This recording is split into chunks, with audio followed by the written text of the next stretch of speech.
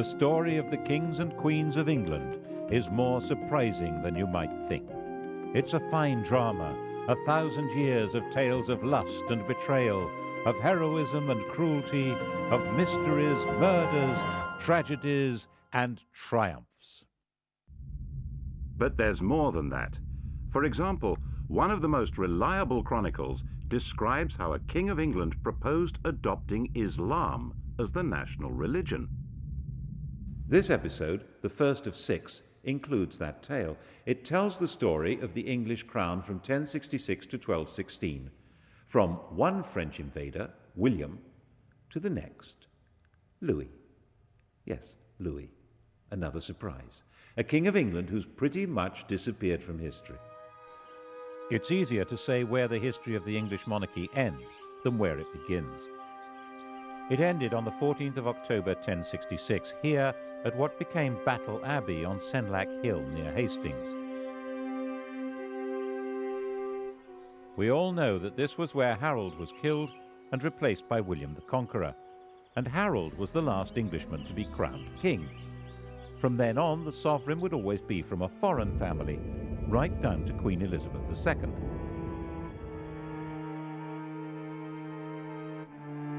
So a history of the kings and queens of England isn't like the history of kings and queens anywhere else in the world.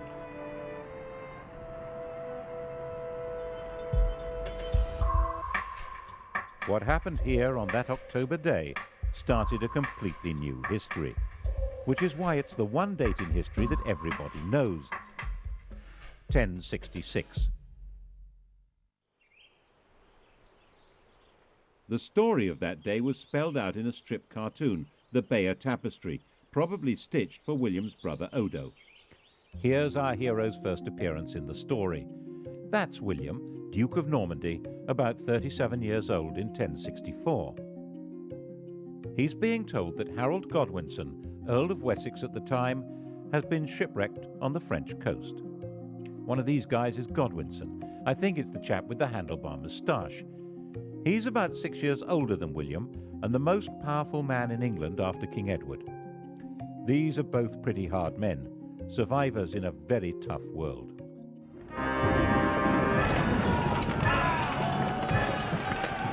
William spent his whole life fighting for survival and was good at it.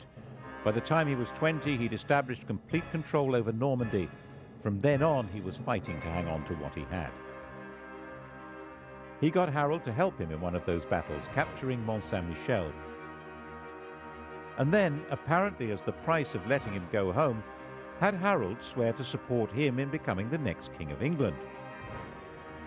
Which, as the tapestry very clearly shows, is not what happened.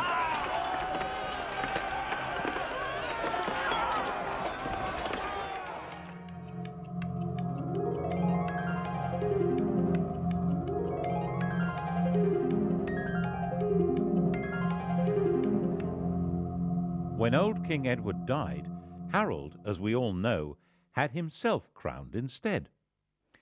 Actually, to be a bit more precise, he had himself elected king. The crown of England in those days was not inherited, but awarded. In William's view, this had all gone very badly wrong, so he set about putting it right. The Norwegian ruler, Harald Hardrada, took a similar view. There was an old Norwegian claim to England, which he decided to revive by launching an invasion of his own. Their two fleets arrived within a few days of each other, one in the north of England, one in the south. Both fleets were probably about the same size, about 500 ships. King Harold rushed north and destroyed Hardrada's army. Only about 34 ships made it back to Norway. Then he rushed south, and this time, of course, he failed to pull it off. We don't know for sure that the man with the arrow in his eye is Harold, but he certainly died at the battle. He and his axe-wielding, spear-carrying army of Danish and Anglo-Saxon noblemen were simply swept away. In their place were the new rulers of England, Normans on horseback, and William was their master, master of the country. He owned it.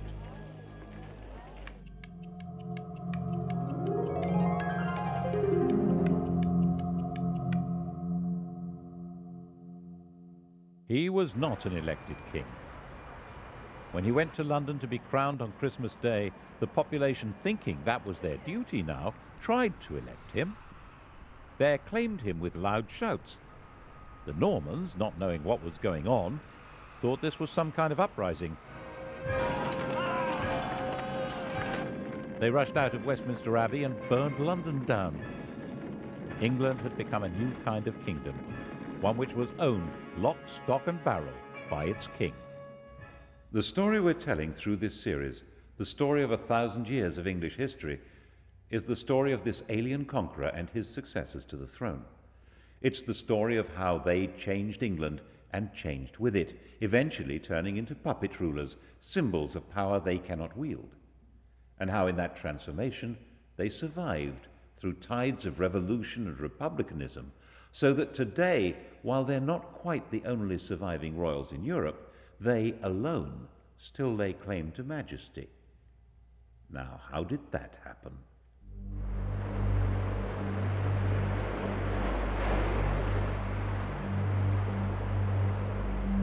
The story of William's reign is really the story of a warrior lord taking all power into his hands.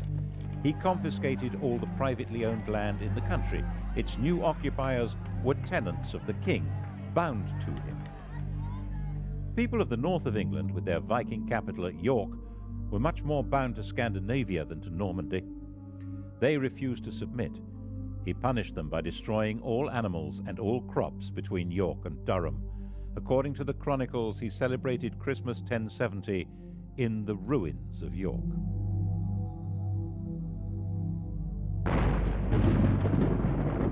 The inhabitants were reduced to starvation, even cannibalism.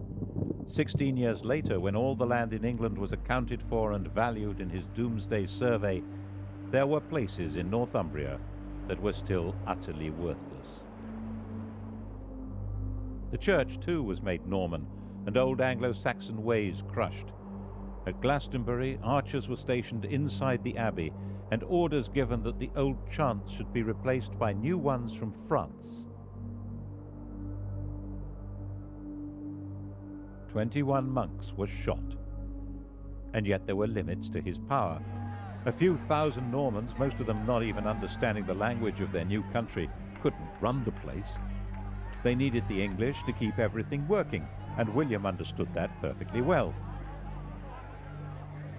His coronation, he made an oath to uphold the laws of King Edward, to uphold good law and renounce bad. The old courts would continue to function, and old traditions would normally be respected.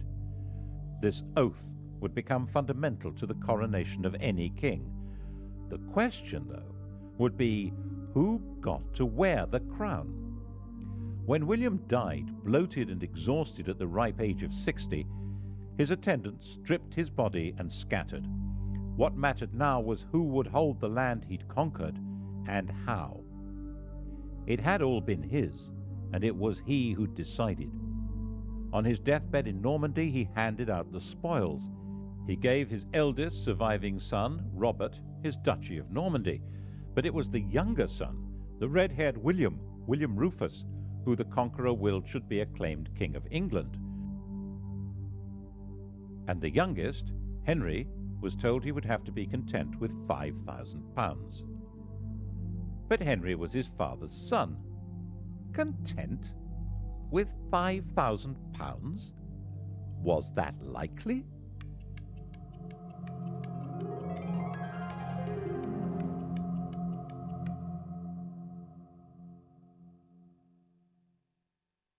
The key to the plotting that followed was that, of course, none of the brothers was content.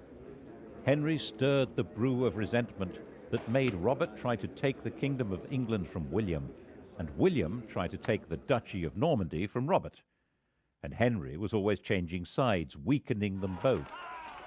Eventually, Robert, tiring of the whole struggle, decided it would be more satisfying to fight Saracens than his brothers, and went off on crusade. William was now secure and powerful, and Henry changed his policy. He was now William Rufus's very best friend. The Bishop of Lincoln later said that when Henry praised anyone, he was sure to be plotting that person's destruction. It does seem as though Henry concentrated on quietly stirring up discontent among churchmen and barons in England, which was not hard, as William Rufus needed their money and had little to offer in return, except to give to some what he'd taken from others. And besides, William Rufus wasn't their kind of chap. He didn't marry, he had no children, and as one chronicle puts it, all things that are loathsome to God and to earnest men were customary in this land in his time. And therefore he was loathsome to well nigh all his people, and abominable to God. Which is, of course, homophobic chronicle speak for being gay. On the 2nd of August, in the year 1100, both William and Henry were hunting separately in the New Forest. It was the last day of William Rufus's life. No one knows who fired the arrow that ended the reign of William Rufus. His companion Tyrrell immediately fled and disappeared abroad. William's body was abandoned where it lay, at a spot still marked by this stone. The next day, local peasants took it in a cart to Winchester. Henry had arrived before them. Winchester was where the royal treasure was kept. He demanded the treasury keys from the guards. They refused to hand them over, saying that Robert, his elder brother, was the rightful heir. Henry drew his sword and declared that no one should stand between him and his father's scepter. Resistance collapsed, and when the peasants arrived with their cart, the lords of England were busy electing Henry as their king, the first elected ruler of England since Harold Godwinson.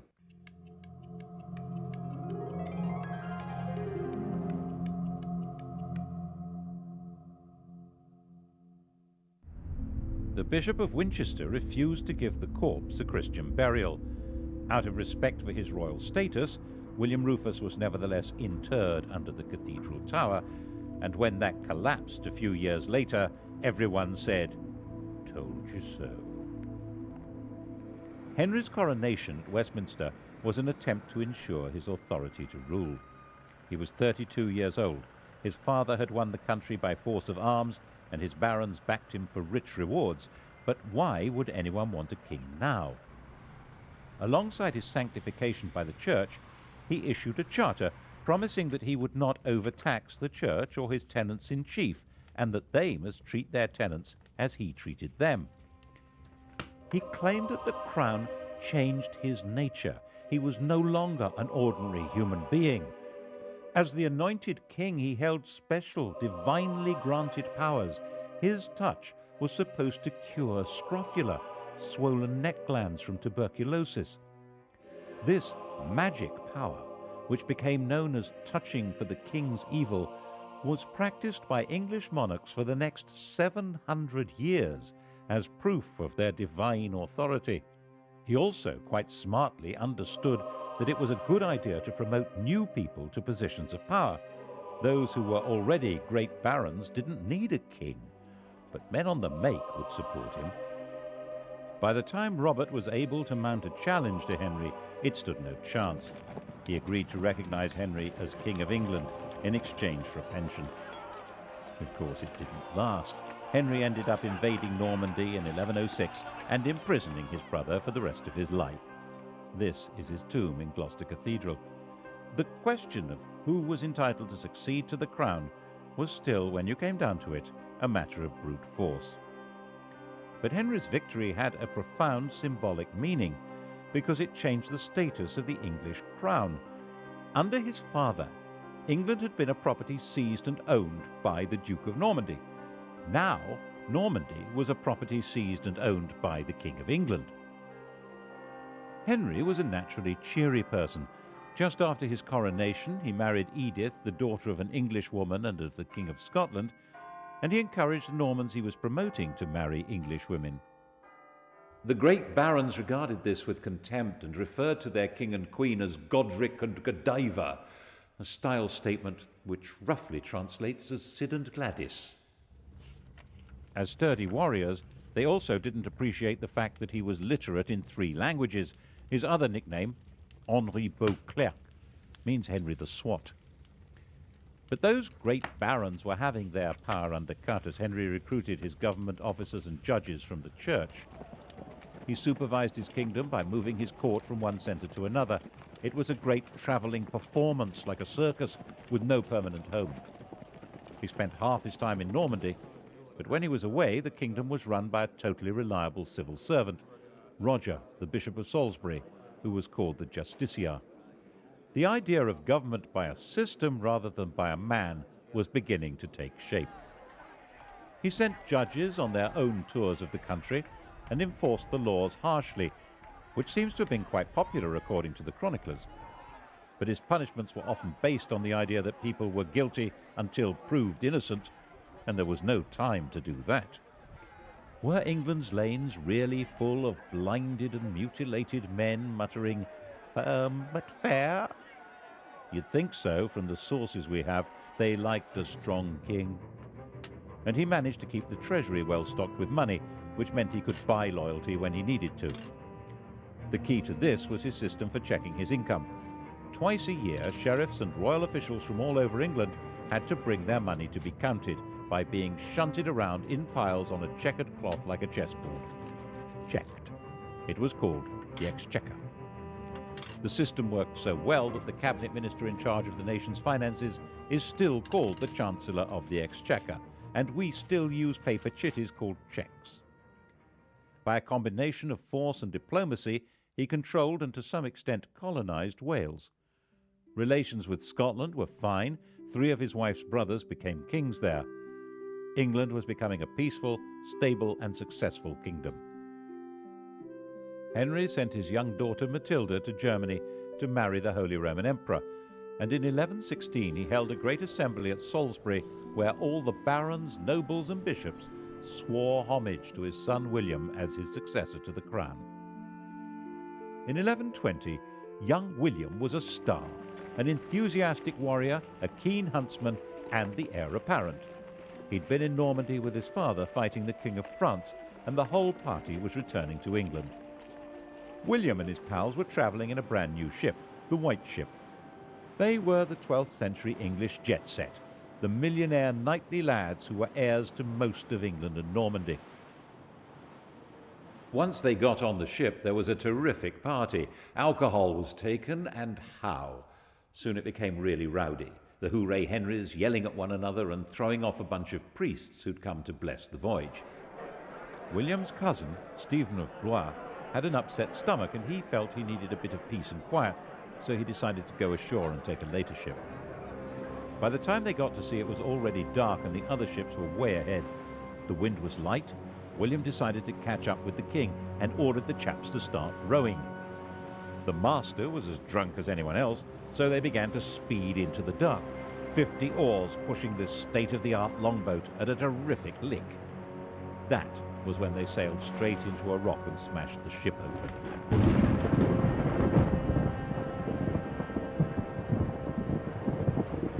The rock off Barfleur was a well-known hazard to navigation. The cries of the drowning company were heard on shore and on the king's ship, but everyone thought the party was still in full swing. In fact, the future of England had just been destroyed in the equivalent of a drunken car crash.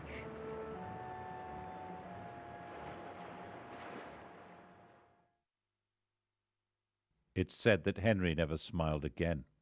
You can see why. 6 years after the fatal crash, not knowing what else to do, Henry obliged the barons, nobles, and bishops of England to swear fealty to his daughter Matilda as his successor, just as he'd had them swear to his son. But there was, of course, a huge difference. No woman had ever ruled in her own right in either England or Normandy. Her husband, the Emperor, was dead, but for strategic reasons he had Matilda marry the son of the Count of Anjou. This was not a family with a power base in England. Henry's sleep was filled with nightmares of peasants and barons complaining that he'd failed them all.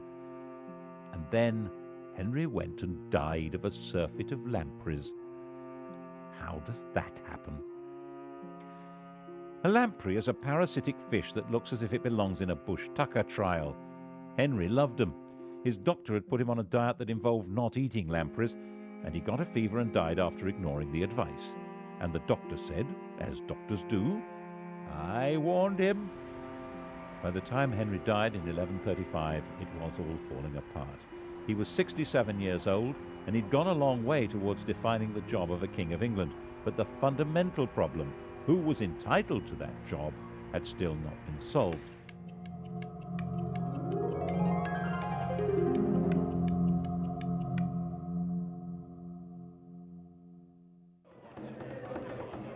Matilda was in Anjou with her husband, and then up popped Stephen of Blois, who sailed from Normandy to England and claimed the crown. Stephen, who had been saved from drowning on the White Ship by an urgent need for a lavatory. He was the son of Henry's sister, a legitimate grandson of William the Conqueror. He'd also been the leading baron to swear fealty to Matilda as the heir apparent, but that was then, and this was now. He was 38 years old, backed by his very tough mother, and one of his brothers was the Bishop of Winchester, with the keys to the royal treasury. The wife of the Count of Anjou was not a popular choice with the barons. Stephen was a Norman.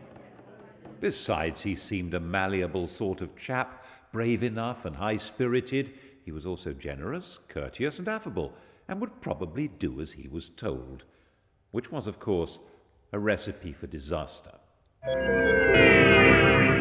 King Stephen was crowned by the Archbishop of Canterbury at Westminster on Christmas Day 1135.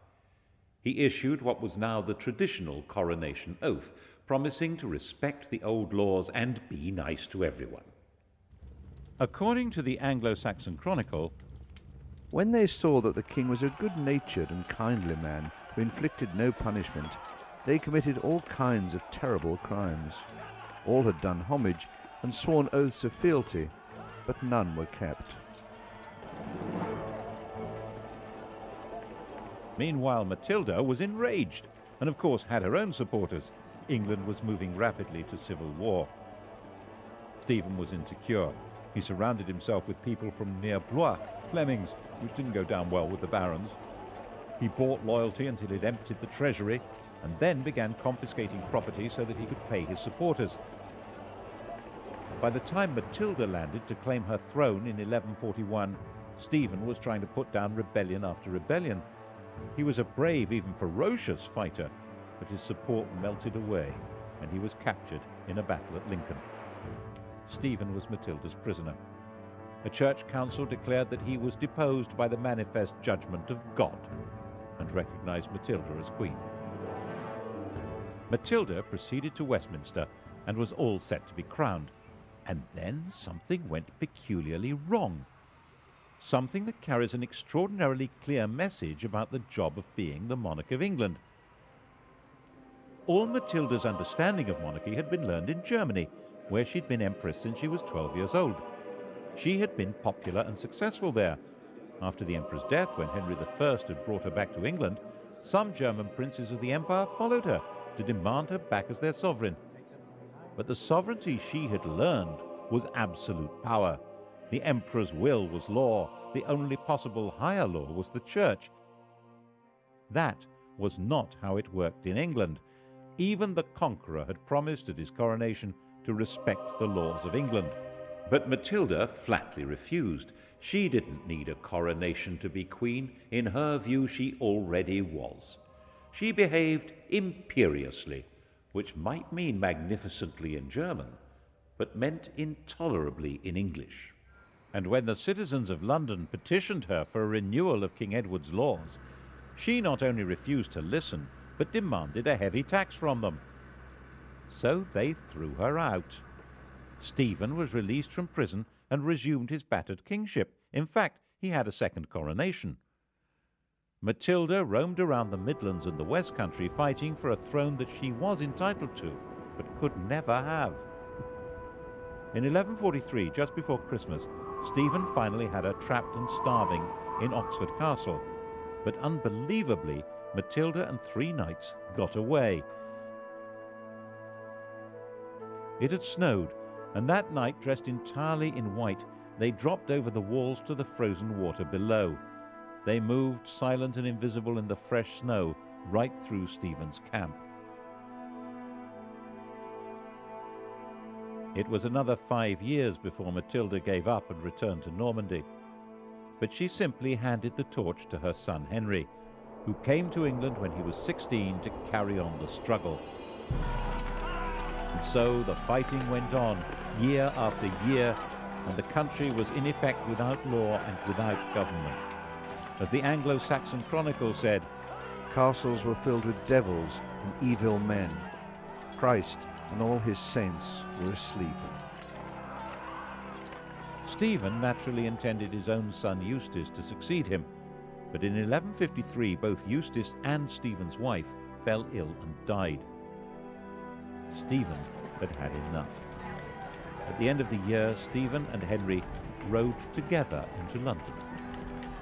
There the king proclaimed a new foundation for the kingdom.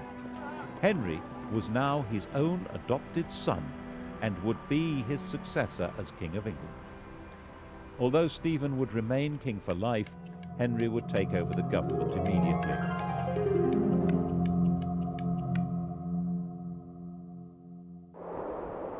The next year, utterly worn out, King Stephen retired to his grave. On the 19th of December 1154, there was a double coronation in Westminster Abbey. The 21-year-old Henry II was crowned king, and his 33-year-old wife, Eleanor, was crowned queen consort. Eleanor, Duchess of Aquitaine, knew all about being a queen. When she was 15, orphaned and the richest damsel in France, she was married to the heir to the French throne, and a few days later the pair became King and Queen of France. The King of France was a saintly figure with perhaps a rather low sex drive. Eleanor came from a family of lordly troubadours, whose court was dedicated to interesting love affairs. She later said that she thought she'd married a man, but had married a monk. She had a series of affairs, including one with Matilda's husband, Geoffrey of Anjou. He, rather dashingly, wore a sprig of broom, Plantagenista, in his hat, so people called him Plantagenet. Eventually, all the Angevins, the whole family line, wore it on their crest. She then had an affair with Geoffrey's son, the attractive young Henry, a bright, well-educated athlete with vitality, intelligence, freckles, and money. According to a contemporary chronicler, Henry's father had warned his son off her, saying that she'd been his lover, and she was the wife of Henry's overlord. Henry was Duke of Normandy. But Geoffrey died in 1151, and in 1152, Henry got Eleanor pregnant. Louis, who probably didn't know that detail, had their marriage annulled, and she married her toy boy. Of course, she did all she could to encourage his efforts to become King of England and make her a queen again. The coronation of 1154 must have been most satisfying for her. He didn't make his mother's mistake of claiming to be above the law. Instead, maintaining proper form, he issued a charter confirming all the liberties that were in force under his grandfather, Henry I. The combination of his lands and Eleanor's meant that this King of England ruled more than half of France, though as the vassal of the French king. It would have been too much for almost anyone. But Henry was a man of extraordinary restless energy, who travelled vigorously round his realms and would order his court to hit the road with no notice whatever. He got England up and running with astonishing speed. He had all newly built castles destroyed so that individual lords could not stand against him, and got the law functioning again. He organised government into ministries, with the Chancellor of the Exchequer playing the role we would now recognise as Prime Minister. The chap in question was the son of a London merchant. He was Henry's closest friend and colleague. They joked and drank together, and he lived as the greatest lord in the country, Thomas Becket. Between them, they reformed the currency, finance, government, and began the changes in the judicial system that would lead to the system of trial by jury. England was beginning to develop a commercial life. Towns were growing, the population was becoming better educated. The new system for running royal courts asked groups of local people, often peasants, to report and decide the facts of the case. The system that had worked for the conqueror, allowing the people to run their own country, was at the heart of Henry's way of getting everything up and running again. Perhaps that was why he needed a Londoner at the heart of his government. The next stage in his reforms was to reduce the power of the Church, which had become the only functioning judicial institution during the chaos of Stephen's wars. Anyone accused of a crime who could read a line of Latin was deemed to be a churchman. That made them immune from the royal court. They could only be judged and punished by the Church. Of course, the Church wouldn't agree to give up its privileges, so when the Archbishop of Canterbury died in 1162, it seemed a smart idea to install Thomas as the new Archbishop. Then he would deliver the Church to Henry. Actually, it seemed a pretty terrible idea to Matilda, who warned Henry not to do it. What did his mother know? Look what a mess she'd made of things. Eleanor was also against it, and she hadn't made a mess of anything. She'd been a very competent regent when Henry had been abroad, and must have seen what Henry had not seen, that Thomas Becket's driving force was not loyalty to Henry.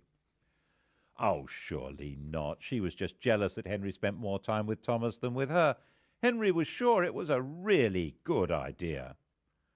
Of course, it was a really bad idea. Why did Becket become fanatically committed to the Church as soon as he got the job? Why did he wear Hessian underwear with lice and lash his body? Why did he oppose the king's plans more fiercely than any other bishop? He ended up excommunicating the bishops of London and Salisbury and sacking the Archbishop of York for not opposing the king. He'd already acquired all the earthly power and wealth possible. Now he had a bigger ambition. He was arguing that the Church must rule everyone, including the king. This was especially dangerous as Becket was hugely popular. Henry was given to rages, and the situation was bound to enrage him. Who will rid me of this turbulent priest? On the 29th of December 1170, 4 of Henry's loyal knights did just that.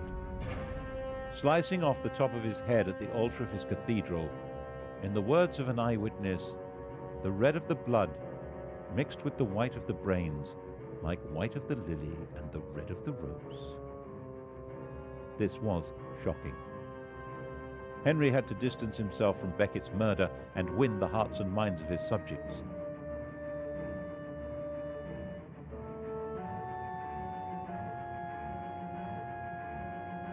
Becket was immediately the most popular martyr in the country. 100,000 pilgrims flocked to the site of his death. He would obviously be made a saint as soon as possible. The danger, of course, was that the Pope would excommunicate Henry and pronounce an anathema against him as the murderer of England's primate. The population would turn against him in England, and the King of France would seize his vast lands across the Channel. Henry immediately fasted, went into extravagant mourning, and then did penance. Prostrating himself before the Canterbury altar, he was publicly lashed by a monk. It worked. He saved his kingdom from the Pope. Saving it from Eleanor was much more difficult. Eleanor and Henry had drifted apart, partly because of his love affairs and partly because she feared that Henry's adventure with Becket threatened her own beloved Aquitaine. She had gone back there. She set up her own court, the Court of Love, and that was where she raised her sons as romantic warriors and plotted against him. Henry imprisoned her there for 16 years, but her plots continued unabated. She supported her older sons in rebellion against Henry, trying not only to ensure her control over her own lands, but to take over from him. The only one who remained loyal was John, the youngest. In 1189, the oldest surviving son, Richard, inflicted a major defeat on his father. Henry met Richard near the Loire to arrange peace terms, but when they publicly embraced, Henry quietly growled, "May the Lord spare me until I've taken vengeance on you." Henry II had been defeated in battle by his own eldest surviving son, Richard. Only one of his sons had remained loyal, the youngest, John. Back in his own chateau, Henry asked for all Richard's supporters to be read out. The first name on the list was John's. Henry was heartbroken. He died in delirium a few days later.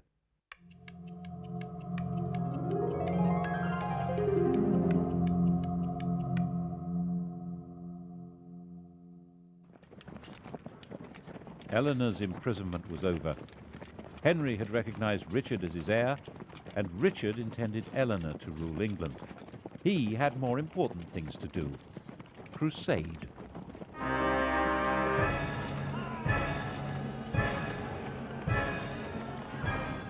Eleanor had been on crusade when she was young as the wife of the King of France, but also as the leader of her own feudal army. And now the Saracens had reconquered Jerusalem. Richard the Romantic, Richard the Lionheart, was a totally fearless warrior whose whole upbringing had been based on Eleanor's idea of chivalry.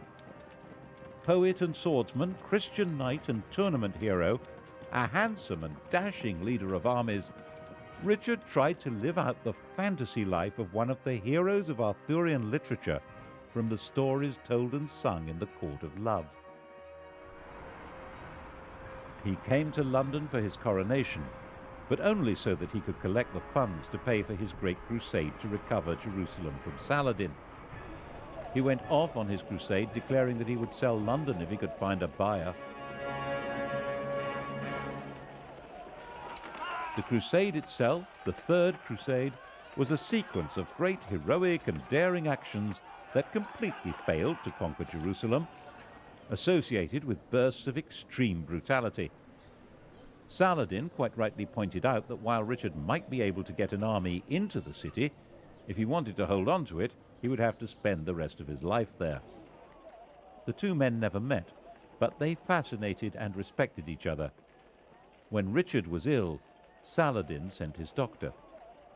The final truce ensured that Christian pilgrims would be free to visit the Holy City. But that had actually been Saladin's policy before the crusade even began. Richard typically decided to make the journey home in 1192 into an adventure, travelling alone and in disguise. That was how he got captured and ended up imprisoned by Duke Leopold of Austria, a man he'd repeatedly insulted during the crusade. The King of England had been found in an inn in Vienna, unconvincingly disguised as a kitchen knave. The ransom Leopold demanded was £100,000, about 8 years' income to the exchequer. Richard's recklessness was crippling for the kingdom and eventually fatal for him. As a storybook hero, he always seems to have expected a happy ending and would sometimes even forget to put on armour. And that was how he got killed in the end, taking a stupid chance at an unimportant siege in 1199. A crossbow bolt wound became infected. While he was dying, the man who'd loosed the shot was captured and delivered to him, and Richard carried on behaving as though he was in a storybook, making a great gesture of releasing the man and giving him money. Richard had no heir. He named his brother, the 32-year-old John, as his successor. Richard, aged 41, died in his mother's arms, England's hero king, who detested the country and had spent 6 months of his reign there. And the man who'd killed him was rearrested and flayed alive.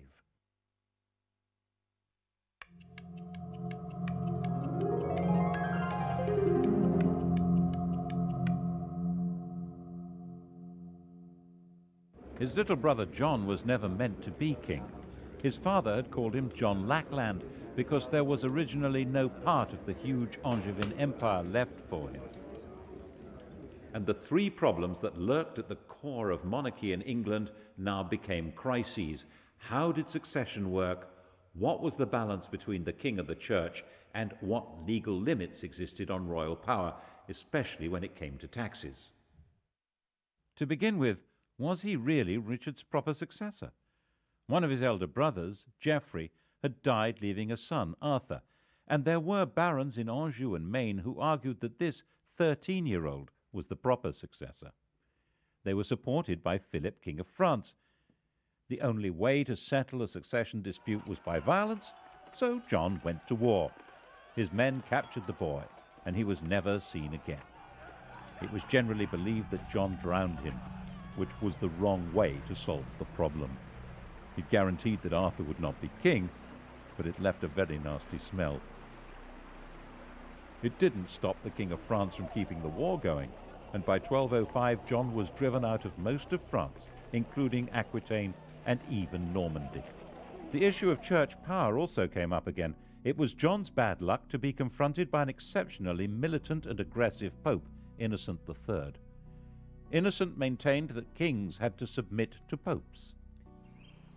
When the Archbishop of Canterbury died, Innocent announced that Stephen Langton, who happened to be English, was the new archbishop.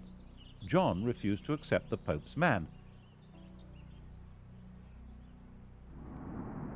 Rome wouldn't give ground, and neither would John. In 1209, the Vatican excommunicated the King of England and his whole kingdom. Back in England, John attempted to carry on regardless. The Pope declared John deposed, and that anyone who even spoke to him was excommunicated.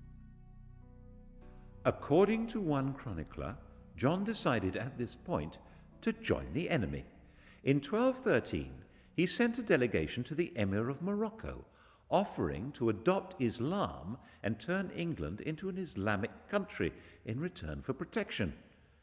That would have turned history upside down. Is it true? The Emir, according to the story, told the envoys not to be so silly.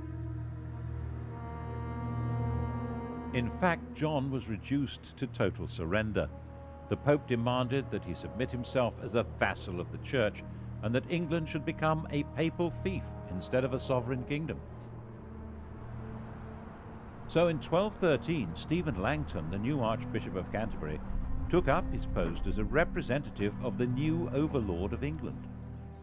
In that capacity, he decided to sort out the third issue, the limits of the king's power over his subjects.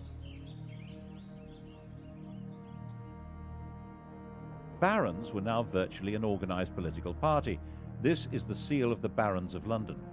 Langton presented them with a charter issued by Henry I and suggested that they demand something along the same lines but a bit clearer. The Magna Carta. This famous document was signed in June 1215.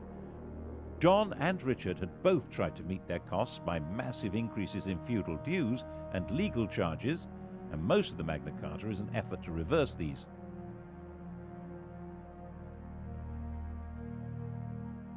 But there are also other clauses that show that Langton and the barons thought that laws must bind the king himself as well as everyone else. There was a notion of proper kingship in England, and the Magna Carta tried to spell out what that meant.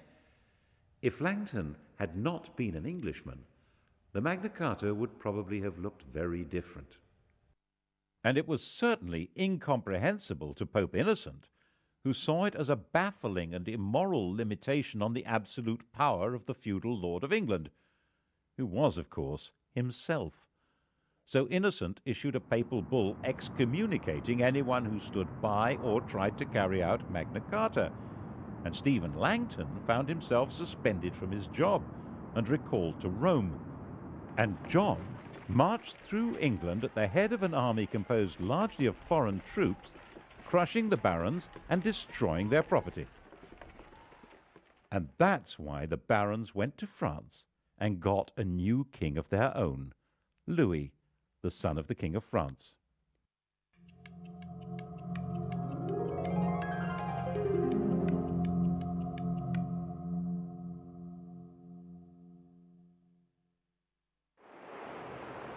And so came the second French invasion of England in 1216. It was about the same size as the invasion of 1066, and Louis landed unopposed. He was greeted with general enthusiasm and was hailed as King of England in a high mass at St. Paul's Cathedral. He set up his own government, and his army began its pursuit of John's dwindling forces. John was assembling an army to stage the great final battle, and was travelling along the seashore from Lynn to Lincolnshire. A miscalculation of the tide was all he needed. His whole baggage train was washed away, including his treasure and the crown jewels. Distraught, broken, he made his way to an abbey at Swineshead, where he was comforted with the monk's latest experiment in beer making, which seems to have brought on dysentery, fever, and death. Louis I and last, the king no one's ever heard of, now controlled most of the country, but the story of what happened to him and how his memory was erased has to wait for the next episode. Meet the medieval kings and queens tomorrow at the same time, 8 o'clock, on UKTV History Next, People's Century, looking at what independence meant for millions in Africa and Asia after Europe's colonial empires were blown away. Starting next on drama, Silent Witness.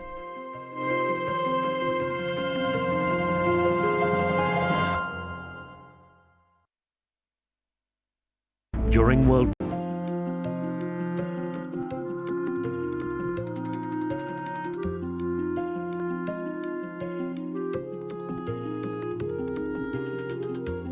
The story of the kings and queens of England is more surprising than you might think.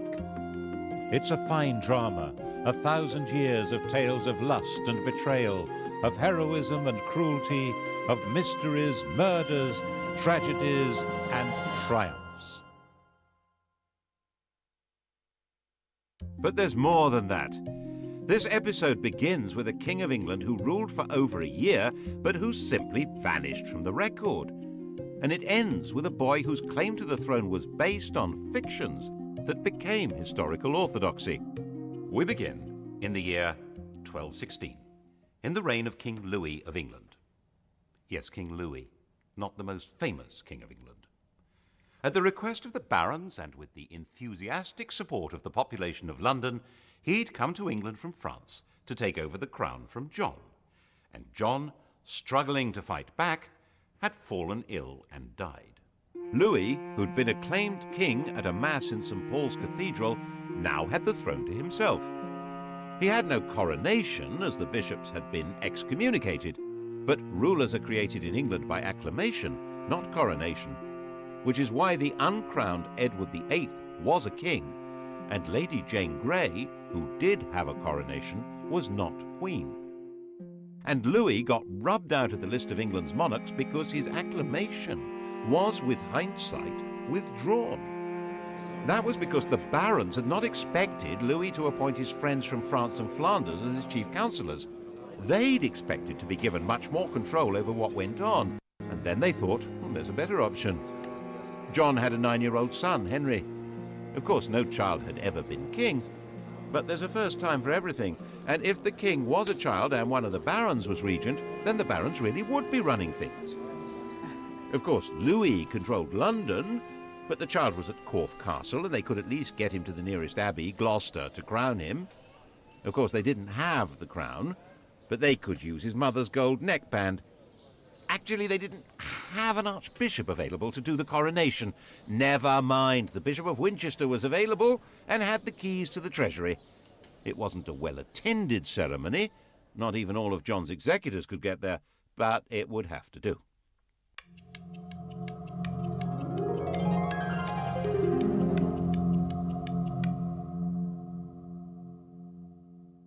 Naturally, little Henry III was not actually exercising the powers of king. That was the job of a baron, the regent. The chap that got the job was a 70-year-old Earl of Pembroke, William Marshal, a safe pair of hands if ever there was one, Old Faithful.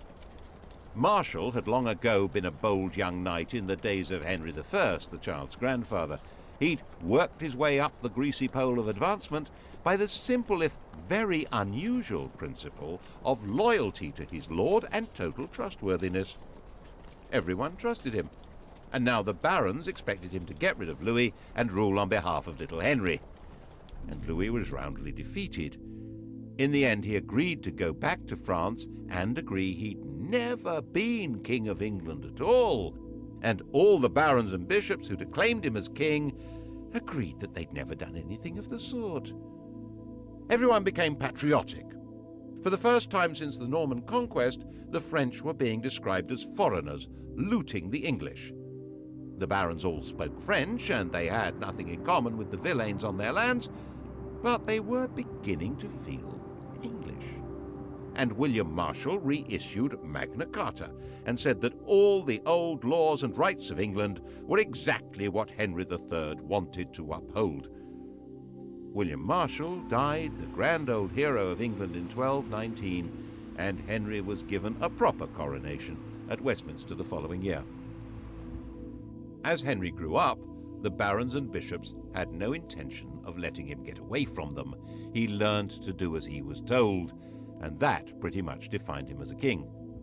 What the barons and the bishops hadn't thought about was that one day he would be listening not to them, but to his wife. Perhaps one of them should have married him. Instead, in 1236, he married Eleanor, a younger daughter of the Count of Provence. He was 29, she was about 19, and she wrapped him round her finger. She arrived with her uncle, who immediately started running the king's life and carted huge amounts of treasure off to his homeland. Then she got another uncle installed as Archbishop of Canterbury.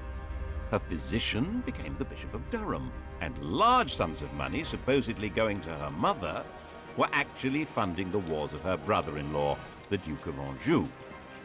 She was inevitably staggeringly unpopular. And however little money the king had, he always seemed able to support her relatives abroad, paying for their courts and their armies. In 1263, the population of London rose in rebellion. Their targets were Flemish bankers, Jewish financiers, and Queen Eleanor. She was in the Tower of London, London's royal palace, and got away from the Watergate to slip down the Thames to Windsor. As her boat approached London Bridge, she was pelted with missiles by a crowd shouting, "Drown the witch!" She managed to get back to the safety of the Tower. The kingdom had become ungovernable, at least by this king and queen. This was not the same country it had been in 1066. Towns had grown, trade had grown, London had grown. With the barons losing influence and Londoners angry, the crown itself was in danger. England was on the edge of revolution.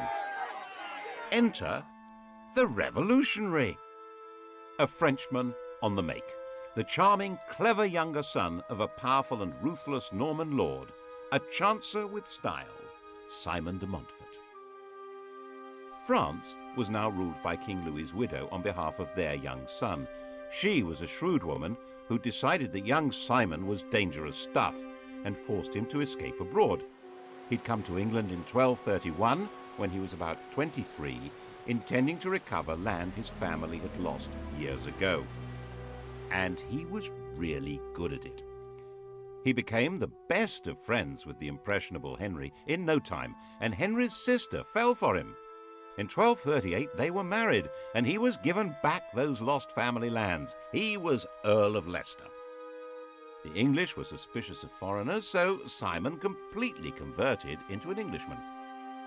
In 1239, Henry and Eleanor had a son. Simon sponsored the baptism. They chose the name Edward, after the great Anglo-Saxon king Edward the Confessor. This French royal family had adopted English patriotism. But as the political crisis deepened, Simon became increasingly committed to the total reform of government. Eventually, the crisis became a full-blooded civil war, and by the time the war ended in 1264, Henry and his son Edward were Simon's prisoners, and he took over the country. Simon now set about inventing an entirely new form of government, one which was based on the deeply rooted English principle of consent. In 1265, he summoned a meeting of the country, a parliament, at Westminster, to endorse his government.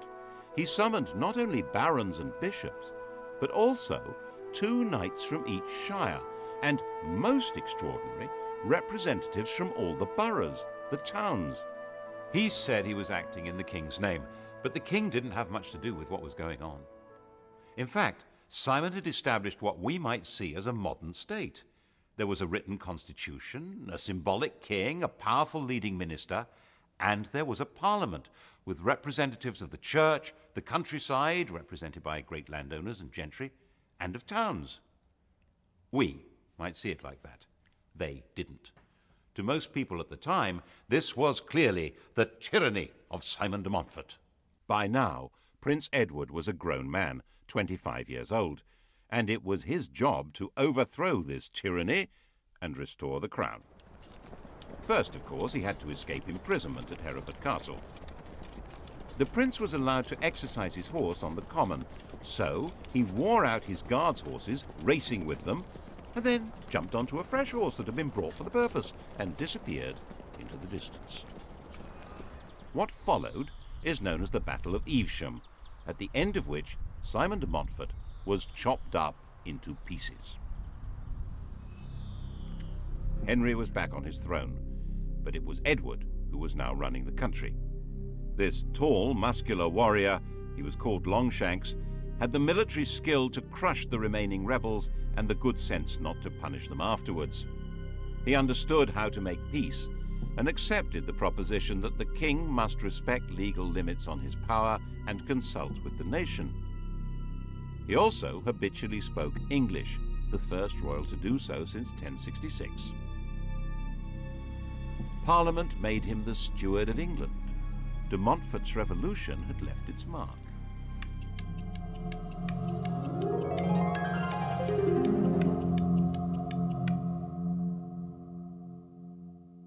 The old king died in 1272, having reigned for 56 years. Edward's main interest in life was chivalry and warfare. His natural costume was armor.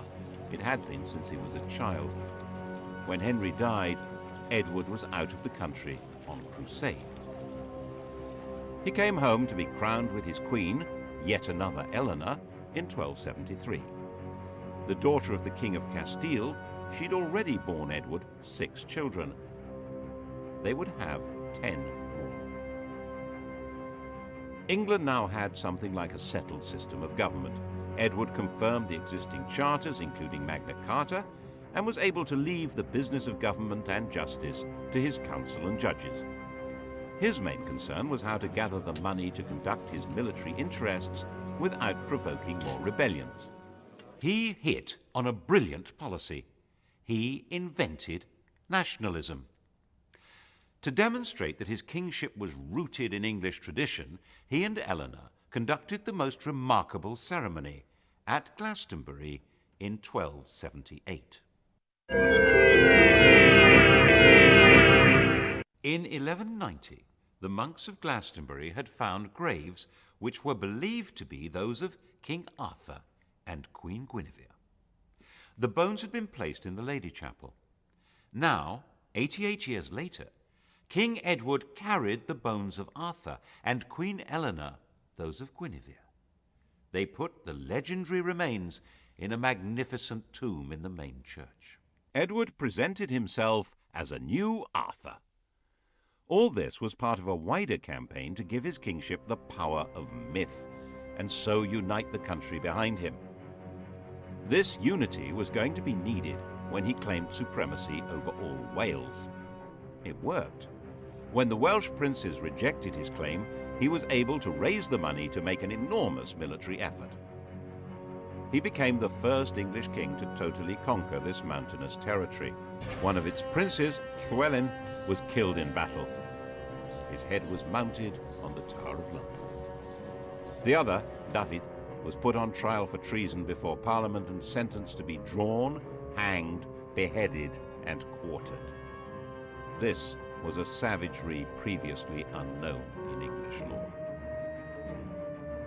The English system of shires and hundreds was now extended to cover all Wales, and the conquest was emphasized by huge state-of-the-art royal castles like this one at Carnarvon. Edward's war chest was based on a new source of royal finance. In 1275, Parliament granted him the right to charge customs duties on wool. See how useful it was having a parliament with merchants to agree to taxes. Nevertheless, popular rhymes suggested trouble was brewing. The king he wants to get our gold, the queen would like our lands to hold. His war chest had come from Jewish moneylenders, but now they had no more to give. Never mind, the Jews could serve another purpose. Italian bankers would provide advances on the customs duties and collect the taxes themselves, and Edward could unite the country behind him in persecuting the Jews. 650 years later, the Third Reich would adopt his entire program. First, Edward decreed that they were a threat to the country. Their movements and activities were restricted. To identify them easily, all Jews were obliged to wear a yellow patch in the shape of a star. Next, he arrested all the heads of Jewish households. Over 300 were taken to the Tower of London and executed, while others were murdered in their homes. Finally, in 1290, the king banished all Jews from the country.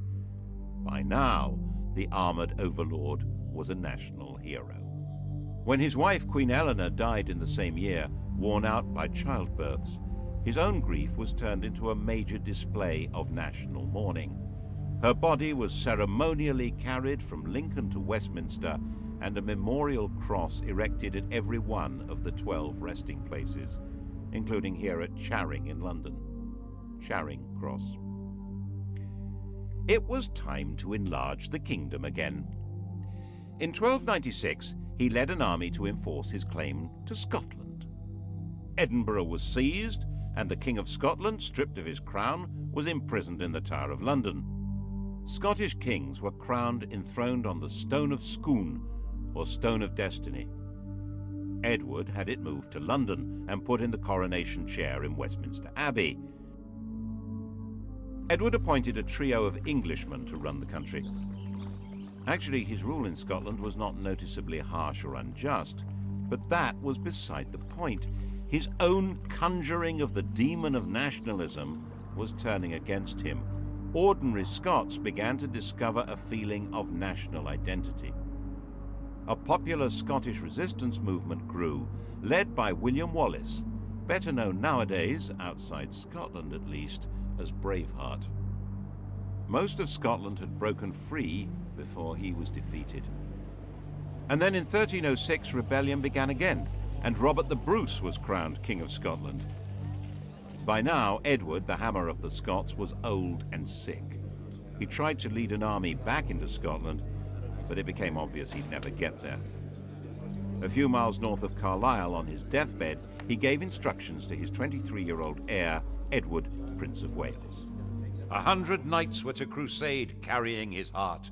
The army should carry his bones to defeat Scotland, and the prince was not to have anything further to do with his very, very close friend, Piers Gaveston. The king was dead. Edward II was ready to party. Edward was physically tall and muscular, but his similarity to his father ended there. He had no interest in being a warlord. His father had taken him on campaign, but the prince travelled with a pet lion and a troupe of Genoese fiddlers. Edward I had tried to change his character by assigning him a charismatic squire who was good at tournaments. This had backfired spectacularly. Edward and Piers Gaveston had fallen in love. Gaveston was banished, but obviously he was now coming back. Gaveston was an elegant, charming, artistic man who loved showing off his power over Edward and could still easily beat more macho men in tournaments. This was a recipe for a short life. Before his coronation, Edward married Isabella, the sister of the King of France. Then Gaveston was seen wearing Isabella's wedding jewellery. At the coronation, he showed up carrying the crown, wearing royal purple and pearls. Some of the barons wanted to kill him on the spot. Eventually, of course, they did kill him, here at Blacklow Hill in Warwickshire, having chased the king and Piers round the country. And then Robert Bruce, renegade King of Scotland, set about completing his War of Independence. He captured Edinburgh and besieged the last English stronghold, Stirling. In 1314, Edward II set out to relieve the city. The battle at Bannockburn, just outside the castle, was a total disaster for the English. Edward's troubles were made worse by the fact that the climate, which had been benign for about 100 years, took a dramatic and long-term turn for the worse in 1315. As harvests failed and cattle died, the barons said that his extravagance and lack of direction was intolerable, so the grown-ups took over. The Earl of Lancaster, head of the council, was now acting as king, keeping Edward on a daily allowance of £10. But he still had friends. He turned to Hugh Despenser and his son. Despenser was the only nobleman who had supported Gaveston. Eventually they managed to help him break free of the power of Leicester and the other great nobles, but no one had a solution to the unending run of bad harvests, and the apparent enthusiasm of the Despensers to enrich themselves made Edward's rule deeply unpopular, especially with his Queen Isabella. In 1325 she got away to France and refused to come home unless the Despensers were thrown out. Worse, she'd fallen passionately in love with an ally of Leicester's who was hiding out in France, Roger Mortimer. Isabella and Mortimer gathered an army and invaded England in September 1326. As homophobia turned into mob rule, Isabella and Mortimer were joyously welcomed to London. In a few months it was all over. The elder Despenser, almost 90 years old, was hanged without being given time to take off his armour. The younger had his genitals cut off. Then he was disemboweled. The object was for Isabella and Mortimer to rule in the name of her 14-year-old son. But the boy refused to accept the crown without his father's consent. So Edward, dressed in black, was deposed in a solemn ceremony. The steward of his household broke his staff of office. He broke down and cried. He was eventually moved to Berkeley Castle, where he was encouraged to die as soon as possible. He was denied sufficient food and clothing, he was prevented from sleeping, he was crowned with a crown of hay and shaved with ditch water. Isabella, generally known as the she-wolf of France, reproved the guards for their mild treatment. Since he would not die by himself, he was murdered in his bed on the 21st of September. It's said that he was raped with a red-hot poker. His dying shrieks were heard throughout the castle. Popular homophobia had allowed Isabella and her lover Mortimer to brutally and illegally depose Edward II. That didn't make them heroes for long. Edward III, in whose name they ruled, was their prisoner. But in 1320, when he was 18, he broke free. They were staying in Nottingham, and he put together a plot to lead a band of armed men into the castle through an underground passage. They seized Mortimer and Isabella. Mortimer was hanged. Isabella shut away in Castle Rising in Norfolk.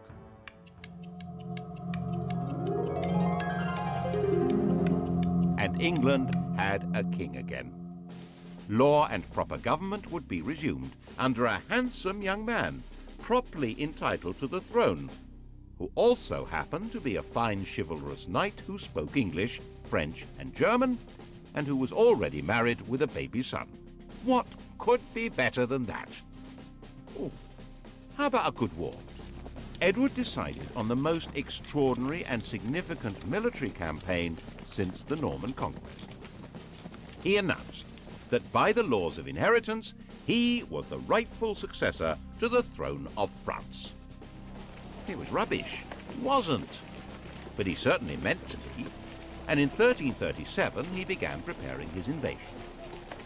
Actually, there were two genuine reasons for this, and neither had anything to do with the law of succession. One was that the French were supporting the Scots, and so long as that continued, the King of England would never be master of Scotland. And northern England would be constantly threatened by raiders, looters, and Scottish armies. The other was that England was now a busy commercial country selling wool to Flemish weavers. In 1336, Philip of France decided to take control of this trade. He arrested all English merchants in Flanders and took away the privileges of the Flemish towns and the craft guilds. English merchants pointed out that they'd lost their income. The king had lost his customs duties, the kingdom had lost its foreign trade. The coast on the far side of the Channel was vital to English security and prosperity. Whatever the cost, it must be kept open. The same imperative would force Britain to war against Napoleon, against the Kaiser, against Hitler. Edward was the first to have to face it. His solution was to claim France and break it. This little campaign is known to history as the 100 Years' War. But this war actually changed the nature of the king's job, because it required a new kind of army. Ever since William the Conqueror, the idea had been that in exchange for their landholdings, lords and knights were supposed to turn up in arms and fight for the king when they were needed. But this didn't work very well for a war overseas. Firstly, a knight's service was only meant to be for 40 days at a time. That doesn't work with a 100 Years' War. Secondly, many knights felt that they shouldn't be obliged to go overseas at all, and they were probably right.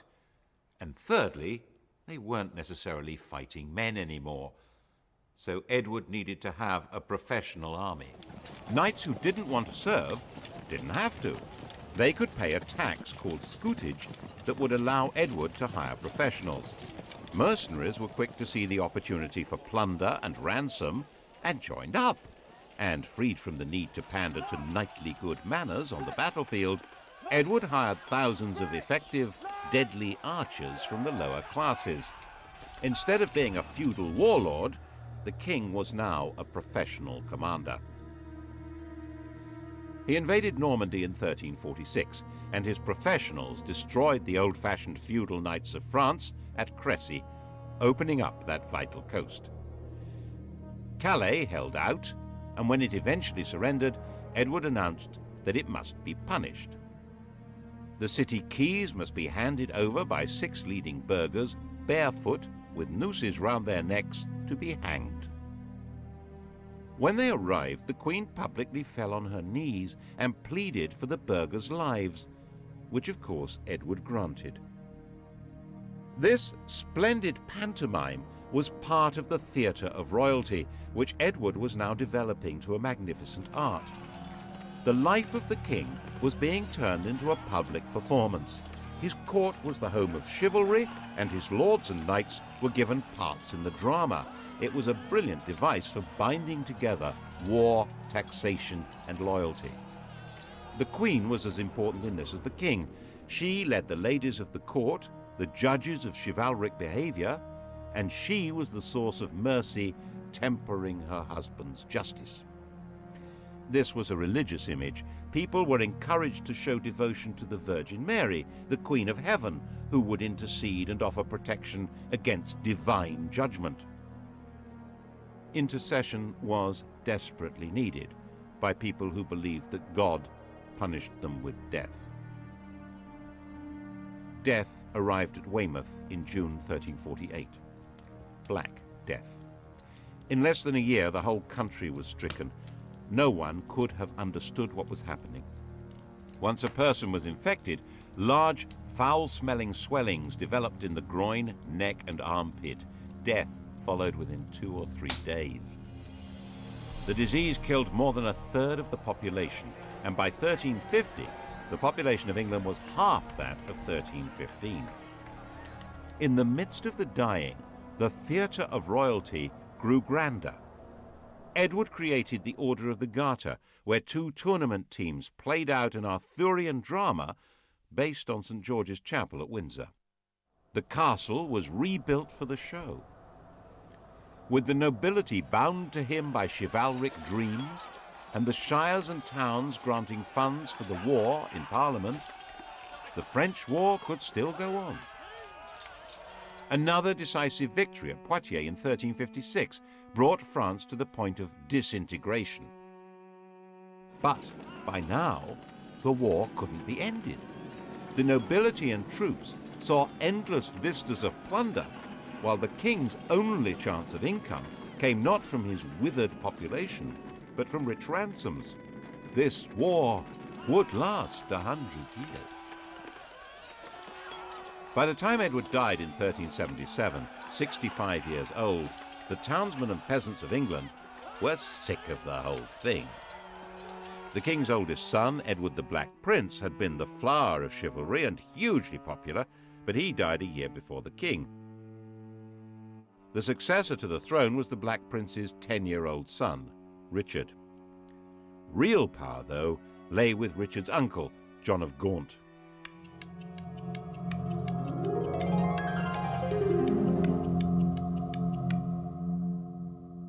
The war had by now turned against England. The French were ravaging the English coast.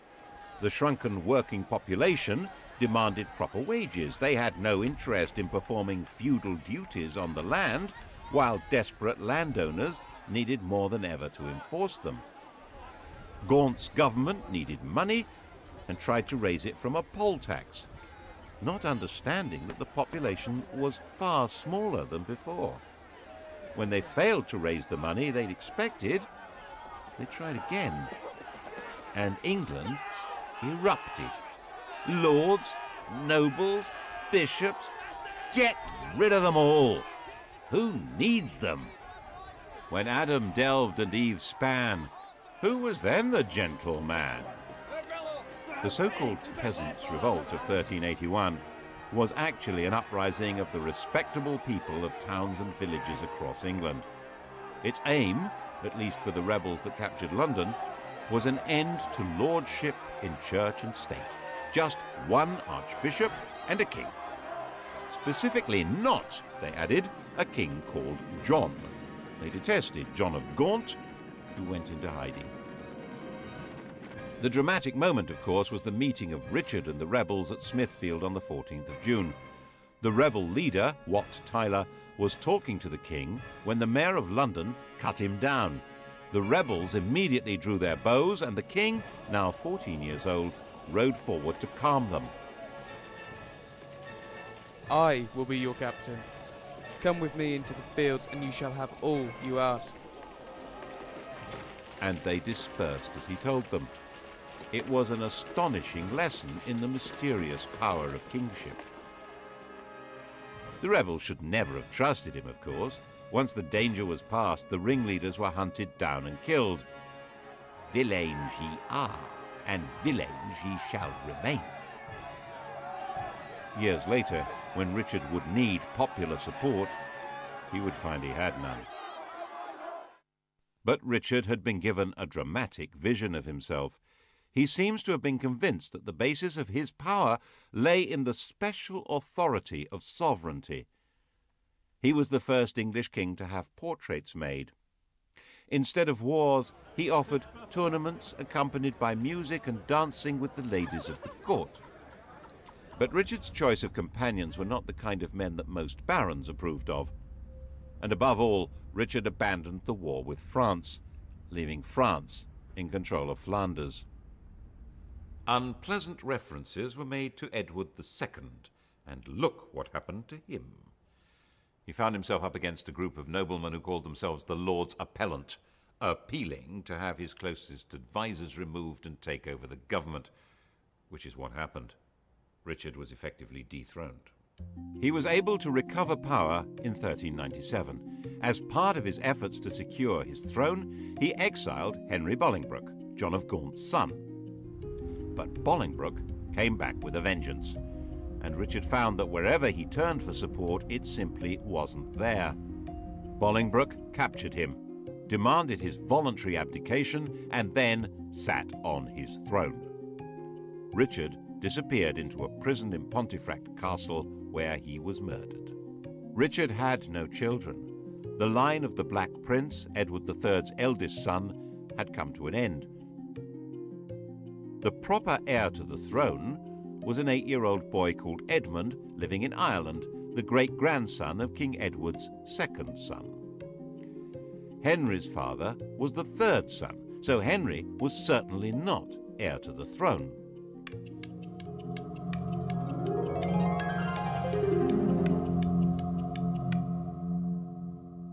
But he was a big man, with a big red beard and a big army, and he was sitting right there in England on the throne, not in Ireland, not 8 years old, so Parliament decided that he was very definitely fully entitled to be King of England. Oh, yes! Edmund spent the whole of Bolingbroke's reign as a well-maintained prisoner. Henry was the first king to speak English as his native tongue. He was personable, brave, and a very capable leader in battle, but without legitimacy. He was clinging to power by his fingernails. Anyone who doubted Bolingbroke's right to be King of England could expect to be part hanged and then have their intestines pulled out before being killed. His regime became ever more repressive as he became more worried. There was an uprising in the north which he put down with real ferocity. It was said that he personally killed 30 men in battle. And the air hung heavy with the smoke of burning flesh as the English church, under this new regime, began burning heretics. The usurper needed to rule by fear, but the most frightened person in England was him. Henry IV, who'd seized the throne and killed King Richard, was a frightened man. He made himself sick with worry. Sometimes he sank into a coma. People said he had leprosy. Government was taken over by his son, also called Henry, a young man who'd grown up fighting on his father's behalf. In fact, Parliament suggested that the king abdicate in his son's favour, which he refused to do. In 1413, the Grim Reaper came with a more convincing offer. He was only 45 years old, and the 26-year-old Henry V was crowned in April in a snowstorm.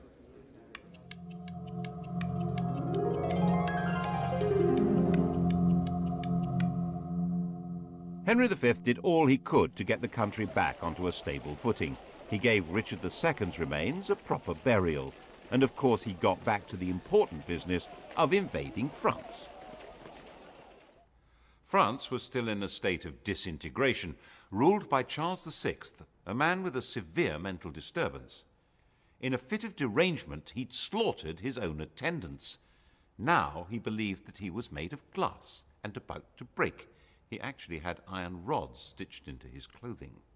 It was easy meat, and Henry's overwhelming victory at Agincourt in 1415 destroyed much of France's aristocracy.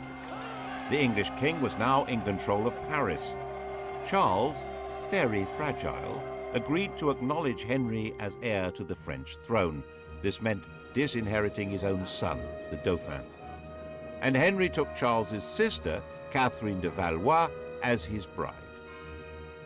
What a great place to end the story. England safe, Edward III's plan to take over France brought to fruition, a genuinely popular king, and they all lived happily ever after. Not. In 1422, Henry V, not yet 35 years old, contracted dysentery and died. England had a new king, Henry and Catherine's son, Henry VI. 6 weeks later, the King of France also died, and Henry VI became King of France. Just one problem. His Majesty King Henry VI was only 10 months old. The Duke of Bedford was appointed Regent of France and the Duke of Gloucester Regent of England. And the baby's kingdoms, especially France, were in serious trouble.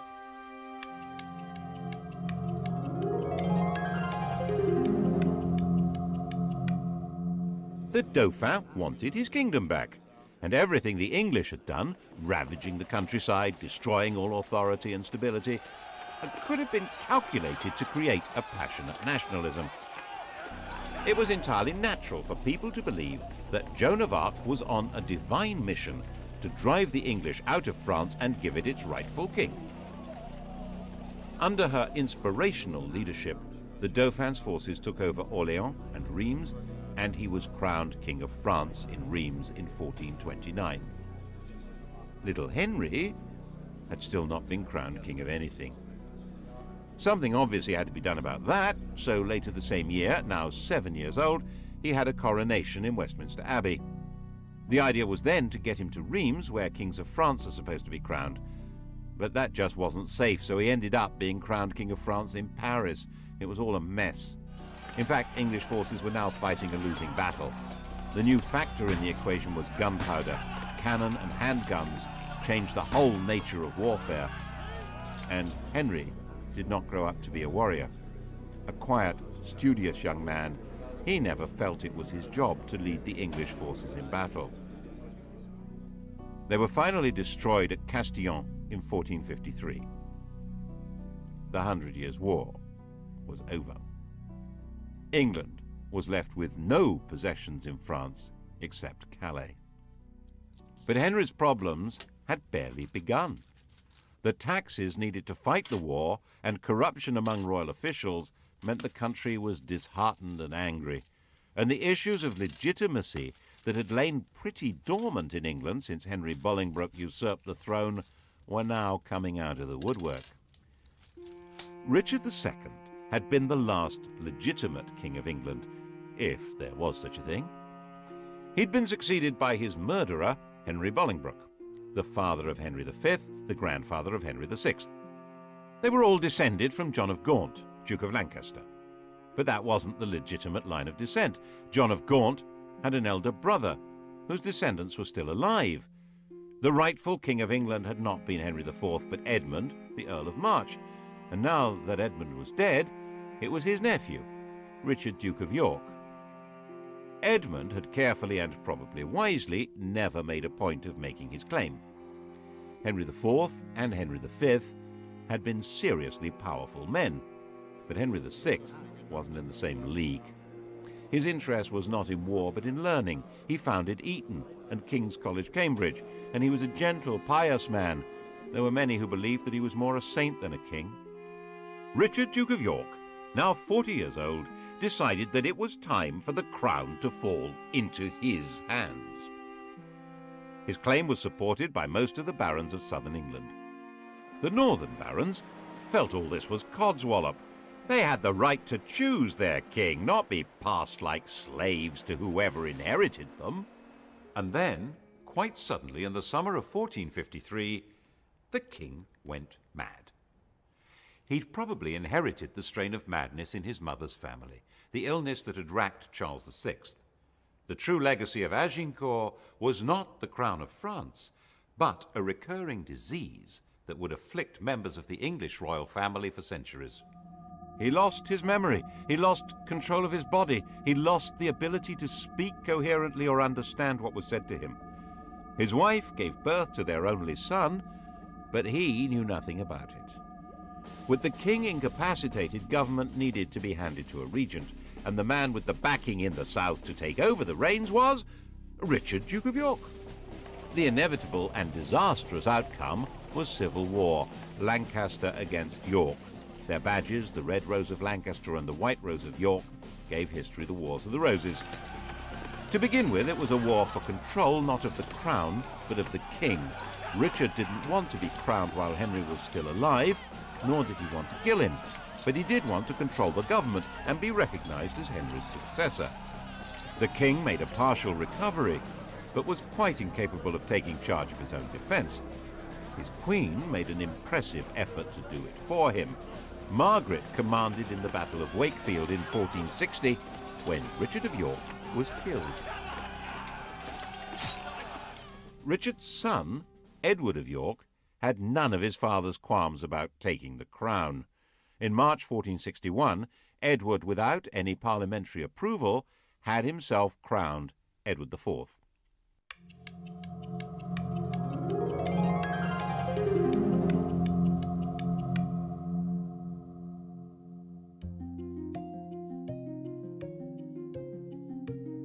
Henry was still alive, a husk, and became a refugee with his queen.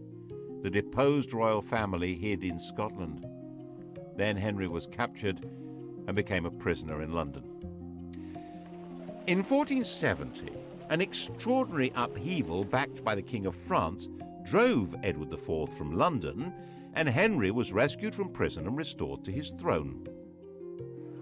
It's said that while Edward plotted his return from exile in Holland, Henry had a curious interview with one of his distant relatives, a boy of 14, Henry Tudor. After the death of his father, Henry VI's mother, Catherine de Valois, had an affair with one of her servants, a Welshman, Owen ap Maredudd ap Tudor.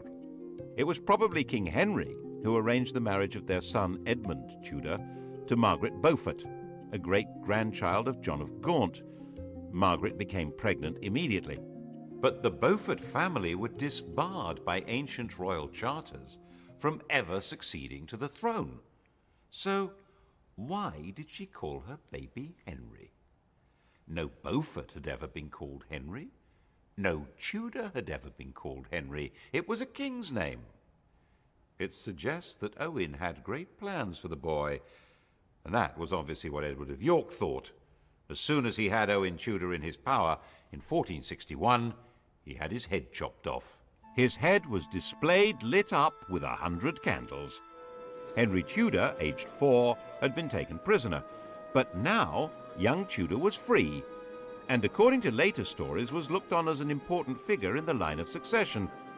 According to Shakespeare, Henry VI looked at the boy and said, "Lo, surely this is he to whom both we and our adversaries shall hereafter give place." The following year, Edward IV made his counterstrike. King Henry's son was killed at the Battle of Tewkesbury, and Henry VI himself was captured. A few days later, he was murdered in the Tower of London. The Wars of the Roses were over. The competition between England's barons for control of the kingdom had ground to a bloody end, with most of the great families of nobles having been slaughtered. Henry Tudor was now head of the House of Lancaster. He had no claim to the throne, of course, coming from the debarred Beaufort family, so Edward should not have regarded him as a threat, in theory. Just to be on the safe side, he fled to Brittany. But Henry Tudor would be back, and he would make sure he controlled how the story was written. In the next program, we'll see how Henry Tudor shaped our knowledge of what followed, creating the story of the most evil king in history and setting the stage for the most heroic queen. The Tudor Kings and Queens tomorrow at the same time, 8 o'clock. Coming up on UKTV History, assessing the nuclear age in People's Century. And on Drama Next, Joan Hickson stars as Miss Marple in The Mirror Cracked. During World War II, the Germans took over 7 million prisoners. You were suddenly in touch with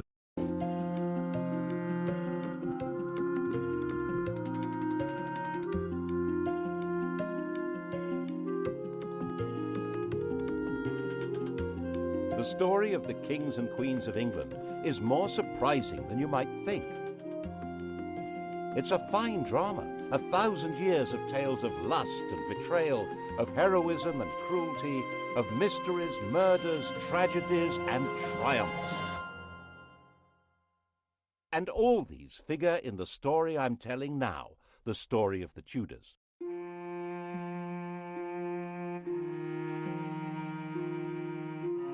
Above all, though, the story of this great dynasty of rulers is a tale of passionate love affairs and what happens when love and high politics collide.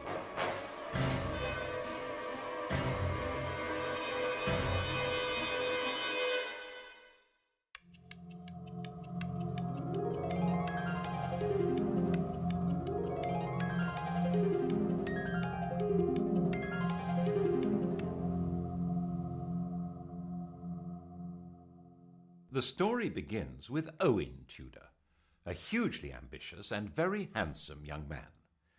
His father was an outlaw hiding out in the Welsh hills, but Owen managed to get employed as a servant in the household of the infant Henry VI. Now, this household was run by Henry's mother, Queen Catherine de Valois, a very sexy widow, who fell for Owen completely. There's no record that they ever got married, but they did have 5 children. When Catherine died in 1437, Henry VI was still only 13, and the barons who ran the kingdom in his name put Owen in prison. But when Henry came of age, he brought his stepfather, Owen Tudor, back to court and gave earldoms to his stepbrothers Edmund and Jasper Tudor. Owen ensured Edmund's marriage to a girl from Henry's family. Edmund died very soon after the marriage, but his 13-year-old bride, Margaret Beaufort, was already pregnant. Their son was born at Pembroke Castle. He was named after the king, Henry Tudor. And Owen had a grandson with a blood connection to the House of Lancaster, the family of the king. They weren't actually the legitimate line. Henry of Lancaster, Henry Bolingbroke, had deposed his cousin Richard II in 1399 to become Henry IV. The thrones of his son and grandson, Henry V and VI, rested on that shaky foundation, which crumbled in the Wars of the Roses when the true heirs to the throne, the House of York, began to battle for their inheritance. Owen Tudor stood squarely with the Henrys, the Lancastrians. That, after all, was where he had invested all his hopes. He fought for them, and in 1461 died for them, beheaded by Yorkists in Hereford Marketplace. He was the last Tudor to lose his head.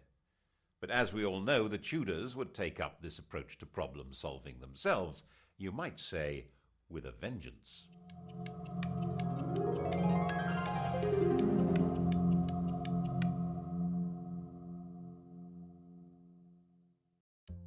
Edward of York seized the throne, Edward IV, and Owen's 4-year-old grandson, Henry Tudor, began what would be decades of living on the run or as a refugee.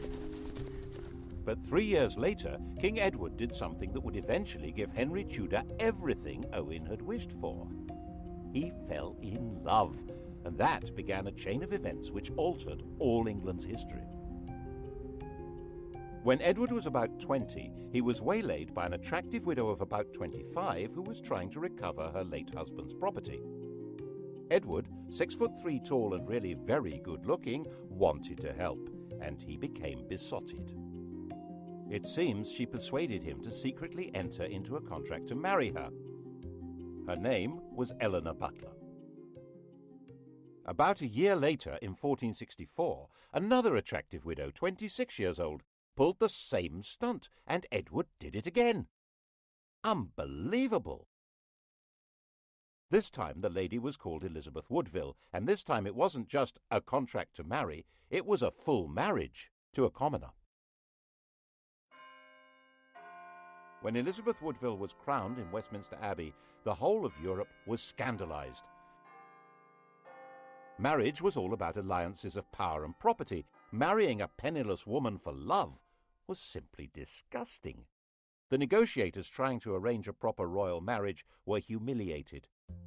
And when Edward heaped honours, wealth and titles on Elizabeth's relatives, the Rivers family, the nobility of England were outraged. They were, quite frankly, getting completely above themselves. If anyone had known about Edward's promise to marry Eleanor Butler, things would have been even worse. But she was quietly shut up in a convent and died in 1468. As it was, Edward lost so much support that in 1470 he was actually driven out of England, and Henry VI came back to the throne. A few months later, Edward came back into London and regained the crown, thanks to the strong support of London merchants to whom he owed money, and even more, it was said, of their wives and daughters, who really seemed to have found him romantically interesting. Which, face it, Henry VI certainly wasn't, unless you fancied an elderly saintly scholar who'd lost his mind. In the battles that followed, Henry's son, another Edward, was killed, and King Henry himself, captured, disappeared into a prison and was never seen again.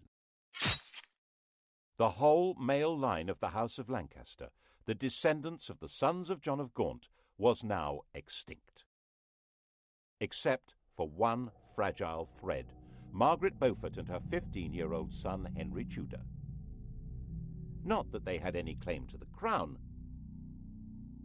Of course, the Lancaster dynasty had begun by simply usurping the throne, but on top of that, Margaret's grandfather was illegitimate. A law had been passed to make him legitimate, but it also barred him and his descendants from the succession.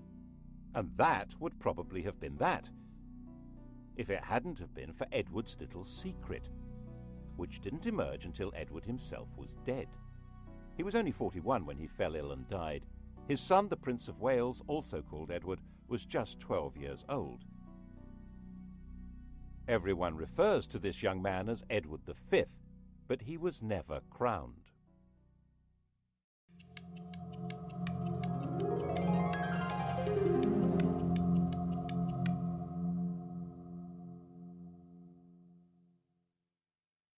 The dead king's will was clear. Prince Edward would be his successor, of course, but he would be in the care of a guardian and protector of the kingdom. That person was Edward IV's brother, Richard, Duke of Gloucester. We all know him as the most evil king in English history, the warped and twisted Richard III. Richard had been in effect King Edward's vice-regent in the north, based in the city of York, and no one at that time said anything bad about him at all. But the Queen thought there was someone even better to run her son's kingdom. Her. King Edward IV had died at Westminster. Elizabeth immediately sent her brother and other members of her household rushing up to Ludlow, where Prince Edward was staying. The idea was to hustle him to London and install him before Richard even knew what was going on. Then she and her family, the Rivers, would have control of everything. Richard, of course, did find out what was going on and said he would meet up with the party as they brought the prince through Northampton. Okay? Okay. Except that when he got to Northampton, he found that the Rivers didn't have the prince with them. Alarmed, Richard took them prisoner and found their baggage stuffed with arms and armour. There was plainly an attempt being made at a coup. Richard nipped it in the bud. He found they'd secreted the prince in Stony Stratford, Elizabeth's family home. This was before blue plaques had been invented. Richard escorted the prince to London and installed him in the Tower of London while he set about organising the coronation. And then came the bombshell. The dead king's contract to marry Eleanor Butler had been made in front of a priest, who now decided it was time to speak. Oops! If Edward really had been betrothed to Eleanor, his marriage to Elizabeth Woodville was bigamy, and the young prince couldn't be king because he was illegitimate. Was this true? This man, Robert Stillington, was no ordinary priest. Edward had promoted him and trusted him, making him a bishop and keeper of the Privy Seal and then Chancellor of England. But then Stillington became awfully friendly with King Edward's ambitious brother, the Duke of Clarence, and Clarence could not be trusted an inch. If Edward's children were illegitimate, Clarence would be next in line to the throne. Edward quickly had his brother sentenced to death and executed in private with no chance to make a public statement. Instead, the world was told Clarence had drowned in a butt of malmsey, a barrel of sweet wine. Such a sad accident. And Stillington spent a year locked in the Tower. After his release, perhaps nervous of the power of strong drink, he kept his mouth shut until Edward was dead. But now he spoke, and Parliament believed him. With Edward's children illegitimate and Clarence's disinherited when he was executed, Richard was left as the proper successor. He reluctantly accepted. Well, he accepted.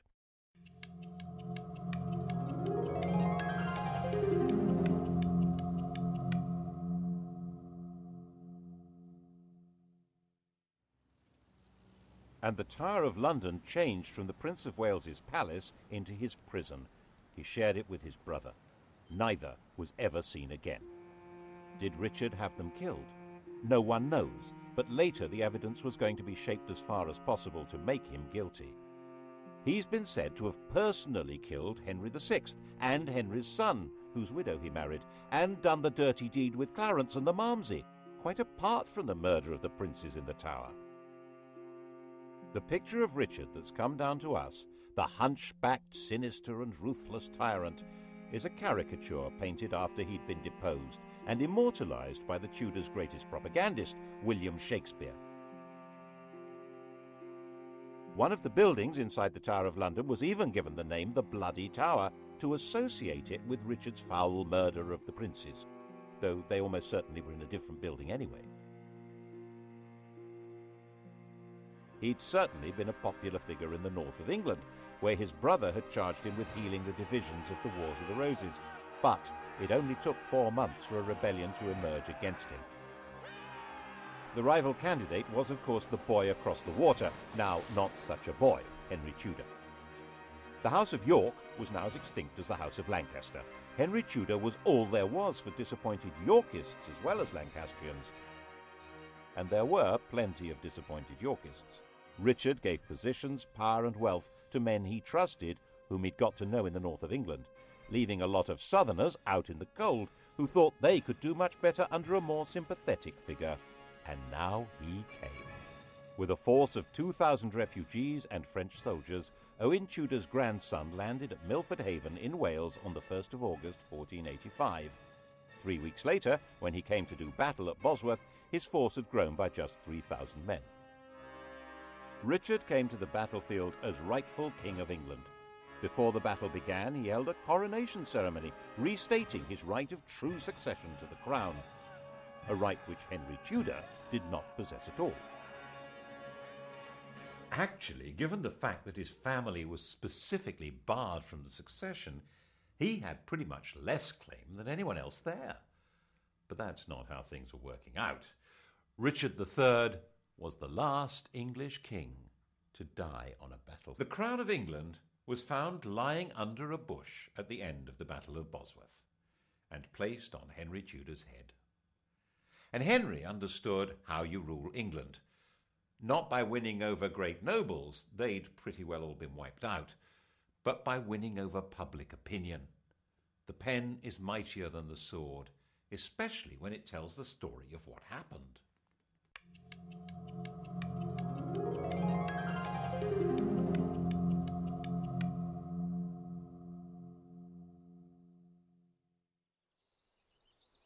Firstly, he must not be accused of killing a king, so Richard III was not king on the day of the Battle of Bosworth. Henry Tudor dated his reign from the day before the battle. It was Richard who'd been fighting against a king, not Henry. Henry was king. It was Richard who was the traitor. Got that? Secondly, he must deal with the question of his legitimacy as a ruler, so he married Edward IV's daughter. She was the legitimate line of descent from William the Conqueror, a true Plantagenet. Their son, when they had one, would be the legitimate heir by every possible standard. Well, so long as Edward IV's daughter was legitimate, so that had to be dealt with. All documents relating to the business of Edward's marriage to Elizabeth Woodville being invalid were destroyed. All documents relating to the illegitimacy of their children were destroyed, including the Act of Parliament that had spelt out why Richard should be king. These orders were carried out so efficiently that only one copy of the Act has ever been found. That's how we know about it. Other evidence may have existed, destroyed even more efficiently. And if the children were not illegitimate, then of course Prince Edward had been the true King of England, and Richard was a regicide. What a villain! Assuming, of course, that Richard had been responsible for the boy's death. Well, he couldn't be alive, because if he were, he, and not Henry Tudor, would be the rightful king. There are some nasty people who suspect that if the princes in the Tower were still alive before the Battle of Bosworth, Henry would have disappeared them. Richard III became the Saddam Hussein of Tudor propaganda. Never mind the legitimacy of the war to destroy him, it did the world a favour. Of course, the consolidation of power was not only a matter of creating favourable propaganda. It also involved getting rid of a few people. Clarence, for example, the Malmsey drowner, had a young son, the Earl of Warwick, a nephew of both Edward IV and Richard III. He had been barred from the succession, but so had the man now on the throne, so there was no security in that. He went straight into prison in the Tower of London. But then a priest in Ireland suddenly produced a 10-year-old boy who he said was the rescued Earl. The boy looked right, spoke right, had all the right manners. He was solemnly crowned in Dublin Cathedral as Edward VI, and a force of Irish supporters backed by Flemish troops then landed in the north of England. They were supported by the Earl of Lincoln, John de la Pole, who was also a nephew of Edward IV and Richard III. He was their sister's son.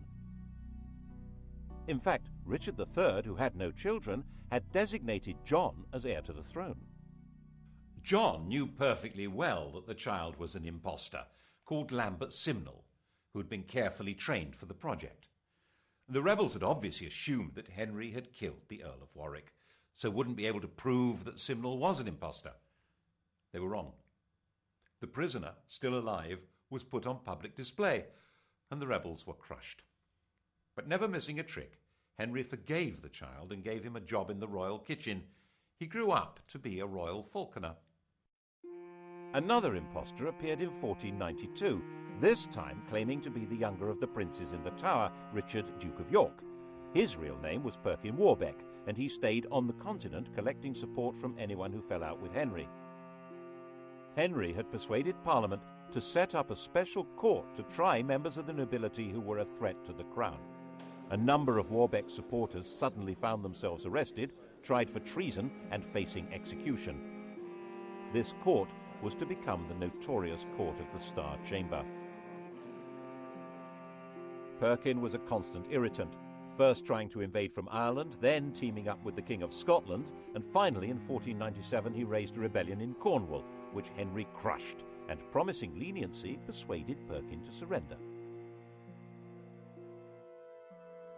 Perkin was imprisoned in the Tower, which of course already housed Clarence's son, the Earl of Warwick. And of course it wasn't long before evidence appeared that the pair of them were plotting a joint escape, and that was the end of both of them. There was one other person with a claim to the throne, Henry Tudor's mother, Margaret. In fact, whatever claim he had, she must have a better one, but no woman had ever ruled England in her own right. And Henry needed a son to inherit the throne. His eldest was named Arthur. This child of the blood royal was to be linked not just to the Plantagenets, but to patriotic English legends. But Arthur died in 1502, leaving his younger brother Henry as the Tudor heir. And in 1509, when the 52-year-old king died, Henry VIII succeeded to the throne.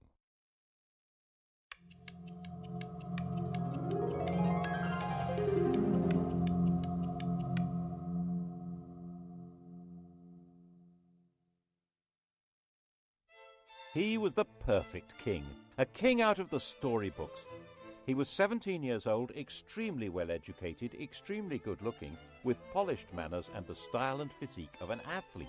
He also had an unchallengeable claim to the crown, and to secure the succession, Henry VIII married the woman to whom he'd been betrothed for 7 years, Catherine of Aragon, his dead brother's widow.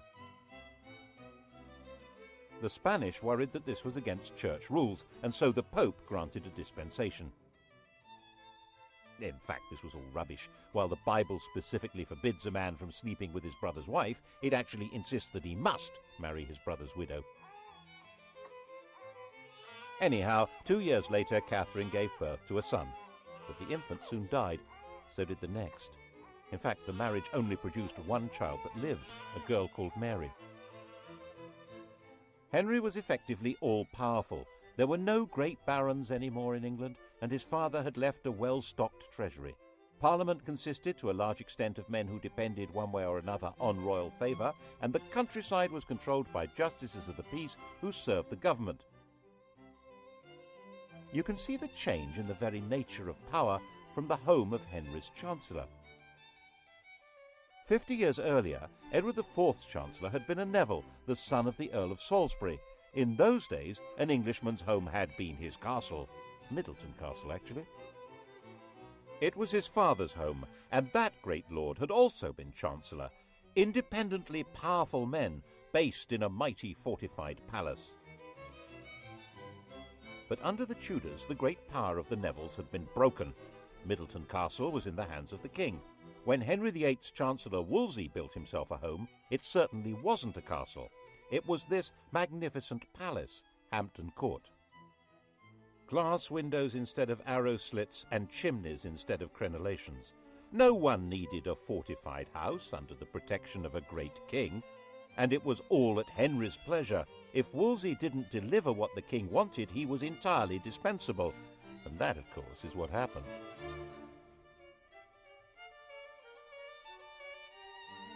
The royal marriage was haunted by the ghost of their dead sons. By the end of the 1520s, Catherine was in her late 40s, had stopped getting pregnant, and there was still no male heir, just a daughter, and England had never been ruled by a woman. Henry, determined to have a male heir, must get rid of his wife. Then he would be free to take a younger bride and make a baby boy. The bride in question, Anne Boleyn, was already well installed in Henry's life. Henry, who'd already enjoyed her sister as his mistress, had wooed Anne with enthusiasm. He married her in 1533. Her coronation didn't seem to impress Londoners. Their entwined initials on the banners produced shouts of "Ha ha!" She was visibly pregnant and gave birth to a child. Drat! Another girl. She was named Elizabeth, and little Mary was declared illegitimate. The legality of this marriage must be sorted out before her next baby. That was Wolsey's job.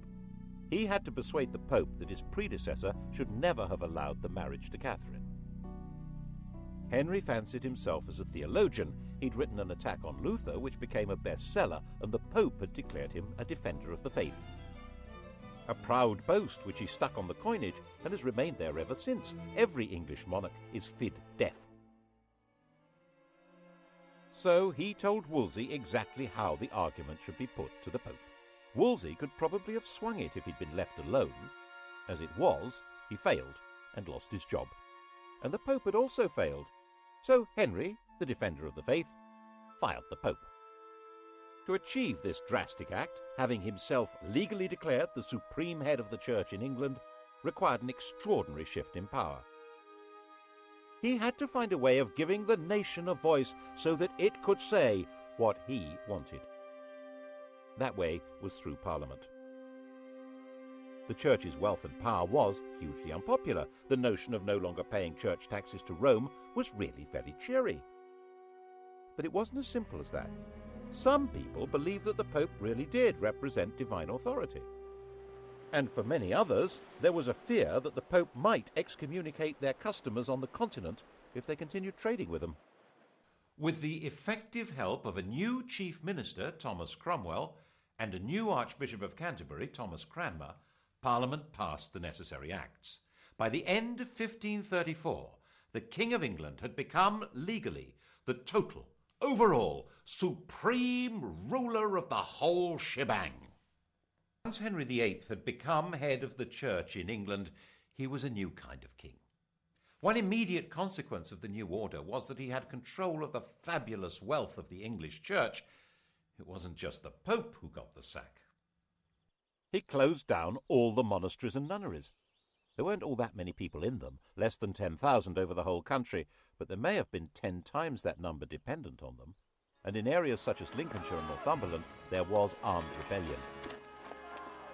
One of the rebel leaders was John Neville from that great old family of barons, but the Nevilles were no threat to the modern crown.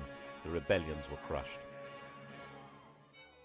And monastic lands were sold off cheap to bolster the treasury, make Henry more popular, and allow successful businessmen to turn themselves into grateful country gentry who would loyally support the crown. The old struggle for power between the papacy and the monarchy had now been decisively settled. Becket, the 12th century archbishop whose defence of church power had led to his martyrdom, had been the most popular saint in England. Henry ordered Becket to be declared no saint, to be tried and convicted of treason, and for his bones to be burned and the dust scattered in the air. Who's in charge now, eh? What's more, in 1536 Catherine of Aragon died, meaning that the problem of the ex-queen had gone away. He and Anne Boleyn dressed in bright yellow to celebrate. But 4 months later, he was told that Anne had committed adultery. Henry was surrounded by courtiers jockeying for influence, forming alliances, factions to do down those who might damage them, and Anne became a victim of an organised campaign by those who felt endangered by her faction. Whether it was true or not, no one knows, because Henry's fury was so total that her trial and those of her supposed lovers was a travesty. She might indeed get pregnant with a boy, but then its parentage would be in doubt, and she might not. She'd miscarried at least twice since Elizabeth's birth. Without a legitimate son, it had all been for nothing.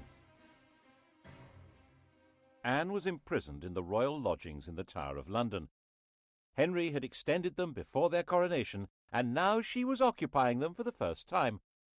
Not as his wife, but as his prisoner. After 18 days, she was beheaded, and Henry married Jane Seymour.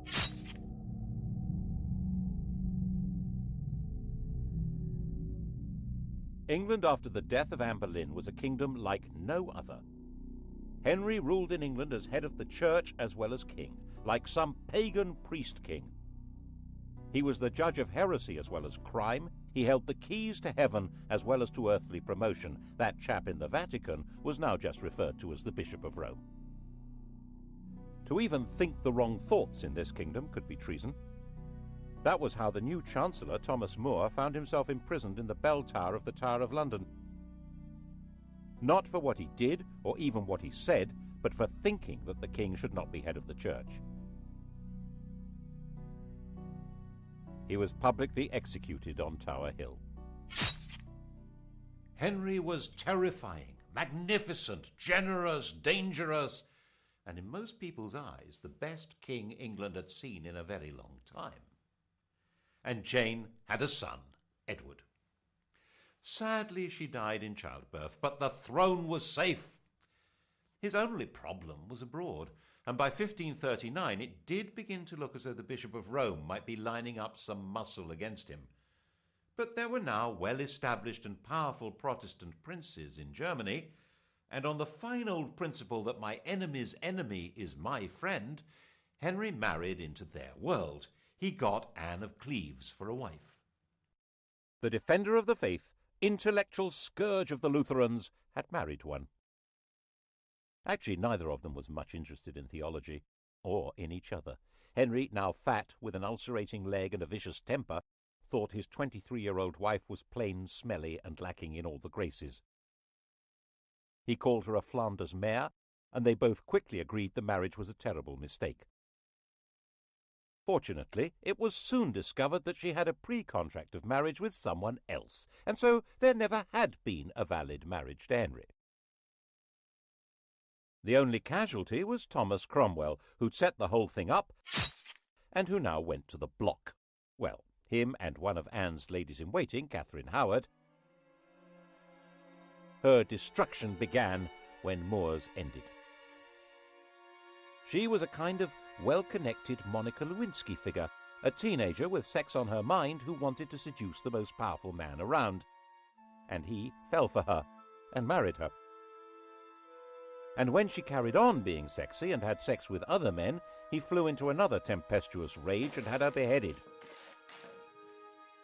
Her lovers' heads were mounted on London Bridge. Henry then decided to marry John Neville's widow, Catherine Parr. She was extremely nervous, but had no choice. She worked hard at trying to keep Henry's temper in check, moderating his ferocity towards people he thought were traitors or heretics, and persuading him to acknowledge Mary and Elizabeth as his legitimate children. His death 4 years later in 1547 was obviously a huge relief.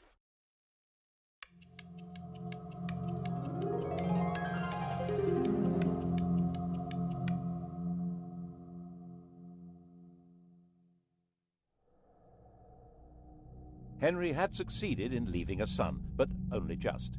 Jane's son, Edward VI, 9 years old, was a sickly child.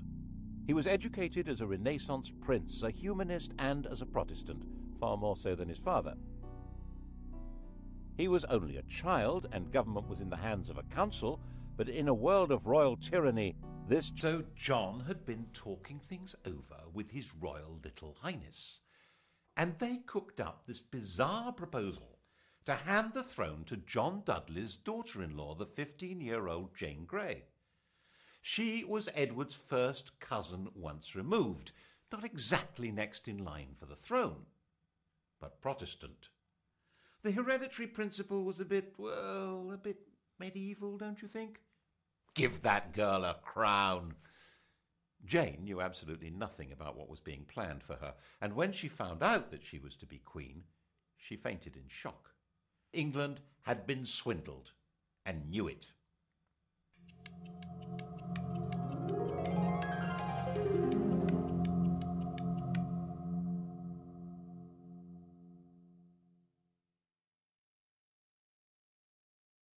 Jane came to London as queen, but was she? Everyone's eyes turned to Mary. Throughout all that had happened since Henry had disowned her, Mary had very publicly maintained her Catholic faith and the public celebration of the Mass. She'd become a symbol of resistance to tyranny, and whenever she appeared in public she was mobbed and cheered. And now Mary announced that she was the proper heir to the throne, and she was going from her home in Framlington in Surrey to be crowned in London. The journey was a procession through villages and towns filled with cheering crowds. She entered London to the greatest street party the city had ever seen. The dancing, drinking and bell-ringing went on all night. After just 9 days as the first woman to rule England, Jane was placed under arrest by her own father, who was supposed to be her chief defender. She was imprisoned, and Mary felt obliged in the end to have Jane executed. It didn't help that her father joined a rebellion against Mary. But by then, 6 months after her triumph, many people were ready to rebel against Mary. The defiant woman who'd stood against tyranny was now on the tyrant's throne. The English didn't actually like the papacy, but Mary did. The English didn't like Spain, but Mary did. She married its king, Philip II. And the English didn't like being forced to subscribe to religious beliefs on pain of death. Mary had 277 people burned alive because of their religious opinions. Bloody Mary. Unable to have children, a bitter invalid, England's second queen died in 1558, 42 years old, the most detested ruler in all England's history. There were celebrations almost as fervent as had greeted her arrival 5 years before.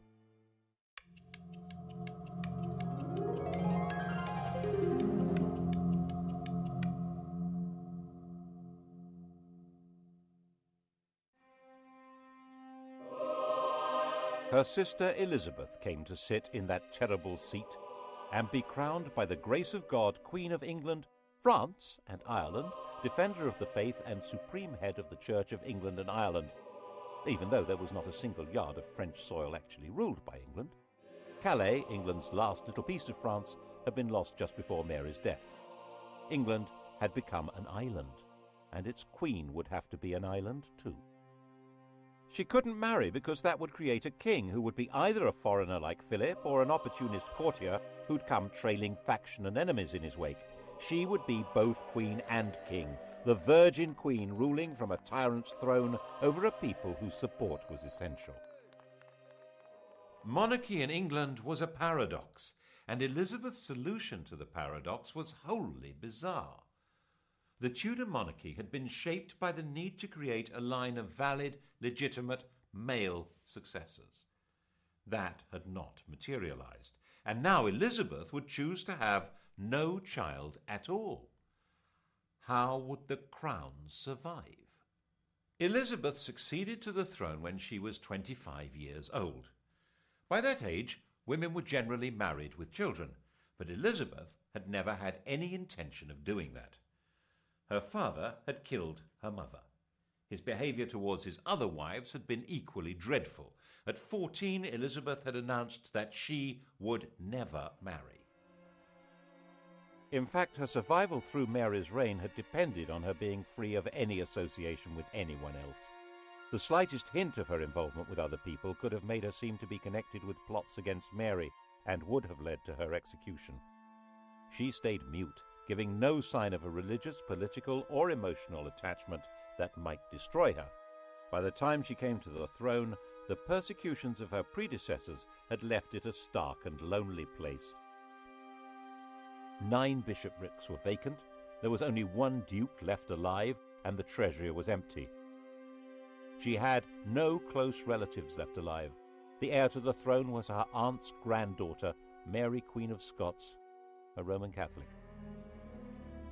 No one knew whether Elizabeth was a Roman Catholic or a Protestant. The first test came over the oath of allegiance. Elizabeth insisted that, like her father, people must acknowledge her as head of the church. The bishops, Roman Catholics appointed by Mary, said that in that case none of them would allow her a coronation. Well, all except for the Bishop of Carlisle. He did the honours, and the popular acclamation for the new queen was terrific, and she shouted back, "God a mercy, good people."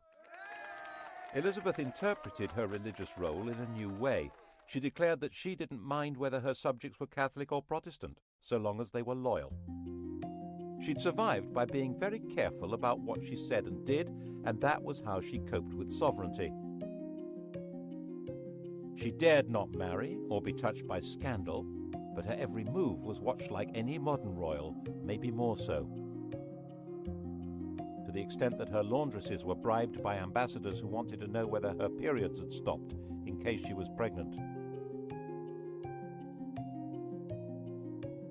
She made herself look splendid, held magnificent pageants, and eventually seemed to be holding the kingdom together without the rebellions, persecutions, and massacres that had become regular features of English life. She managed this in partnership with an immensely loyal and capable minister, William Cecil, and constantly teasing the world with a showy flirtation with the Earl of Leicester, Robert Dudley. But the love affair she really encouraged was to have the nation adore her. In poetry, paintings, and theatre, she was Gloriana, the magical beauty to whom loyalty and love were equally due, and who had no lover or husband to distract her gaze. The main threat facing her was the possibility of a Catholic plot to replace her with one of the grandchildren of Henry VIII's sister Margaret, either Mary Stuart, Queen of Scots, or Henry Stuart, the Earl of Darnley. Both of them had a valid claim, as not only was Elizabeth excommunicated, she was arguably illegitimate. They were carefully encouraged to maneuver themselves into helplessness. Mary was the more dangerous. She'd been Queen of France until her husband's death, and a ruler of Scotland who had French backing would be a danger to England even without the religious issue. But Mary's education had been unlike Elizabeth's. She'd not lived in fear of her life, but in the indulgent French court. This was not a good preparation for life in Britain, a land of conspiracies and killings. Darnley was a weak man in a weak position, a good-looking, unstable lout. What happened next looks like a cunning plan. Elizabeth pretty much obliged the 19-year-old Darnley to visit the 22-year-old widow Mary, having ordered him not to marry her. The result was totally predictable. And Darnley was a total liability to Mary. Dim-witted and resentful of his lack of power, he was also furiously jealous. And when he thought her advisor Rizzio was having an affair with Mary, he joined a plot that had Rizzio murdered in front of her. She now viewed Darnley, the patsy in all this, with hatred and contempt, and was herself complicit in the plot that murdered him with an explosion. She ended up fleeing her own kingdom and throwing herself on Elizabeth's mercy, ultimately a bad place to be. Elizabeth was half the time sure that Mary should be executed to deprive Catholic plotters of a candidate for the throne, and half the time sure that she should do no such thing. Ruling queens were rarer than hen's teeth. For one to kill another really wasn't good. She signed the death warrant, but in a state of real distress. Mary and Darnley had a son, James, and he was now the virtually incontrovertible heir to Elizabeth's throne. She wrote to him confirming that and apologizing for what she'd done to his mother. The very idea that it was legitimate to kill a crowned sovereign was extremely dangerous. Elizabeth was deeply concerned with the rights and powers, the prerogatives of the sovereign. She was very wary of Parliament, which in her view treated every request for taxes as a blackmail opportunity to give itself powers of government. so she tried very hard not to ask for taxes, and her government was parsimonious, mean as possible and then some. She was determined to protect royal authority. She refused to allow Parliament to refer to England as a state. She said it sounded too much like something to do with the States General, the parliamentary body that ruled the Dutch Republic. That republic, born out of a rebellion against the King of Spain, was in Elizabeth's eyes an unfortunate novelty. It was her ally in her struggle to keep England out of Spain's clutches, but she was nervous that its political ideas might be catching. England was a kingdom. It happened to be ruled by a queen, but as she famously said, one who had the heart and stomach of a king. Of course, Elizabeth's greatest moment was when she managed to see off the Spanish Armada, when Philip II, by far the most powerful ruler in the world, assembled a vast fleet to collect an invasion army from the Low Countries and bring England back into the Roman Catholic Church. The English fleet, genuinely patriotic, genuinely daring, skillfully harried the Armada to prevent it finding a safe anchorage where it could make contact with the landing force.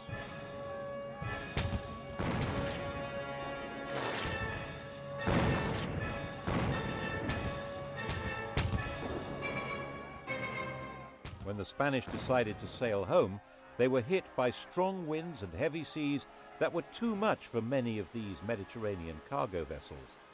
So far as the English and the Dutch were concerned, God had blown them away.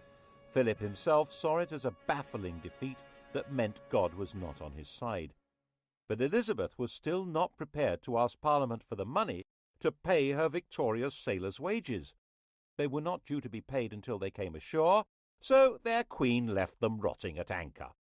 And when messengers came to court to plead for the starving men who'd saved England, they arrived in the middle of extravagant celebrations of the victory and were turned away.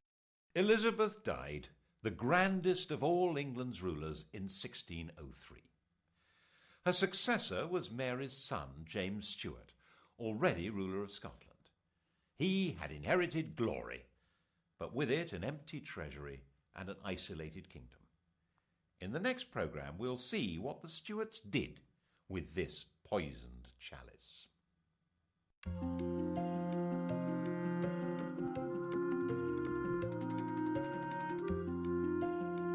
On to the Stuarts tonight at 10, and to test your knowledge of Henry VIII and his 6 wives, Sky Digital viewers press red. Coming up on UKTV History, decisive weapons at Agincourt and in the Falklands, the longbow and the Harrier jet.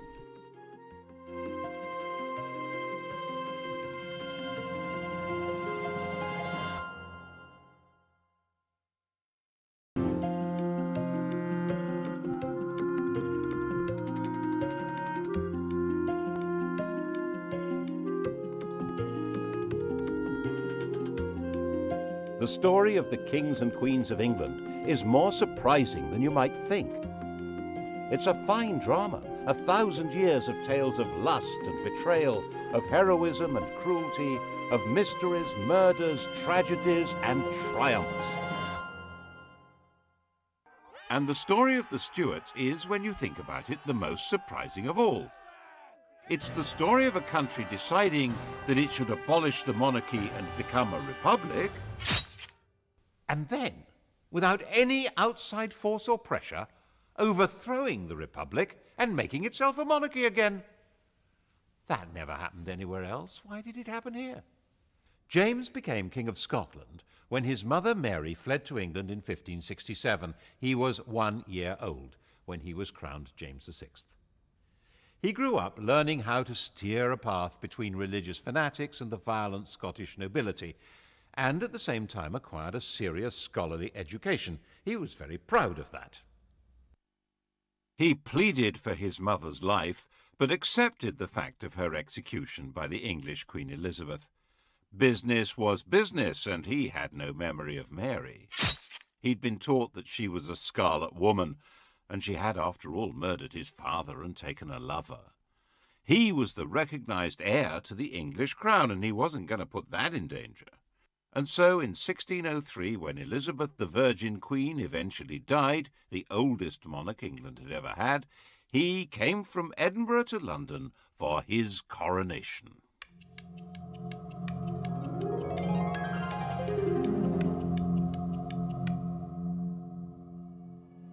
He was openly bisexual. The word in London was that Elizabeth had been a king, and now they had James the Queen. In Latin, of course. By the accident of heredity, England and Scotland were now united in a single kingdom, Britain. Everyone had high hopes of James, especially the Roman Catholics, who thought that his distaste for bossy Scottish Presbyterians would encourage him to lift Elizabeth's restraints on their worship. They were wrong about that. So a group of well-connected Roman Catholic terrorists planned to blow up the entire political structure at the opening of Parliament in 1605. They brought over an explosives expert from the Low Countries. He organised placing 2.5 tons of gunpowder in a cellar under the Palace of Westminster. It's a sign of how secure England became that for the last 200 years, November the 5th, the anniversary of Guy Fawkes' capture, has been simply an excuse for a fun night of pretty explosions. Today, of course, in the shadow of 9/11, 5/11 has a more chilling resonance. Al-Qaeda terrorism has tainted many people's idea of Muslims, which perhaps makes it easier to understand how Fawkes' terrorism affected people's idea of Roman Catholics. Actually, James himself was more sympathetic to high church than to low, because the followers of Protestant sects did not want priests and bishops to do religion on their behalf. In the Protestant view, the godly man has his own Bible, the devil's agent is a priest with a Catholic prayer book. James felt that people who didn't have respect for hierarchy in church would be equally disrespectful of authority in general. No bishop, no king was his fear. And the authority of the king was very dear to him. He spelled out his ideology in masks, theatrical balls, in his new banqueting house in Whitehall. His intellectual take on the job was that he was God's deputy and that he ruled by divine right as the absolute sovereign power in England. Having been raised in Scotland, he was rather baffled by the idea of common law, the notion that law was in the hearts and minds of the people, expressed through the precedents of the courts and their juries of ordinary folk. But this was the essence of the English system. It had been essential for the Normans to operate that way, as foreign rulers in a land they didn't know, and it had become embedded in the fabric of English life. Henry VIII and Elizabeth had the position of tyrants, but their tyranny required popular consent. They had to be popular in order to rule. James wasn't good at being popular. He was head of a court, a place of factions and favourites, and was grand in a very private way. One example of his sense of power and duty was in his treatment of tobacco. It had been introduced from America by Walter Raleigh, and Elizabeth had felt rather alarmed by it. It made her feel ill. She bet Raleigh that he couldn't weigh the smoke that came out of a pipe. Raleigh knew how to perform. He weighed an ounce of tobacco, smoked it, weighed the ash, and the missing weight was the smoke. Elizabeth laughed and paid up, saying she'd seen men turn their gold into smoke, but this was the first time she'd seen smoke turn to gold. James's whole approach was different. He disliked smoking and felt it was his duty to protect his subjects. But he was a rational man, a teacher, so he wrote a pamphlet, Counterblast to Tobacco, explaining that it was loathsome to the eye, hateful to the nose, harmful to the brain, dangerous to the lungs, and in the black, stinking fume thereof, nearest resembling the horrible Stygian smoke of the pit that is bottomless. He wanted to persuade people by the force of his argument, so he published it anonymously. Of course, no one took any notice. So, as the wise and kindly father of his people, He banned the growing of tobacco in England and increased the customs duty on tobacco by 4,100%. And reissued the pamphlet with his name on it. His whole approach was based on rational thought, not an English habit, and what he saw as the absolute authority of a king, also rather foreign to them. And his authority was not backed by any army, and his income was too small to run both the court and the government. The regular royal income came from rents on lands, feudal dues, and customs duties. But the flood of gold and silver coming to Europe from the New World had created inflation, reducing the real value of that income. Medieval government was designed for rather static farming economies and vast estates. Towns, run by common folk with special liberties granted in charters, had been useful little add-ons. But now international and intercontinental trade had blossomed. The nobles had declined, the towns had become major financial centres. Inflation, the growth of Protestantism, a lack of respect for traditional authority, the emergence of assertive members of Parliament, none of this was restricted to England. But in England it had a slightly different flavour. Everywhere else the ruler made the law, he was the law, but not in England. Kingship existed under the law. James simply didn't understand this. He was certain that the job of king meant being above the law. And being James, he not only understood this was the problem, but said so, as a matter of principle. And when the Lord Chief Justice disagreed, the Lord Chief Justice got the sack. James was, people said, the wisest fool in Christendom. He needed to raise taxes, but taxation was always regarded as a special event. Taxes might be levied if there was an emergency need for cash, but the law said that this could not be done without the agreement of Parliament, which gave the Commons the chance to present demands to him. They expected what was called redress of grievances before granting him supplies, and these were exactly the kind of people who tended to be Puritans, low church, with no real sense of proper deference to people better born than themselves. So he avoided that as much as possible. His way of life didn't help either. His diversions were hunting, an obsession, and pretty young men, another obsession. Right at the start of his reign, he took up with a pretty young Scot who'd been his page. Robert Carr was given the estate of the executed Walter Raleigh and quickly became a viscount and a privy councillor.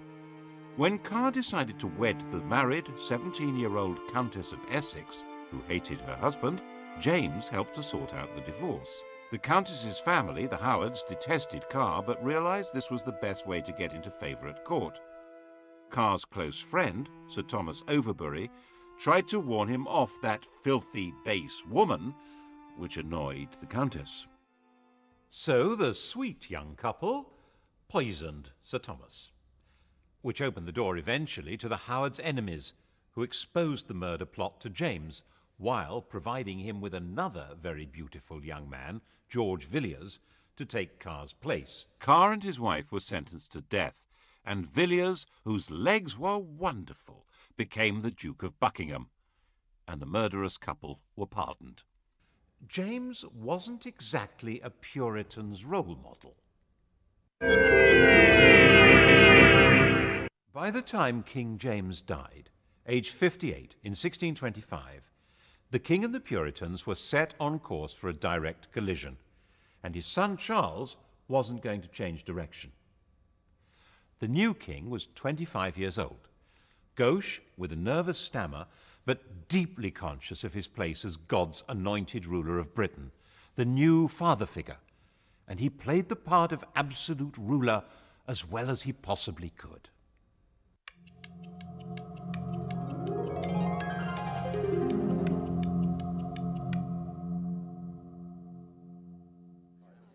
Of course, it was not the part that the Puritan merchants and gentry wanted played. They refused to grant taxes without being allowed a role in government, so Charles tried to manage on the sources of revenue that didn't need parliamentary approval. The most celebrated example was when he levied ship money. An ancient law was unearthed obliging seaports to provide ships in times of war. True, there was no war, but there were pirates, weren't there? In 1634, Charles made his demand and told the ports they could pay cash instead, ship money. This engraving was published to make people proud of paying up. And then the next year he extended the demand to inland communities. Otherwise, it would be unfair. It was obvious that if he got away with this, he'd have reinvented taxation under another name and would never need Parliament at all. The entire nation had steam coming out of its ears. One wealthy Buckinghamshire man, John Hampden MP, refused to pay and was hauled into the Court of Exchequer. Hundreds of people tried to jam into the court to watch. Of the 12 judges, 7 found for the king and 5 for Hampden. Since the king had thought he controlled the judiciary, this was a moral victory for Hampden. Things were made worse by Charles's actions as head of the church. He regarded Puritanism as fundamentally seditious, which made many people think he was really a closet Roman Catholic. He wasn't, but he was determined to impose a uniform system of worship which was decidedly high church. And that simply added to the anger of a growing Puritan class. And in Scotland, it was met by direct rebellion. Without the money to hire reliable troops, and with popular hostility in London making life positively dangerous, Charles had to accept restrictions on his power which were, to him, intolerable. In 1641, he agreed Acts of Parliament which took many powers from him, including the right to dissolve Parliament and the right to raise customs duties without its consent. In January 1642, in a state of confused desperation, he tried to arrest 5 members of the Commons by actually turning up there with armed guards. He failed, and faced with violent anger in the streets, he fled from London. In November, the now inevitable civil war began. People were called upon to choose between their king's determination to break the pretensions of Parliament and Parliament's determination to limit the power of the king. Most people actually didn't think they wanted to get involved, but the war grew with a murderous logic of its own and gradually became more bitter and more inescapable. It's now reckoned that possibly 250,000 people died in battle, of starvation, of disease, as a result of the fighting, out of a population of about 5 million. That's a far higher death rate than in the First World War. When the war ended in 1646 with the defeat of Charles's forces, an attempt was made to negotiate a settlement, but Charles was a dishonest negotiator, simply using this opportunity to try and organise the conquest of England from Ireland and Scotland. And then something quite new happened. In the brief and decisive Second War, the Parliamentary Army developed a revolutionary will of its own.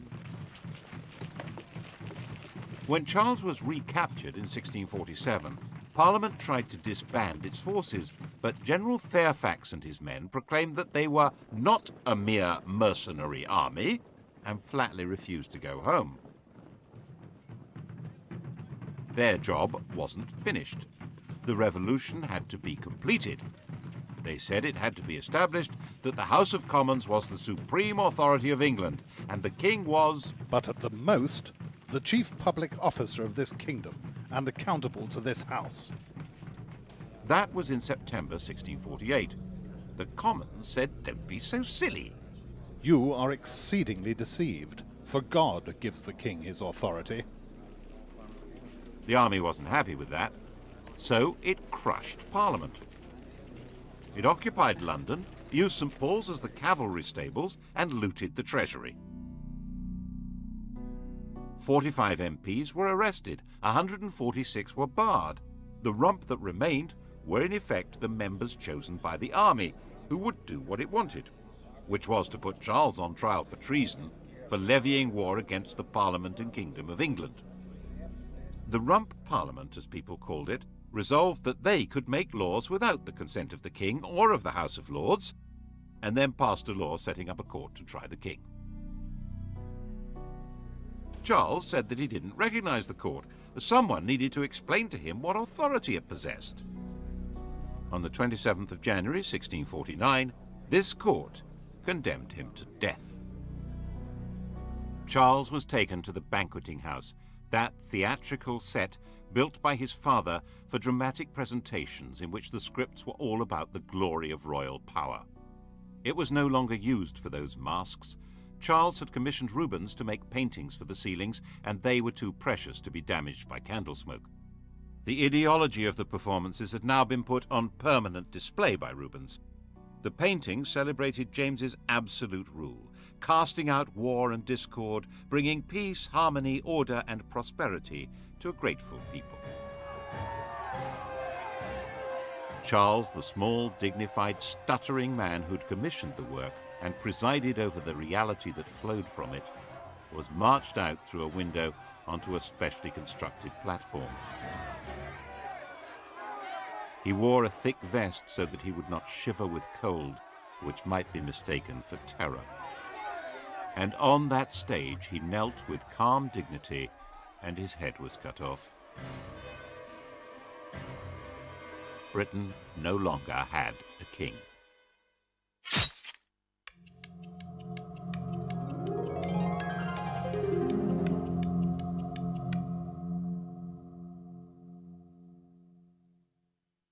A week after the execution, Charles II was proclaimed king in Scotland. But Charles I's 18-year-old son wasn't there. He was in the Netherlands. He'd fled to France with a group of supporters 4 years earlier, and his one brief attempt to provide military help to his father in the Second Civil War had been a failure. His object now was to find a way of recovering his father's throne, and to hell with that stuff about being an absolute monarch. He landed in Scotland in 1651 and was prepared to sign up to whatever was asked of him, including agreeing to his father's blood guilt and his mother's idolatry, and becoming Presbyterian. If that's what it took to be proclaimed king, do it. The new English Republic wasn't going to stand for this, of course. The army, commanded by Cromwell, took over Scotland. Charles's forces were finally defeated at Worcester. If he'd been caught, he would probably have been killed. The story of his escape, disguised as a Worcestershire yokel, became a famous legend. At one point, he spent all day hiding with a companion in an oak tree while the Roundheads searched for him below. It became a celebrated story in a way that didn't bode well for the Republic. Charles looked dashing and daring, while the Roundheads looked ridiculous, incompetent, and heavy-handed. Throughout his 6 weeks' flight, he remained cheery, polite, and very resourceful, ending up in the George Inn at Brighton. It's interesting that none of the 3 or 4 dozen people who recognized him were moved to betray him, either by the potential death penalty they faced or the £1,000 reward they could collect. He got away to France, then to Germany and Brussels, living in a kind of limbo, short of money and with no coherent plan of return. So how did he do it? After the execution of Charles I, England was a republic. Look at what happened to the design of the Great Seal, the official mark on statutes and proclamations. Here's Charles's seal, the seal of a king. He canters on horseback with his greyhound running alongside, and the Latin motto means Charles, by the grace of God, King of Great Britain, France and Scotland, defender of the faith. After his execution, the new republic was in theory ruled by the House of Commons, so instead of a king's seal, the Great Seal was the seal of the House of Commons. It shows the Commonwealth, a map of Britain, and on the other side are the Commons themselves. And the motto simply says, 1651, in the 3rd year of freedom by God's blessing restored. In English. Didn't last, though, because the real power wasn't the House of Commons. It was the army. For a while, the army was too busy to take much notice of England. It was occupied with the destruction of Ireland, where a large part of the population were irredeemably loyal to Catholicism and the monarchy. But when it finally turned round and looked at England, it found that there still hadn't been a thoroughgoing Puritan revolution. So, in 1653, Cromwell, the army's most powerful general, cleared the Commons at sword point and installed a new parliament, which he thought would be more capable of bringing about a revolutionary transformation of society. His own Chamber of Righteous Puritans, the so-called nominated parliament, turned out to be no more to his liking, and he dismissed that too, installing himself as the Lord Protector. And the Great Seal was now his own. It shows Oliver Cromwell on horseback, just like Charles, but stepping out very stately rather than cantering with a greyhound. And the motto says, "By the grace of God, the Republic of England, Scotland and Ireland, and the Protector Oliver," in Latin. In what sense was this a republic? However unwillingly, and he kept protesting his unwillingness, Cromwell was driven by his own belief in the divine right of revolution to run the country as a militarized kingdom for Puritan saints. There were now 11 districts, each run not by the people, but by major generals. These military ayatollahs collected taxes, ran the courts, and controlled public morality. Theatres were closed along with brothels and gambling dens. Horse racing and cockfights were banned. Everyone had to go to church, stay sober and morally upright. Pagan festivities, like Christmas, were banned. Mince pies were forbidden.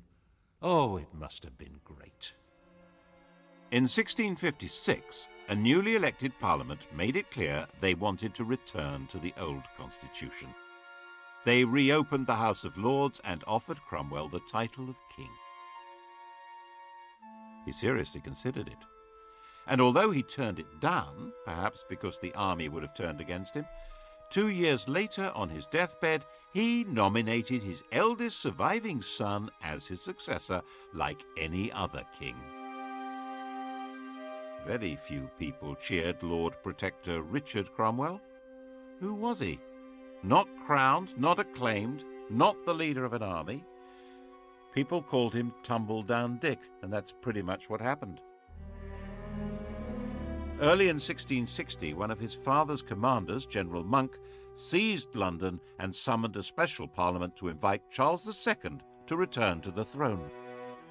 If you're going to have a king, it might as well be one with the right credentials. Tumble-Down Dick became a private citizen. He changed his name and became a lodger in Cheshire. 30 years later, he wrote to his daughter that his safety was to be retired, quiet, and silent. He would have made a good constitutional monarch. But while the English may not have been quite sure what they did want, they now knew exactly what they didn't want. Anything run by soldiers or Puritans. No matter what else would happen in the world, England would never again let a military man have any political power. And a deep and abiding suspicion had been created of anyone who looks like a revolutionary or a religious enthusiast. Actually, this explains a lot about English history. Most countries were at some time in the last 300 years infected by revolutionary fervour or ideological passion. But England, it seems, has been vaccinated. It's been pretty much immune to political feverishness. Still is, I think.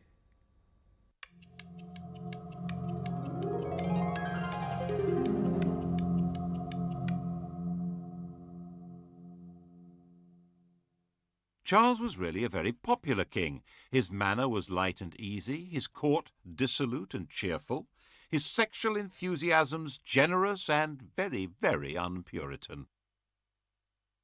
As those great historians Sellers and Yeatman put it in 1066 and all that, not so much a king, more a monarch. The years since his father's execution were called the Interregnum, and the idea was to pretend that nothing much had really happened. The parliamentary records for those years were torn up. An Act of Parliament gave the new king control of the armed forces, and Parliament agreed to give him an inadequate annual revenue. 10 of the people who'd been involved in the execution and trial of Charles I were themselves put on trial and then hanged, drawn and quartered. Cromwell and 3 other military commanders of the parliamentary army were also put on trial. They didn't put up a very convincing defence, being dead. Their bodies were dug up and hung in chains at Tyburn. It was all good popular entertainment, and theatres reopened and maypoles were back in business. Merry England had been restored. Charles had given a written promise of pardons, arrears of army pay, and what was called liberty of tender consciences in religious matters. He also confirmed land purchases made during the Interregnum, which helped maintain stability but was a bit of a blow to cavaliers who'd lost their wealth and their land by being on the wrong side. In a way, the sense of a new beginning was strengthened by the destruction of the capital by plague and fire. Plague was a swift and grotesque disease, which had erupted frequently before, but in 1665 it took a firm grip and killed about 20% of the city's population. London was largely turned into a ghost city as the survivors fled. The king, who'd moved to Hampton Court, gave £1,000 a week to London charity. And then London began to burn. The king returned to the city with his brother James, the Duke of York, to take personal charge of firefighting in the streets. Everyone knew that the mayor had been too timid to pull down houses that might have created fire breaks until he was directly ordered to do so by Charles. It certainly helped the royal image, though it didn't help London much. The old, rotting, diseased structure was purified by an inferno that simply burned the place away as thoroughly as if it had been blasted by a nuclear weapon, and a lot more cleanly. And the new city that arose was a classic image of the political settlement of the restored monarchy. The old medieval structures had gone, but Christopher Wren's plan for a brand new city of piazzas and arcades was rejected. That was the sort of Renaissance princely city that existed on the continent. They were the stages on which state ceremonies could be impressively performed by grand leaders, not needed here. Wren was allowed to build a new modern cathedral and a swathe of churches in which altar, pulpit and congregation are positioned to be equally important, not too Roman Catholic, not too Puritan. But the old street plan was retained. Everyone could rebuild their own place on their own plot, and the narrow streets and little alleys of medieval London that still existed in everyone's memories regrew from the ashes. Even now, neither German bombs nor modern developers have quite destroyed them. There mustn't be another fire. Laws would insist on flat fronts, no overhangs, more brick. But the old city that had no overall plan, not even a basic map, reappeared with modern improvements designed not for a new life, but for a better continuation of the old one. Exactly.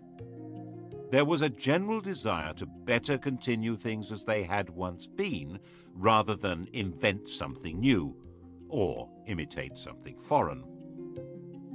There was one other marker in the rebuilt London that showed what kind of country this now was. This fine column.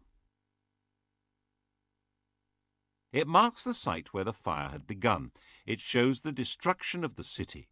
There's Charles surrounded by liberty, genius and science, giving directions for its restoration. And there was originally an inscription explaining that the fire had been deliberately begun by papists.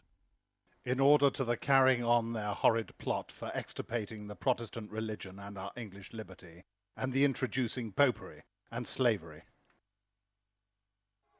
It was nonsense.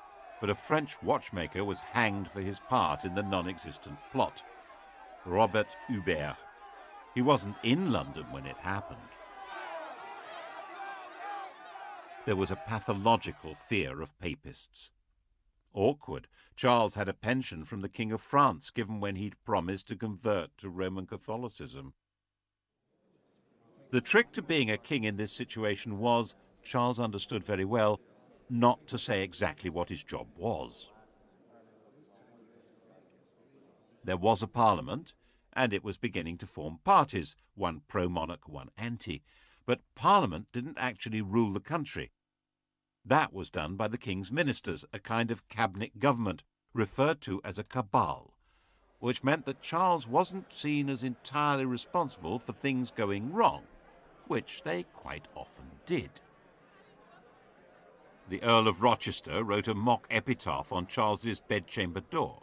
"Here lies our sovereign lord the king, whose words no man relies on, who never said a foolish thing, nor ever did a wise one."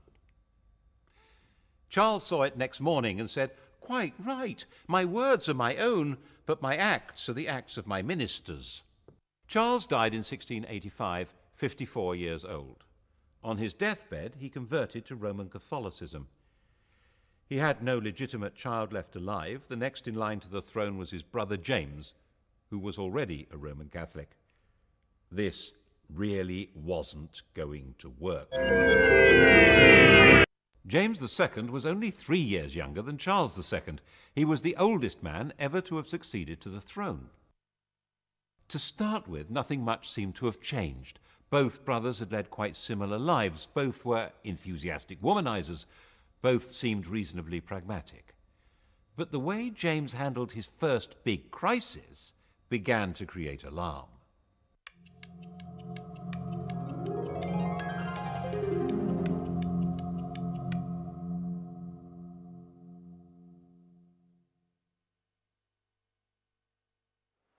The restoration of the monarchy had obviously not been welcomed by everyone.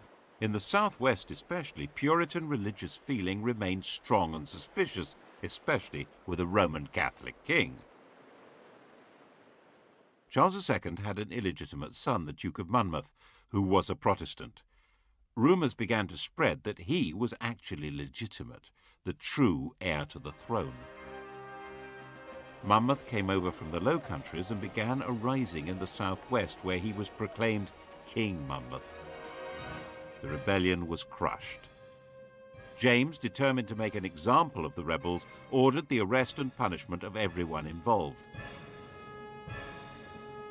At each centre, Dorchester, Taunton, Exeter, Bristol, Wells, people were rounded up for a special court known as the Bloody Assize, punishing not just rebels, but anyone who was accused of even helping the wounded.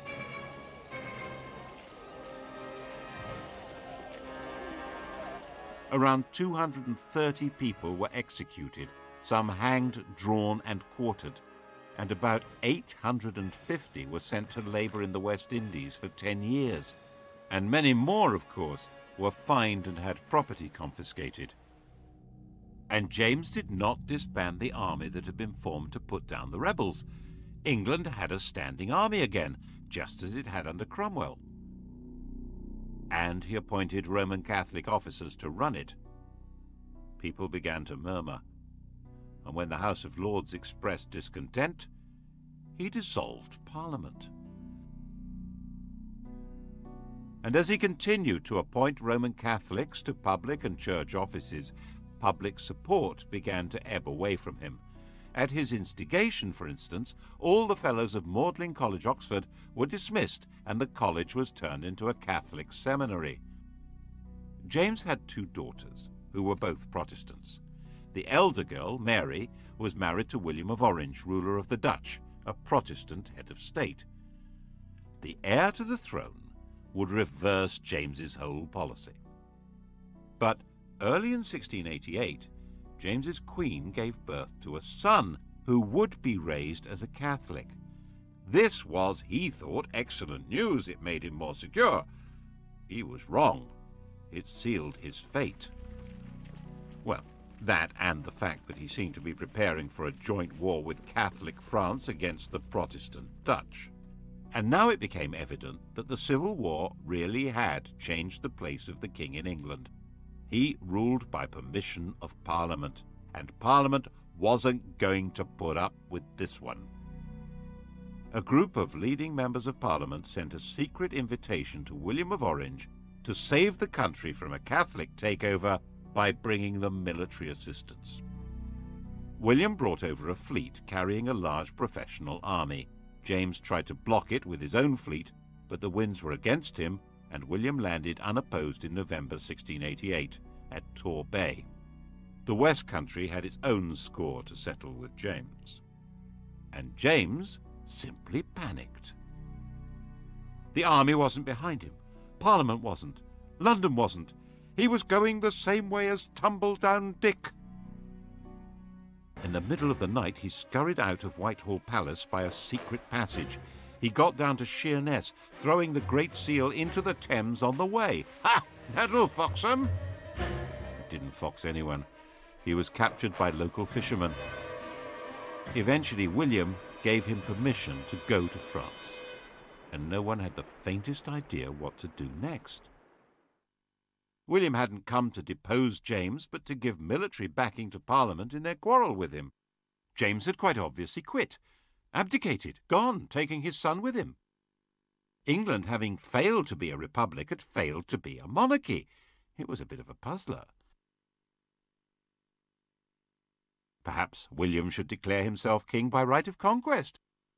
He didn't think so. Parliament wanted Mary to take the crown, James's daughter after all, but she insisted that her husband was boss, and he didn't intend to play the Duke of Edinburgh role, 2 paces behind the ruling lady. This short, stooping, asthmatic man with bad teeth was tough and shrewd. He was himself a grandson of Charles I and wouldn't make a humble consort. In the end, a deal was struck. They would both be sovereigns, Mr. and Mrs. King and Queen, by the invitation of Parliament.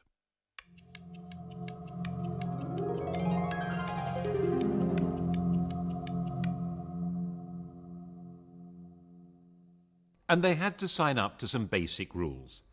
No standing army unless Parliament agreed to it.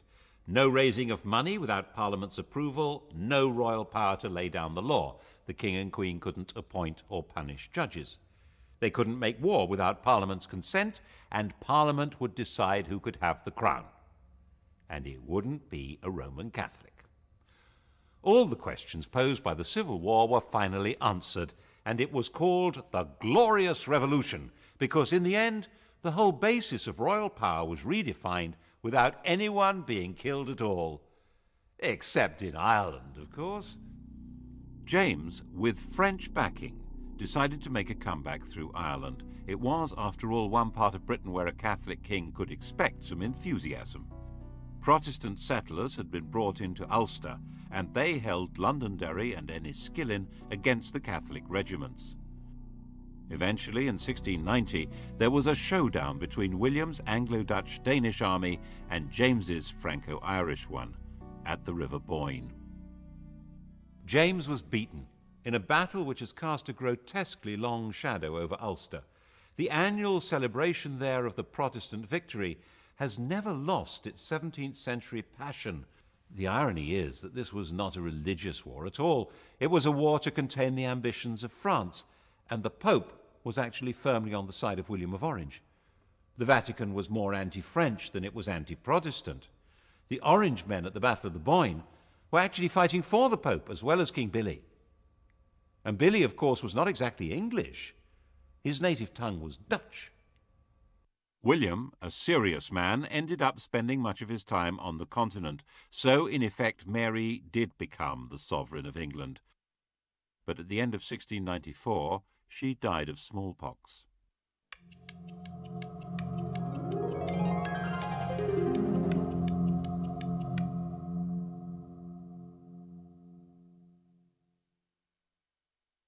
England was now in effect ruled by an oligarchy through Parliament. The king had a role, but by no means a commanding one. Part of that role, as he saw it, was to push forward religious tolerance in a fundamentally intolerant country. Another part was to smash the French, who were obviously a danger to everyone and everything. Tolerance does have its limits. At his death in 1702, the question of the succession had already been agreed and settled. The crown passed to Mary's sister Anne.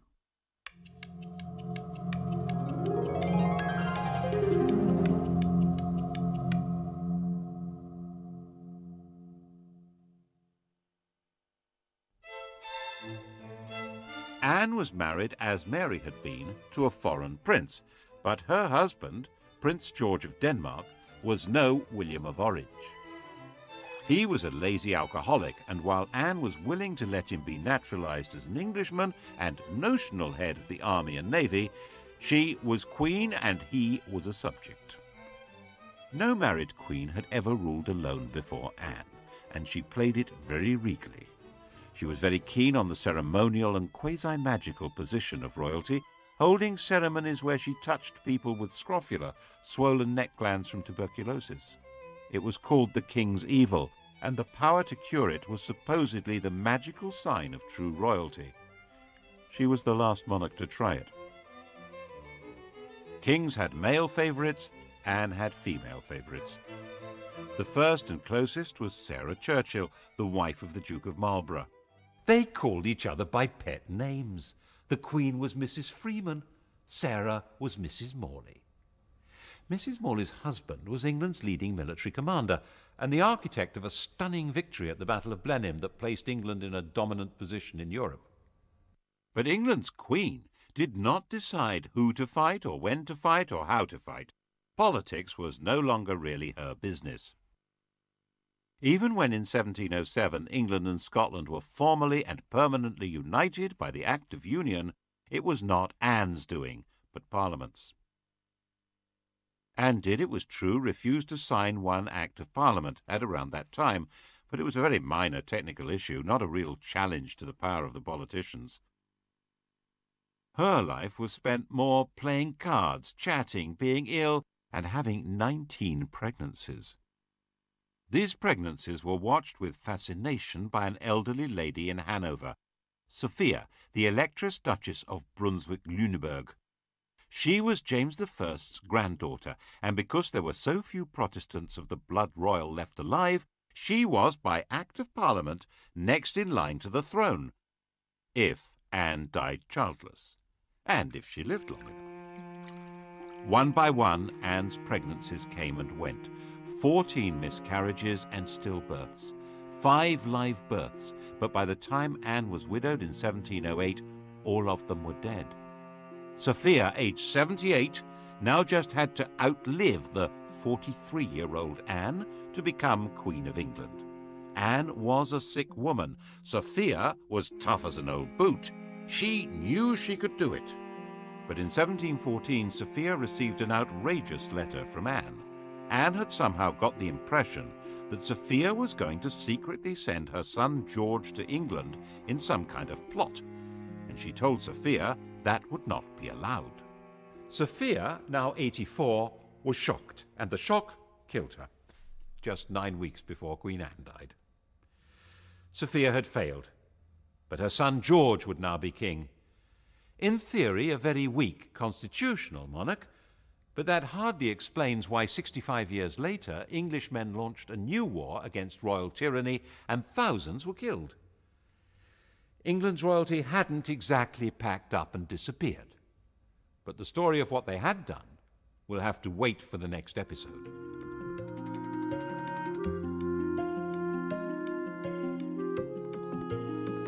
What drives our planet's restless volcanic activity? Take a journey to the centre of the Earth and find out in Earth Story, part of the prehistory season on UKTV History next.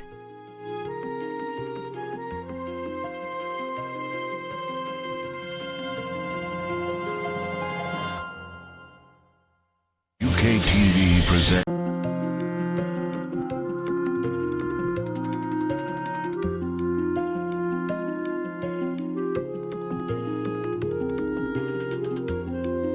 The story of the kings and queens of England is more surprising than you might think. It's a fine drama, 1,000 years of tales of lust and betrayal, of heroism and cruelty, of mysteries, murders, tragedies, and triumphs. And it's also quite unlike the history of other countries' royalty. The thing about the kings and queens of England is that they're totally different from anywhere else, which probably explains why they're still in business when almost everywhere else they've either been given the chop or have stopped being regal. This programme looks at England's monarchs from the death of Queen Anne to the accession of Victoria. Well, Britain's monarchs, actually. And if you look at Europe at the start of this story in 1714, you'll see just what I mean. A European king is an absolute ruler. Louis XIV, Peter the Great, Philip V of Spain, Frederick William of Prussia, all men of unlimited power. It's not like that in Britain. Queen Anne has died. There are no Protestant Stuarts left.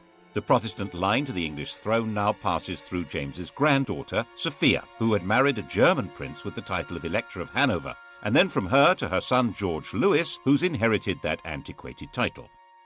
Into one quarter of the royal coat of arms pops the amazingly complicated device of a 54-year-old German princeling.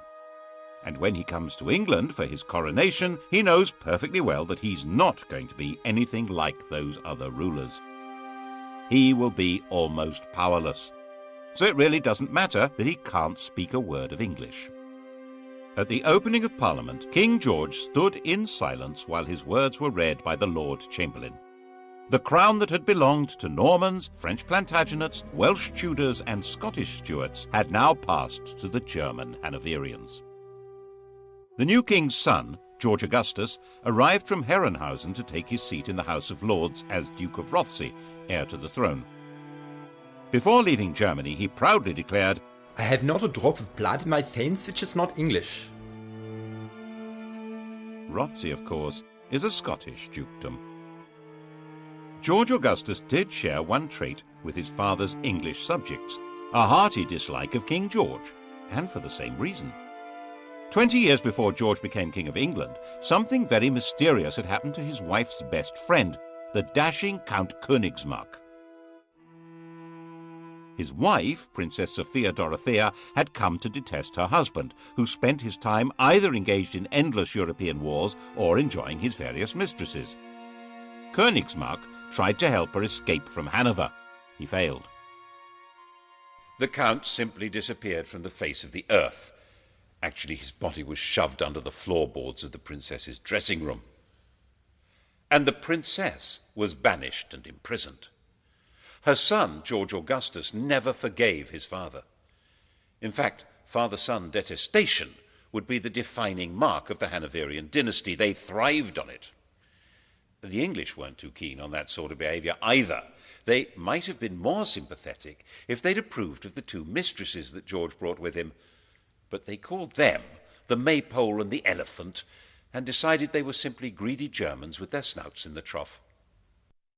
And there were Scottish noblemen who thought that with George lacking support in England, this might be an opportunity to hand the throne back to the Stuart family, and in particular to James II's son, living in France and known as the Pretender. The French thought this would be a great idea. Louis XIV's mistress, Madame de Maintenon, even presented him with a song to be sung on his accession. It had originally been written for Louis to celebrate his recovery from a surgical procedure on his bottom. She translated it for the man who should, she thought, be James VIII of Scotland, and, why not, James III of England. God save a gracious King, long live a noble King, God save the King. The song turned out to be a bigger hit than the man. Jacobite Rising of 1715 was a complete flop, and after spending a couple of months wandering around the Highlands, James went home to France. George's throne was safe. He spent every winter in Hanover and left the government of England to his ministers.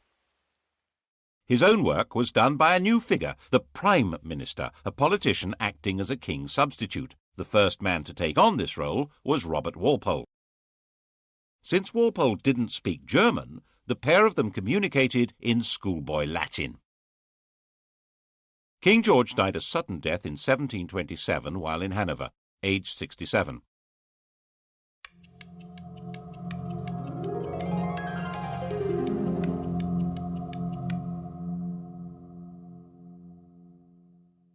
His son was living in Richmond, forbidden by the old man to take any part in court life or even to see his own children.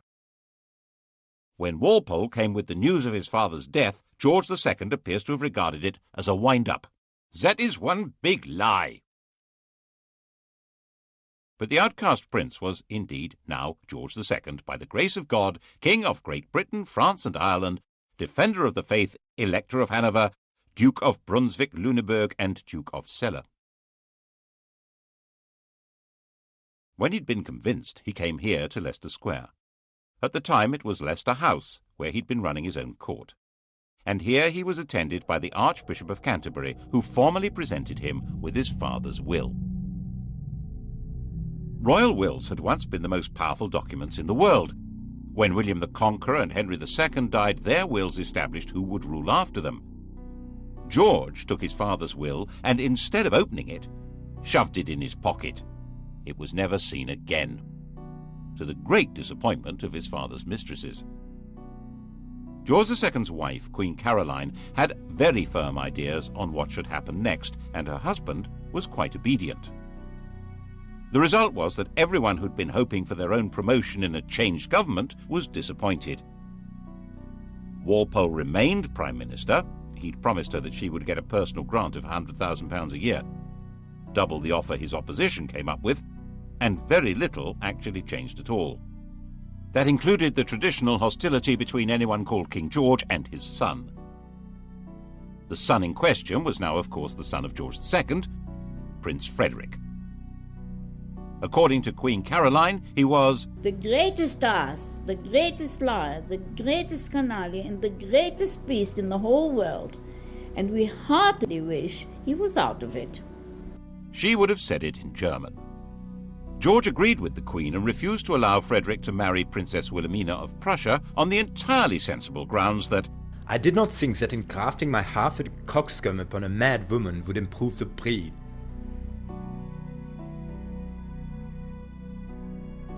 Prince Frederick's view of his father was, by contrast, quite balanced and objective. He's an obstinate, self-indulgent, miserly martinet with an insatiable sexual appetite. Obstinate? Yes. Self-indulgent? A fair point. Miserly? Well, he had slashed Frederick's allowance to make him less of a social rival. Martinet? Well, certainly a man of relentless and determined regular routine. And the sexual appetite? We assumed that as his right. For instance, he began seriously lusting after the beautiful young wife of the Count of Volmoden when he met her in Hanover in 1735, and he told the Queen that you must love the Volmoden, for she loves me. The popular view of the king was that he was a randy buffoon. He seems to have been flattered by the jokes about his sexual efforts. As his father had once done, Frederick ran his own alternative court, which was far more popular than the king's. King George II didn't like that. Mein Gott, popularity always makes me sick, but this makes me vomit. The pair of them even patronized rival operatic outfits. The king and his entourage went to see Handel at the Haymarket. Handel had written George's coronation anthems. His music was grand and glorious, altogether suitable for magnifying the greatness of a self-important royal personage.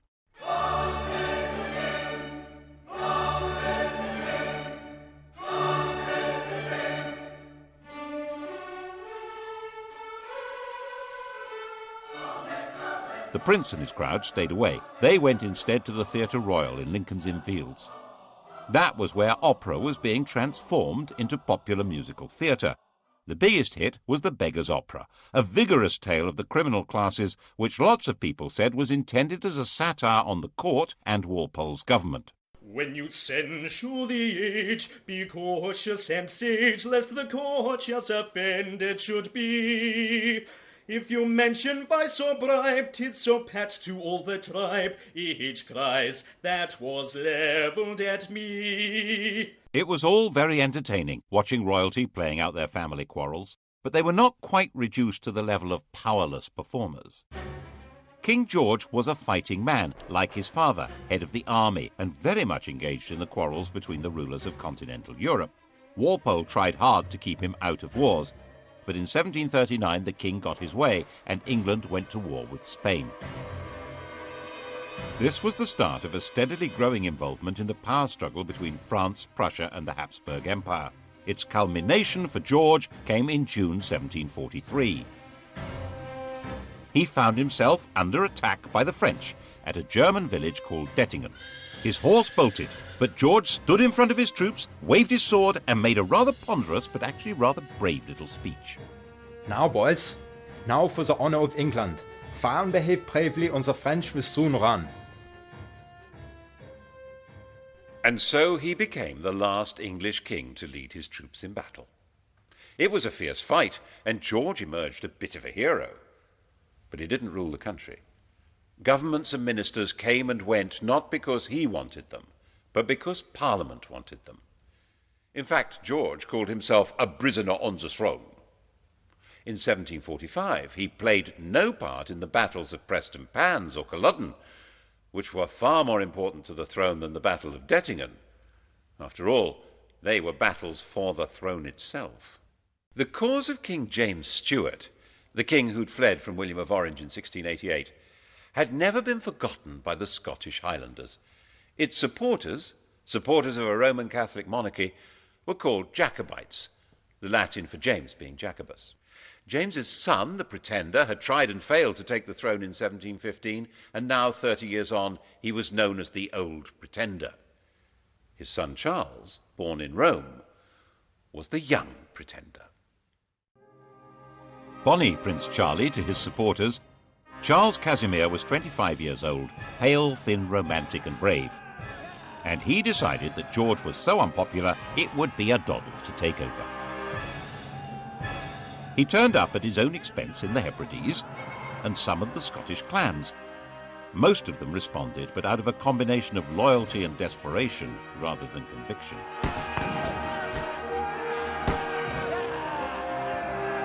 But things went rather well for the rebels. They were enthusiastically welcomed into Edinburgh and roundly defeated the government army at Prestonpans. The news created a passion of patriotism when it reached London. The city might have lampooned the court and sneered at it, but this was different. That evening the king was visiting the theatre, the King's Theatre, Drury Lane, and the orchestra struck up a tune which they'd just got hold of. God save a gracious king, long live a noble king, God save the king. The audience loved it. None of them knew that it had been the Old Pretender's music, or the King of France's. The song had changed sides and became the national anthem.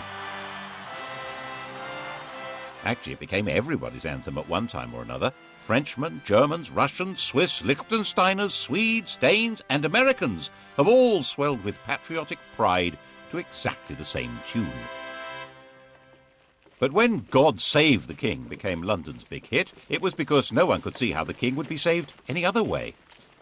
Marshal Wade, the best officer in the government army, said that Scotland was lost and England would fall prey to the first comer. Lord, grant that Marshal Wade may by thy mighty aid victory bring. May he sedition hush, and like a torrent rush, rebellious Scots to crush. God save the King. The rebels took Manchester, then Derby. London trembled, but not as much as the clansmen. They'd marched expecting England to rise in their support and the French to invade. Instead, they had no support at all. Most fundamentally, they realised that the English would never accept a Roman Catholic king. They'd outflanked a large English army, but it was now on their tail, and another was coming up from London. So back they went, and the clansmen were finally slaughtered in their thousands at Culloden in April 1746. Charles hid out for months in the Scottish Islands, hunted through the mountains by troops and with a price on his head, but protected by tribal loyalties until he finally escaped back to France. and the clan culture of the Highlands was systematically and ruthlessly extirpated. Clans were dispersed, their leaders imprisoned or executed, plaid and weaponry and bagpipes were banned. The would-be Charles III made a bizarre secret return to England in 1750, where he converted to Protestantism and expected this would encourage his supporters to have more hope. They were more impressed by his degree of attachment to the bottle. Not so much the king over the water as the king under the table. King George was in no danger now. George also found his other great enemy removed. His son Frederick died in 1751. He'd been hit hard in the stomach by a tennis ball, and the resulting abdominal ulcer burst and killed him. The new heir to the throne was a 12-year-old child, Frederick's son, George. But the great problems of the kingdom were outside the king's grasp. His country was now a great imperial trading power, with huge involvements in India, the East Indies, North America, and the Mediterranean. So was France.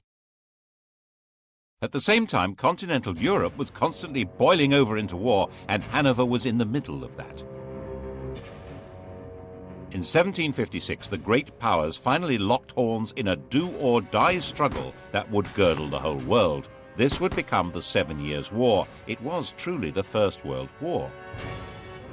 Britain fought in the name of its king, but that king now neither directed policy nor took part in the battles. A new world. In fact, affairs were so far out of the king's control that when he dismissed ministers he didn't like, they came right back again. So far as the English were concerned, this was just how things ought to be. Englishmen were entitled to liberty. The despots were on the other side, Catholic France and Austria. Their whole life, commerce, industry, and fighting force was directed by royal tyrants who ruled over starving and powerless peasants. And on the other side, Protestant Britain, whose commerce was run by men of business, whose industry was directed by free tradesmen, whose army and navy were run by heroes and manned by proud free men, and whose court was the centre of society, not of autocratic power. And that was how many of the British really did see it. Of course, they were also fighting despotic Prussia, but that was a minor detail. The general perception was that this was a war of free Britons against European despots. Poor George died at the height of the war in 1760, and it didn't matter at all.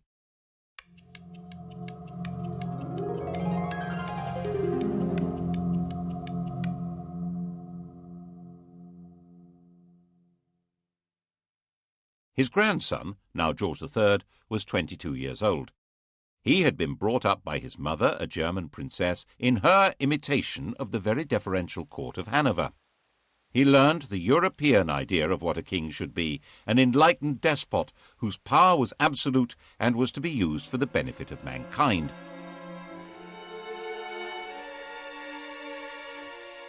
This was, of course, very far from the English notion of kingship, in which the king was the leading figure in society, but whose power was entirely controlled by Parliament. He immediately set to work as a bossy, quick-speaking managerial king, deliberately fogyish. "I will have no innovations in my time. What? He read widely. He was fascinated by machinery and agriculture. He was a man delighted by the agricultural and industrial revolutions, and he was determined to restore the crown to what he saw as its proper position, a position abandoned, in his view, by Georges I and II. Unlike them, he'd been born in England and spoke good English, even if his grasp of grammar was ropey, and he had no old or young pretender to challenge him. At the opening of his first parliament, he declared, "Born and educated in this country, I glory in the name of Britain." Parliament was controlled by one party, the Whigs, effectively an oligarchy of rich men who ran the country by a system of bribery, patronage, and nepotism. George felt that it was his job to improve matters. And so began the most catastrophic reign since James II. If it hadn't been for George III's attempt to turn back the clock, the inhabitants of New York might still be using British passports, and the inhabitants of Los Angeles and Miami, Spanish ones. Now there's a thought. To break the power of the Whigs, he set about creating what was almost his own political party, a group of MPs known as the King's Friends. He took back the power of distributing positions and favours from the government and did it himself, so he soon built up a collection of political dependents. His first objective was to bring an end to the war. He didn't at all share the anti-French views of the Whig Prime Minister, William Pitt. It took a lot of political manipulation, but in 1763, with Pitt removed from power, a peace treaty was signed. By this stage, the war had actually been won. Pitt's policies had resulted in Britain becoming the dominant colonial power in the world. Britain was more or less undisputed ruler of North America, India, the Caribbean, and much besides.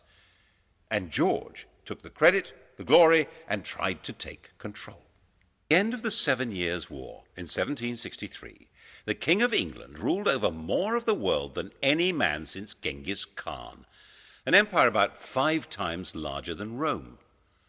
Of course, he wasn't in the position of an Asiatic tyrant, or even your common or garden European despot. His control would have to be through Parliament. His power was limited to choosing ministers, and even that wouldn't work if Parliament and the country wouldn't stomach them, as George kept finding out. His solution was to do all he could to increase his own influence in Parliament, in effect get stuck right into political intrigues. Since it was illegal to report parliamentary debates, people became very suspicious of what was going on. He spent huge sums on trying to influence elections and would even personally go out canvassing. On one occasion, for instance, bustling into a draper's shop, saying, "The Queen wants a gown, wants a gown," announcing who to vote for, and rushing out again. And since George was closely engaged in politics, people naturally blamed him personally when things went wrong. When Parliament rejected a bill that would have helped the Spitalfields weavers, the weavers marched off to find the king at Wimbledon. Shades of the Peasants' Revolt. George listened to their complaints and persuaded them to go back home.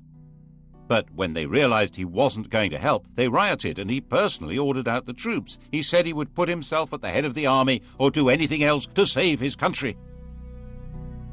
He also had a hand in creating the notorious Stamp Act of 1765, which tried to make the English colonists in America pay a tax on paper.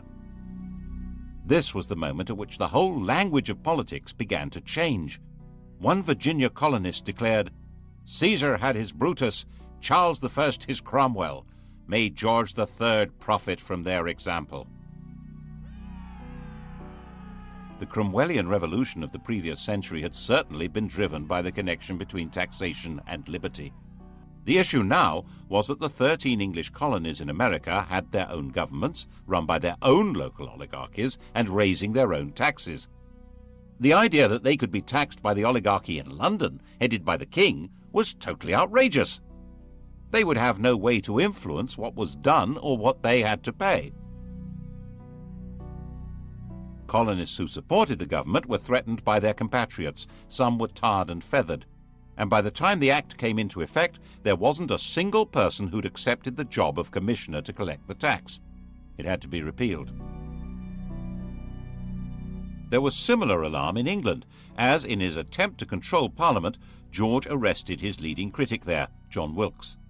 Mobs rioted in the name of Wilkes and liberty and threatened the king. Wilkes was released, and it was established that there was a legal right to report and criticise what happened in Parliament. But by 1770, he had created the political system he wanted. The political parties had collapsed, and he had a docile chief minister, Lord North, with a parliamentary majority through whom he could run things the way he thought they should be. George liked running things. Popularly known as Farmer George, he took a very close interest in modern farming methods, developing animal breeds and new crops.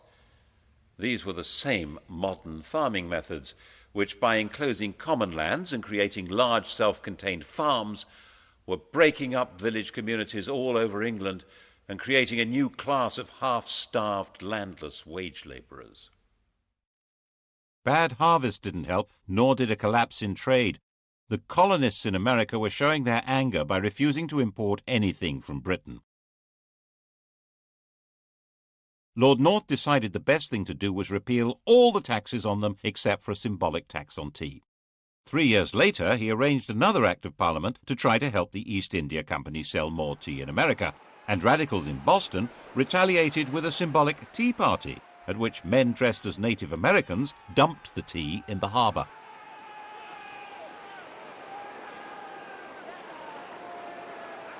The reaction in England, stirred by the popular press, was that the colonists must be punished. George certainly shared that view. Blows must decide whether they are to be subject to this country or independent. Misunderstanding the strength of feeling and of organisation against them, the government tried to use too little force and triggered a full-scale rebellion. The rebel colonists proclaimed their independence in 1776, and with the backing of a large part of popular opinion in England, George was determined to fight them and crush them. The result, as many less warlike Englishmen had been warning, was disaster for England. Even Lord North wanted out, but George was in charge. The American Revolutionary War became a campaign not against unjust government or English rule, but against the very principle of monarchic government. George's determination to be active in government and place himself at the heart of politics created a new republican movement, a language in which to attack the rule of kings.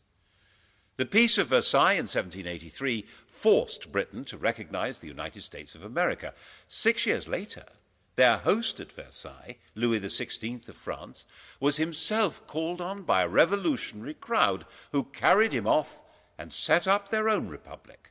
The process of destroying monarchy was underway. Did George understand what he'd done? He certainly fretted about the American disaster, and perhaps it was his own sense of failure that made him display signs of mental disturbance in 1788, talking incessantly and behaving oddly. His doctor thought making him bleed would help. When that failed, the Prince of Wales took over the treatment. The Prince of Wales was 26 years old, a dashing, if rather fat, man about town, and in the grand tradition of their Hanoverian ancestors, King George and his son hated each other. The prince lived in the house bought for his mother, the Duke of Buckingham's magnificent home near St. James's Park. It was still called Buckingham House. He liked it so much he eventually built a rather dull palace round it.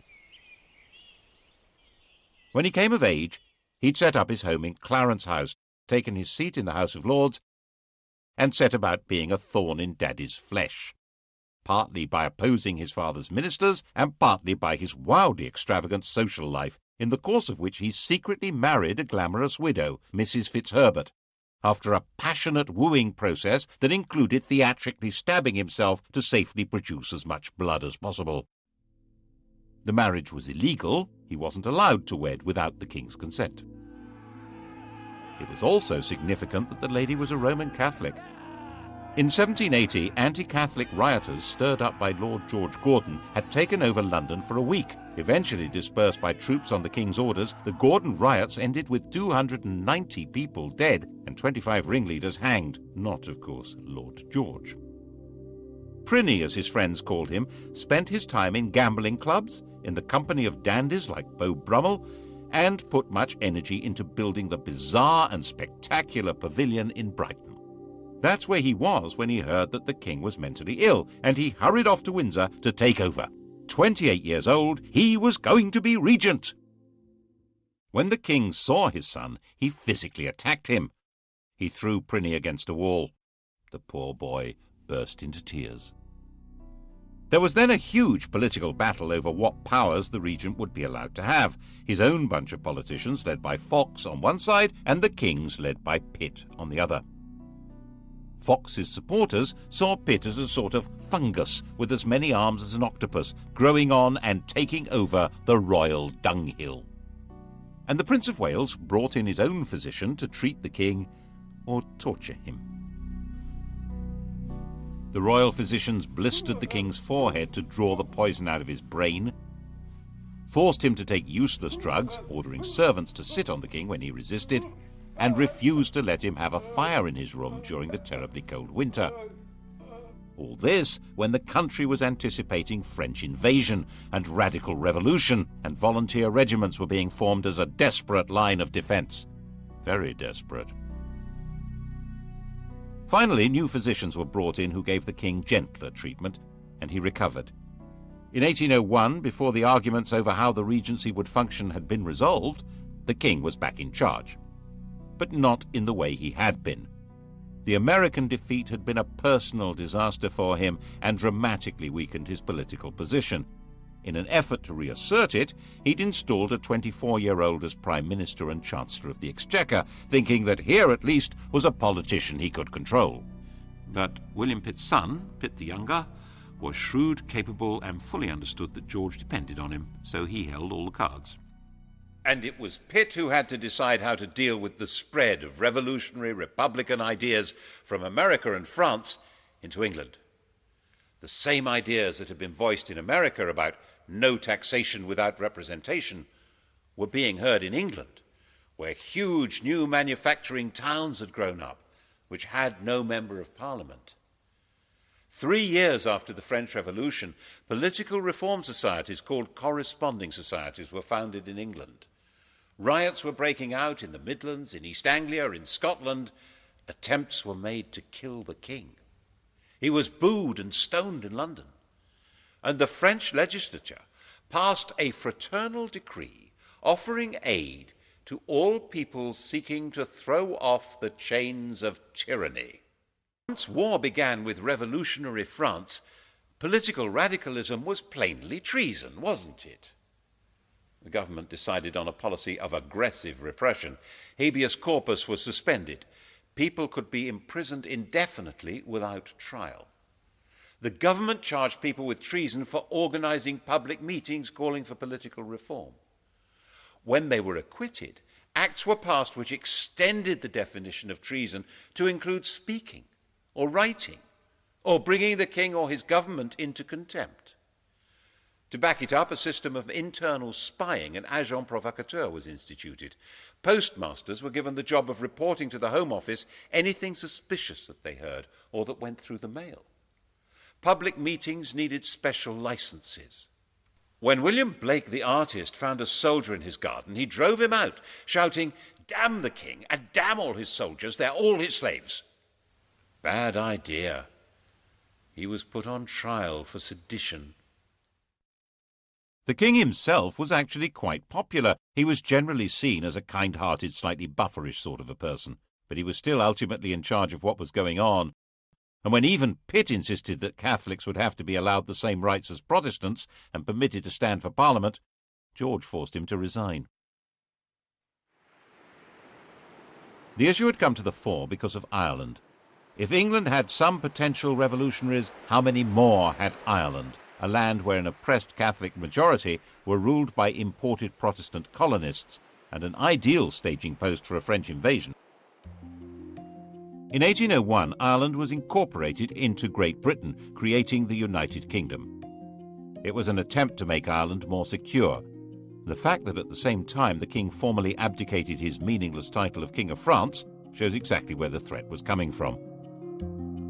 But if Ireland was to be truly united with England, there would have to be Catholic emancipation. And King George wouldn't have it.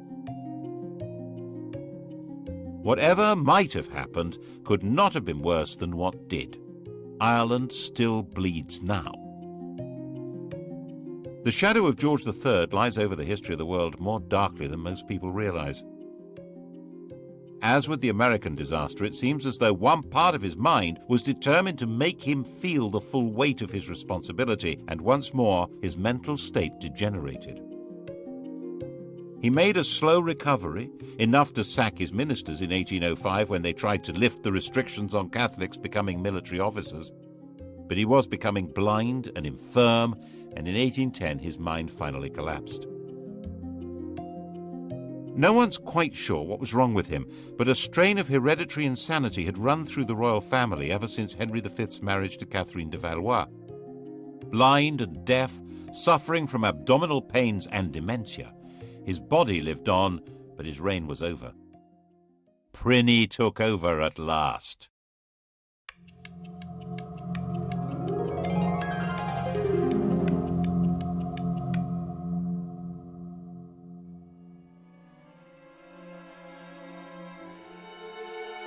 By this time, European monarchy had been transformed.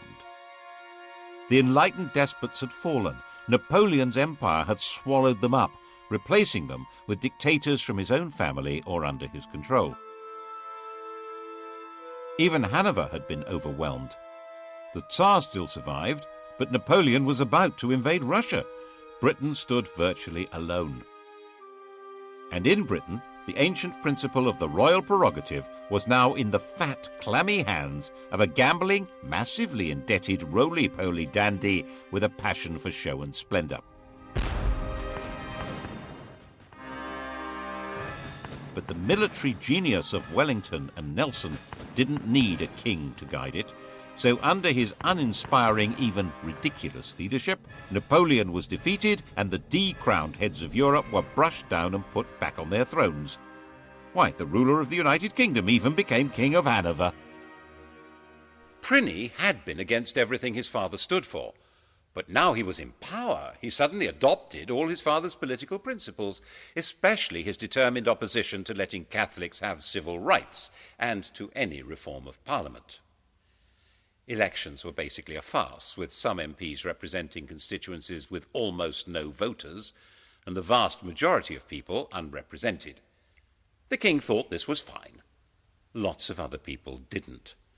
And this became a desperate issue in the years after the Napoleonic War. There were thousands of unemployed ex-soldiers. There was an agricultural depression made worse by the terrible summer of 1816, and there was increasing unemployment due to the use of new machinery. And the Prince of Wales's appetite for luxurious silverware and furniture grew mountainous. Graffiti appeared saying "Death or the Regent's head." At the end of 1816, there was a full-scale riot in London aimed at setting up a radical government. The next month, the Prince Regent's carriage was mobbed on his way to open Parliament. The grim apparatus of repression was revived. The death penalty was restored for unlicensed public meetings. Printers of seditious material were to be seized. There was plenty of seditious material. The Prince Regent was a laughingstock. The flood of caricatures and satires was unstoppable. His extravagance was spectacular. A few years earlier, the government had agreed to clear his huge debts on condition that he made a legal marriage. The victim selected was his cousin Caroline of Brunswick, a charming, friendly and unassuming young lady who was also a bit of an exhibitionist. He spent the wedding night drunk. After 9 months to the day, Caroline gave birth to a daughter, but by then her husband had long abandoned her. He devoted himself to the pursuit of motherly mistresses and treated Caroline with a cold brutality which really defined his personal style. He was more of a pasha than a regent, and the Brighton Pavilion made that declaration loud and clear. George III finally died in 1820, having notionally reigned for 60 years, the longest reign until Victoria. And he was 81, the longest life of any British ruler so far.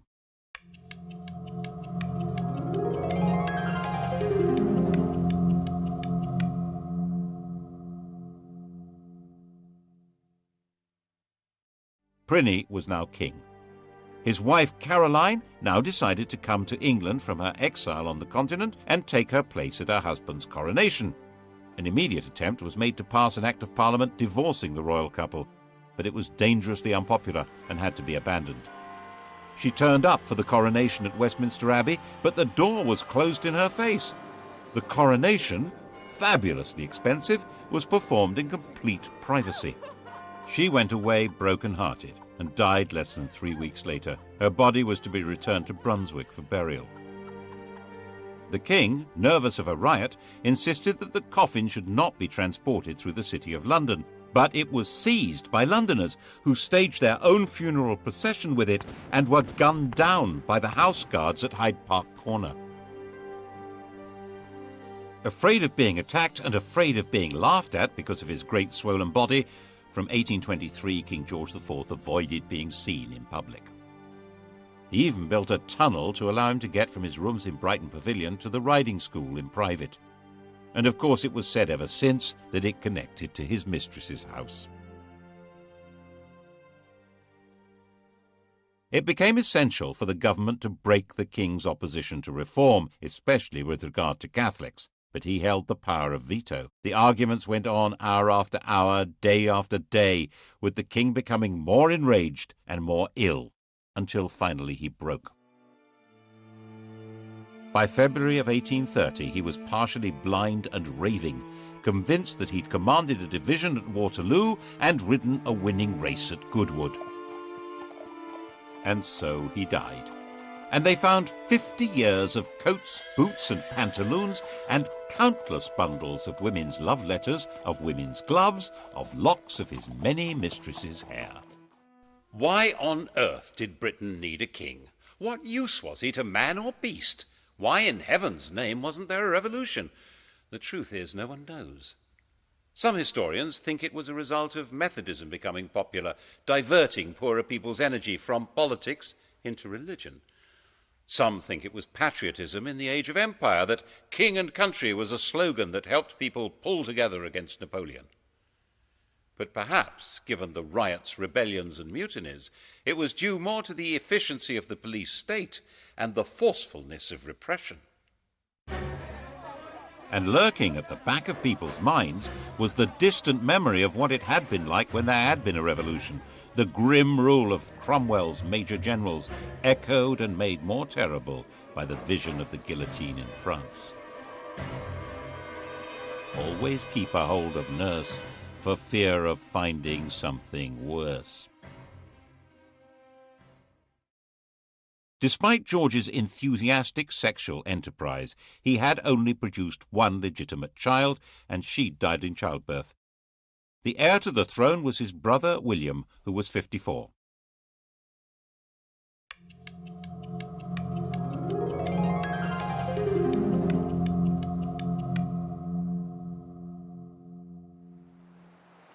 He had been sent into the Navy as a young man, where he developed into a severe disciplinarian and a stickler for etiquette. After he left, he took an actress, Mrs. Jordan, as his mistress, had lots of illegitimate children, and was given to making tactless speeches with not much intelligence. He eventually had made a royal marriage to another German Protestant princess, and Mr. King and Mrs. Queen lived at Bushey to the north of London, like a quite ordinary couple. William insisted that his coronation should only cost 1/10 of his brother's, and he was known to give people a lift in his carriage. All this made him rather popular, but when it came to parliamentary reform, he turned out to be as resistant as any other Hanoverian king. By now the popular pressure for changing the voting system into something more representative was virtually irresistible, giving more men the vote, having MPs for the new towns and secret ballots. This would give the Commons more power, so the House of Lords was resisting it, and William sided with them. By 1832, there seemed a real possibility of civil war or revolution. It's possible that if the royal family were part of the aristocracy, as in every other country with a king, that would have happened. But the king and queen had their family roots in Germany, and there was no natural alliance between them and the great aristocratic families. William was weak and was forcefully persuaded to give way, and Britain was started on the road to democracy. After the Reform Bill of 1832, with no more rotten boroughs and greatly reduced scope for electoral corruption, it was no longer possible for the king to play politics inside Parliament to the same extent. The monarchy would now be forced back into its constitutional box, and it was no longer sufficiently dangerous to be worth the trouble of a revolution. When he died in 1837, William's legitimate children were already dead. The heir to the throne was the daughter of his brother Edward, a young girl of 18. She would make a demure and pretty little queen who could leave the business of running England to the professionals. Couldn't she?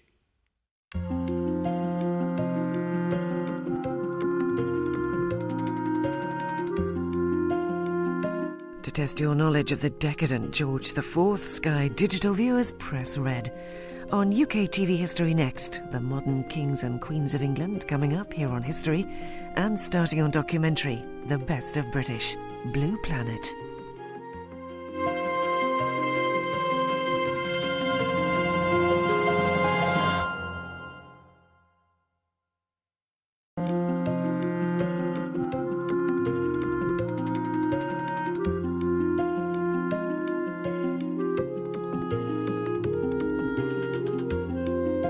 The story of the kings and queens of England is more surprising than you might think. It's a fine drama, 1,000 years of tales of lust and betrayal, of heroism and cruelty, of mysteries, murders, tragedies, and triumphs. Oh, you're probably thinking that applies to medieval kings, all right, but this programme's about the modern monarchy, from Victoria to the home life of our own dear Queen, and there's not much of that sort of thing going on here. Oh, really? Keep watching. What, you may wonder, did lust have to do with the matronly Queen Victoria? Well, she was young once, and her husband, Prince Albert, gave his name to more than just a bridge, a concert hall, and a memorial. No other British royal has a body piercing named after him. And we can't show you where the ring goes in a Prince Albert, you'll just have to guess. Kept Victoria happy, 9 children. And this isn't only a collection of royal trivia for the tabloids. We can reveal for the first time on television that the present Queen's grandfather, George V, actually took over the running of the country, secret personal rule, for a few days in 1931. He believed it was the only way to save the country from revolution. Most of the papers relating to this are still hidden. How much do we really know about what goes on? In 1867, Walter Bagehot wrote a book on the British Constitution which said that it had 2 parts, the efficient part and the dignified part. The dignified part was headed by the Queen. It was a piece of theatre whose only purpose was to make people feel loyalty. The actual power was entirely held by the efficient part, which he said was a secret committee called the Cabinet. Everyone believed Bagehot's book. The government encouraged people to believe it. So did the royal family, then and now. Well, they would, wouldn't they? The truth has been rather different. Obviously, when the 18-year-old Victoria came to the throne in 1837, she wasn't in much of a position to try to run the country. She'd had a rather odd upbringing. Her father had been a brother of George IV and William IV, but he'd died when she was a baby. Her mother was a straight-laced German princess who was determined that her daughter should not be part of the disreputable life of the court, or murdered, as her mother thought possible, by one of her terrible uncles who wanted the throne himself. She was brought up in isolation in Kensington Palace, which in those days was rather cut off from London. Her main interest on becoming queen was to finally cut free of her mother and supervisor and move out of her mother's bedroom. And when she was 19, she fell hopelessly, utterly in love with her first cousin, the 20-year-old younger son of the Duke of Saxe-Coburg-Gotha. He's excessively handsome. Such beautiful eyes. My heart is quite going. He certainly tried hard to look good. That notorious ring piercing, if it did exist, no one can be quite sure, was attached to a chain to assist in smoothing the line of his breeches. They married in 1840. She wasn't hugely popular at the time. Headstrong, willful. She actually blocked a change of government because it would have upset her domestic arrangements. The Prime Minister, Lord Melbourne, had given her the wives and daughters of his own supporters as the ladies of her bedchamber. When his Whig government fell and Robert Peel came to power, Peel insisted that the Queen should replace at least some of the ladies so that the court wasn't a complete one-party state. Victoria refused. Peel felt forced to resign, and Melbourne came briefly back to power. People didn't like what she was doing. They didn't like her. And they didn't like the stiff German, Prince Albert. Peel came back to power and refused to grant him much more than half the allowance Victoria demanded, saying that people were very hard up, which they were. The position of the throne seemed pretty shaky. It didn't seem likely that this would become the most secure and richest monarchy in the world. How did that happen? When Victoria came to the throne, all she had as her own was the revenue of the Duchy of Lancaster, £27,000 a year. The Sunday Times rich list for 1990 showed Elizabeth II as being worth £6.7 billion. That's nearly 10 billion in today's money. The richest person in the land by a huge margin. It's true that the latest rich list shows her being worth a mere 250 million. Has she lost 97% of her money on the horses? Did she give it all away to charity? No. The latest figure is a guess, based on an instruction to the Sunday Times not to count anything she holds on trust for the nation. Obviously, she can't sell the crown jewels and pocket the proceeds, but actually, most rich people hold much of their wealth in trust, yet it's still treated as theirs, because they have the use of it. The royal move into profit began when Albert took charge of the royal finances. He wasn't allowed to be king. There was deep suspicion of him. But Victoria let him manage her affairs, and he did an astonishing job of it. The royal household was an incredible Gothic ant heap. To clean a window in Buckingham Palace was a job for the Lord Chamberlain's staff. Unless it was a kitchen or scullery window, then they had to call on the Lord Steward. And neither could touch the outside of the glass, which was looked after by the Office of Woods and Forests. Laying a fire was the Lord Steward's job, but lighting it, the Lord Chamberlain's. As their staff were not on good terms, the Queen froze. Other palace staff were paid for jobs whose very purpose and even existence had been forgotten. Enter Albert with boiling water and a hatchet. He sorted that lot out and cut Victoria's costs dramatically. He had a huge capacity for work and organisation, so when he came up with the idea for a great exhibition of the world's arts and industry, no one should have doubted that he could make it happen. Of course, they did doubt it. They had no confidence in the exhibition hall, the Crystal Palace, a giant greenhouse erected by a gardener. And when they realised that thousands would congregate there, they thought that it would be a rallying point for revolutionaries. The opening of the Great Exhibition on May 1st, 1851, was a thrilling day for the nation and for Victoria. The royal couple began to be viewed with some enthusiasm, and it was quite understandable that the next year an eccentric miser should leave the Queen £500,000 in his will. Albert's influence in government rose visibly, which of course soon put an end to his popularity. By 1854 it was generally believed that Albert the Foreigner was a traitor in league with Russia, forcing loyal ministers out of office.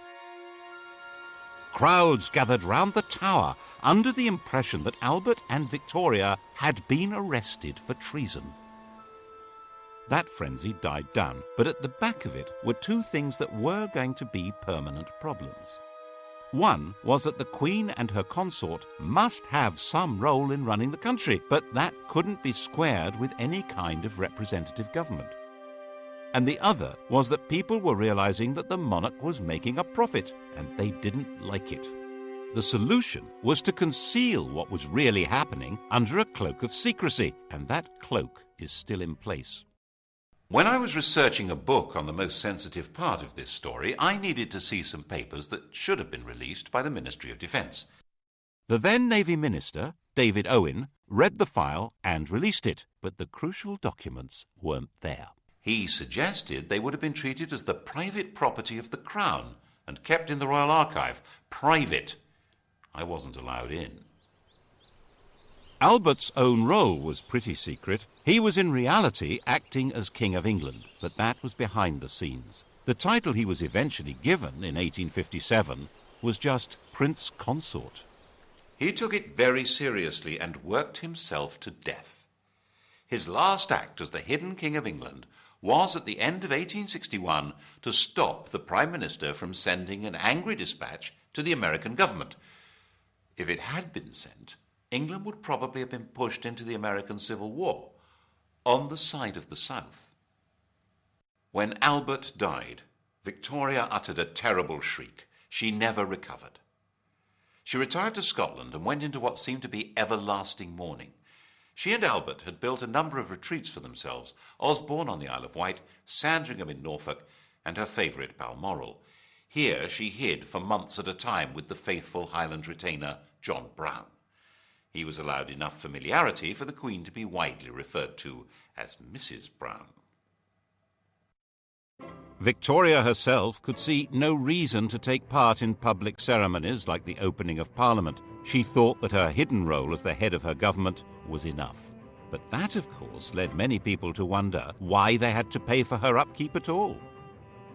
She received, as she had done from the start of her reign, £385,000 a year from the government. It was more than she needed. Her court was nowhere near as expensive as, for instance, George IV's had been. And without her being visible, many people could see no point in her having this money. By the 1870s, there was a strong Republican movement expressing itself in newspapers, large public meetings, and in Parliament. The nature of the country was changing dramatically. New industrial cities were darkening the landscape with smoke and soot. A new kind of society was forming, a society of factory workers and low-paid artisans, of builders and miners and metal workers. These were people outside the political world, with no natural attachments to traditional political structures. And there were a lot of them. The anti-royalist head of steam built up every time Parliament was asked for extra grants to Victoria's children when they came of age or married. But in fact, it was very probably these children who saved her throne. No British statesman wanted to see the royal family given its marching orders when their marriages offered such a useful back door into the chancelleries of Europe.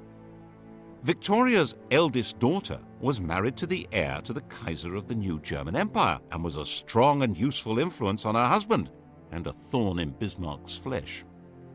The heir to the British throne, Albert Edward, had married Alexandra, daughter of the King of Denmark and sister of the King of Greece. The Greek crown had actually been offered to another of Victoria's sons, Alfred. The Greeks had sacked their own king and held a national vote on who should get the throne.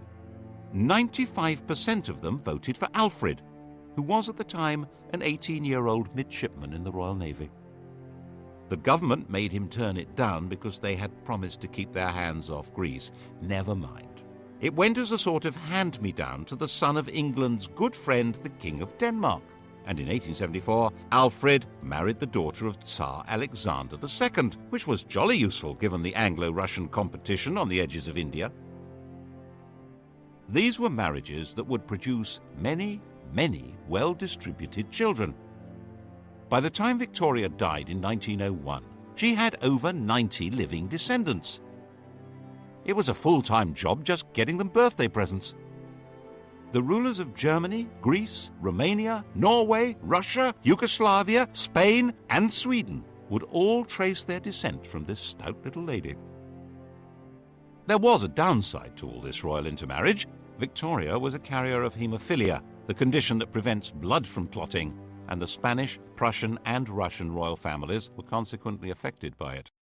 But even if the British government had known about that, they wouldn't have shed many tears over it. As a system for exercising influence abroad, the monarchy was well worth the money. It also ought to have the advantage at home of inducing people to be loyal to their country even if they detested its government, which was obviously very useful if you ran that government. But to sell monarchy to the British public, that monarchy needed rebranding. Enter, in 1867, a new Tory Prime Minister, Mr. Disraeli. Just the man to do it.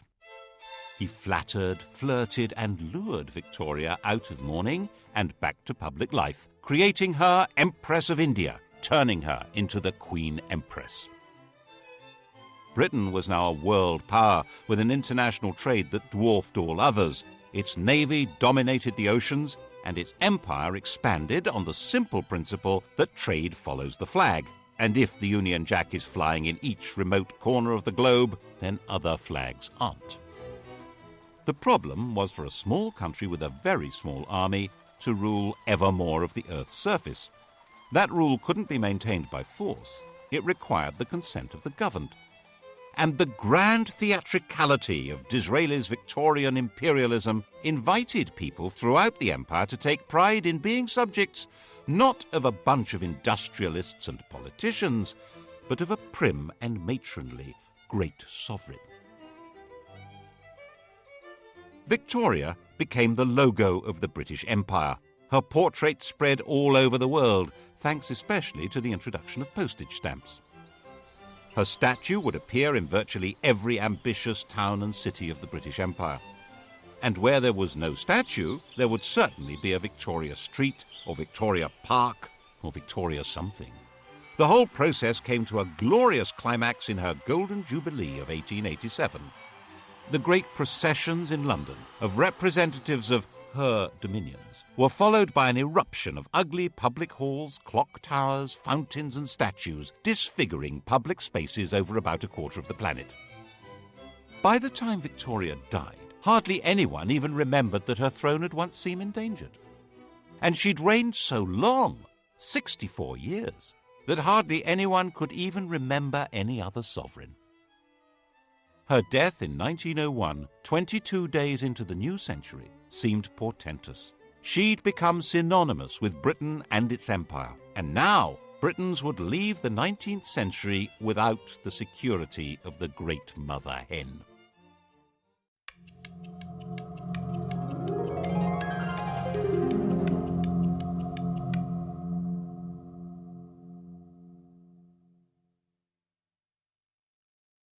Victoria would cast a long shadow. Elizabeth II, coming to the throne 51 years later, would be the first of her successors who had no personal memory of her. Her oldest son, Albert Edward, the new King Edward VII, was already 59 years old. The funeral of the Queen Empress and Edward's coronation involved a huge invention of traditions and ceremonies. And in this atmosphere, it's not surprising that Edward was granted an annual allowance even greater than Victoria's. A few voices said that it was unnecessary for the king to have as big an income as Andrew Carnegie, the Bill Gates of his day, but no one took much notice. Edward had been given a miserable and oppressive childhood. Victoria had measured him by the impossible yardstick of her hero worship of the perfect man, his father. Naturally, young Bertie had rebelled. Of course, his first visit to a prostitute shocked his parents deeply. It happened to be followed by Albert's fatal illness, which Victoria had inevitably blamed on her wicked son. She had arranged his marriage shortly afterwards in the hope that domestic discipline would rein him in. Princess Alix of Denmark was beautiful, but she was also deaf and dull company. With nothing much else to do, Bertie had become the living epitome of the life of the Belle Epoque, a life of champagne drinking, cigar smoking, horse racing, gambling and entertaining showgirls and pretty married ladies. He was naturally drawn to the company of outsiders, not just shady characters, but Jews and Catholics, bankers and foreigners, and he was outspokenly outraged by the casual racism of the empire.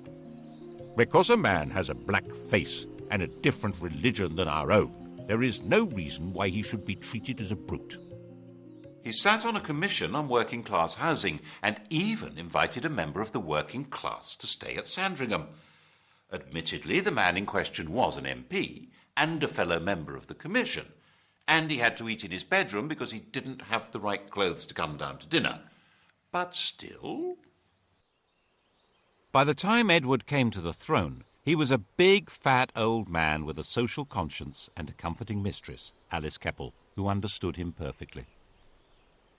Edward saw himself as something like a nursery rhyme monarch, magnificent and jolly, caring and helpful.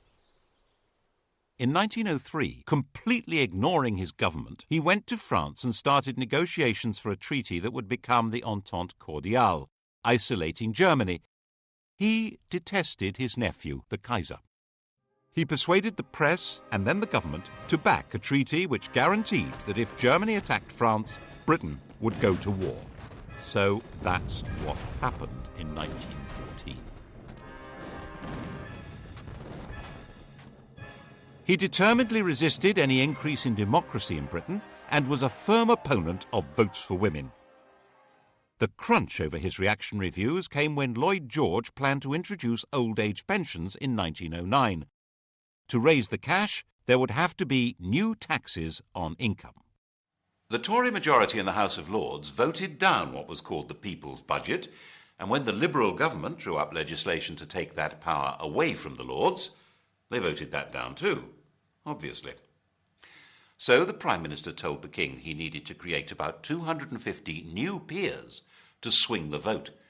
Edward was not enthusiastic. Would he actually defy the government?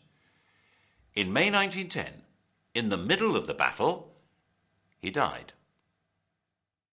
In 1910, Edward's 44-year-old son George inherited the throne.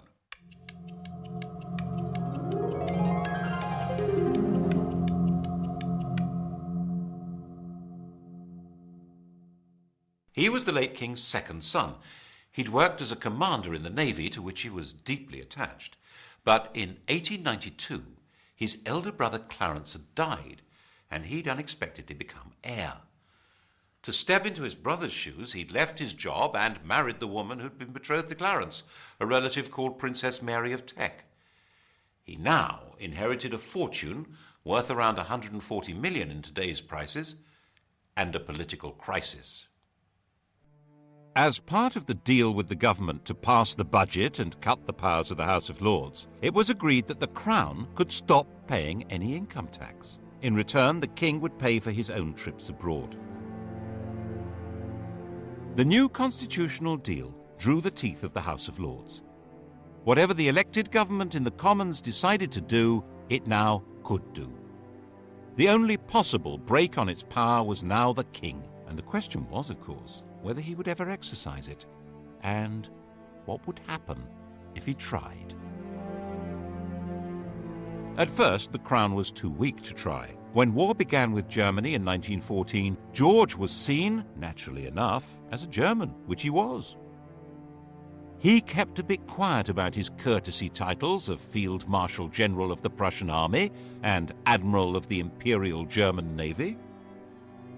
To make himself seem more British and therefore more secure, in July 1917, George felt forced to change his family name from Saxe-Coburg-Gotha to Windsor and stop being a German prince and Duke of Saxony. Revolution was a real danger. Cousin Nicky, the Tsar of Russia, was deposed in February 1917. The new Russian government asked Britain to give him asylum, and Lloyd George agreed to it. But King George was terrified of being associated with a man now labelled tyrant by revolutionaries, so he forced the government to withdraw the offer. The Bolsheviks took over Russia in October, and Nicholas and his family were slaughtered.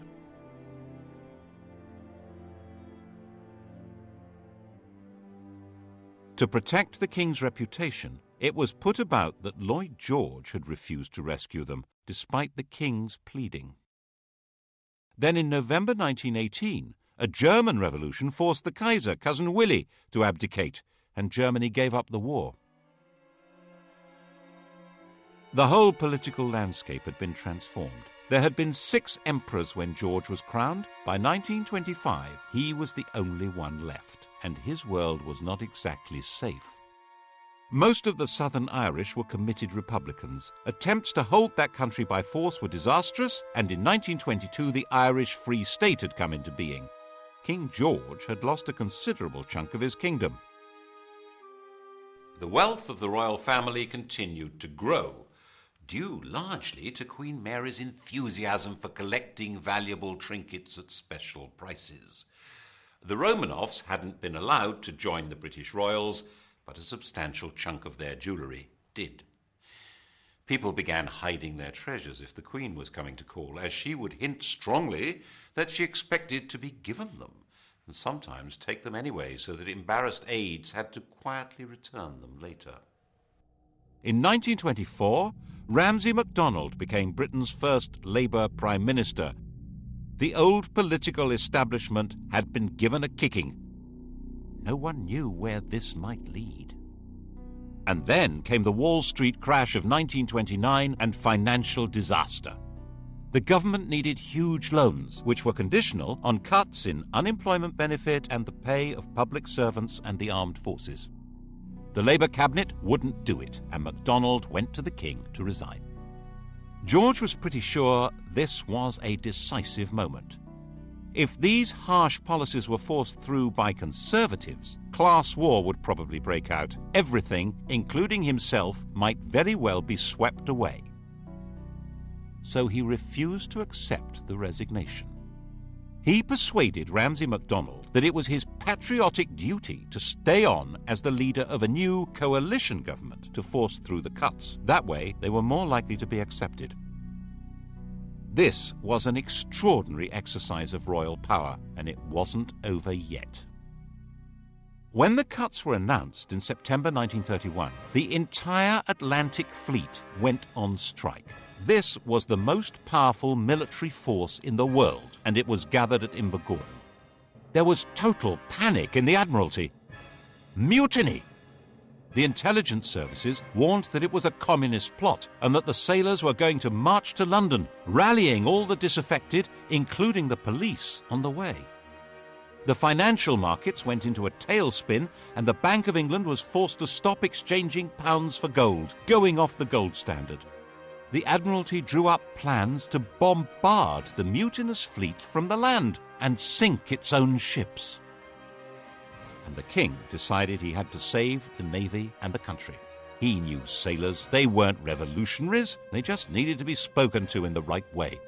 In complete secrecy, he took control, appointing a retired admiral to deal with the situation.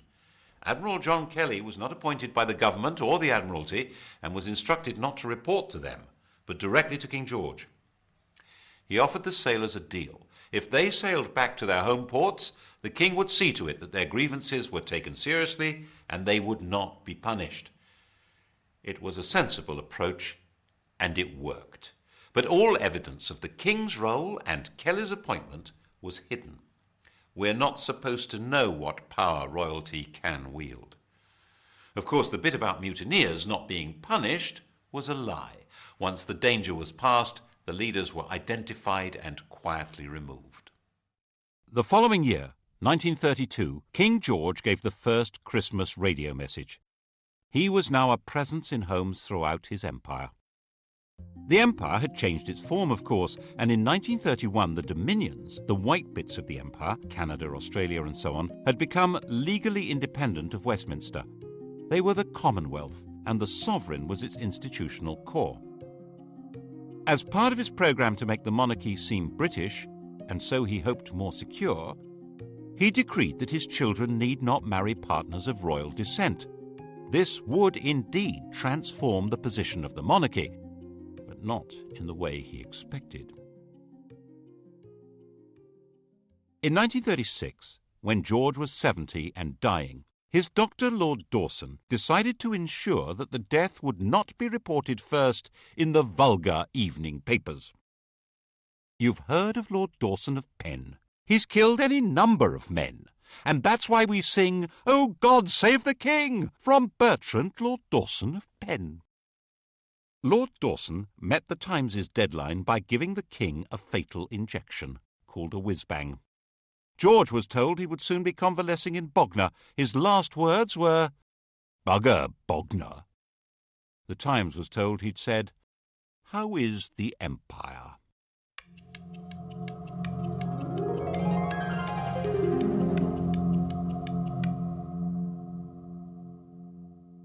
His successor, his son Edward, was 38, the poorly educated child of rather dysfunctional parents. The Queen had been completely distant, and King George famously said, "My father was frightened of his father, I was frightened of my father, and I'm damn well going to see to it that my children are frightened of me." Edward had escaped by travelling widely, and as the world's most eligible bachelor enjoyed affairs with a number of married women, culminating in the love of his life, the twice-married, elegant American Wallis Simpson. At the time of Edward's succession, the affair was in full swing, and her husband had resigned himself to a divorce. The British press completely censored the whole subject, while the rest of the world was fascinated by it. Edward insisted that he was going to marry Wallis and make her queen. The Prime Minister and the Archbishop of Canterbury said the country wouldn't stand for it. Were they right? Probably not. Edward was actually pretty popular. He wanted to go on the radio and appeal to the nation, but he wasn't allowed to do that. He was told it would be unconstitutional. Without a written document, the Constitution is what the government can get away with. They had their reasons.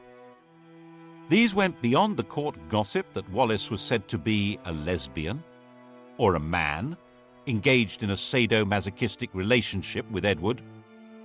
The crucial issue wasn't even that the head of the church shouldn't marry a divorcee, or that secret investigators had reported that Wallis Simpson had 2 other lovers, a car salesman and an Irish peer. The real reason only came to light in 2002. Secret documents show that the FBI told the British government that Wallis had another lover, the German ambassador von Ribbentrop. In fact, the FBI said she was a Nazi agent. That was why the government insisted Edward must give her up to keep the throne. Edward chose love rather than the crown. He abdicated and took Mrs. Simpson to live in France. The coronation went ahead, but with his brother Albert sitting on the throne.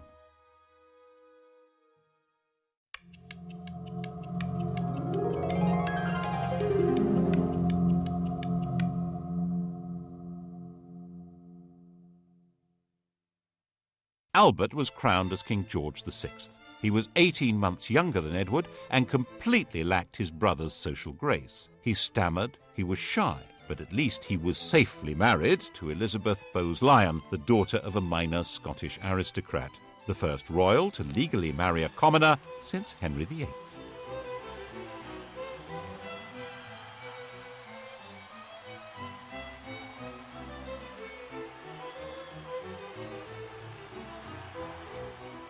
George didn't have much in the way of winning ways, but his wife, enraged at what Edward had done, was determined to help him through.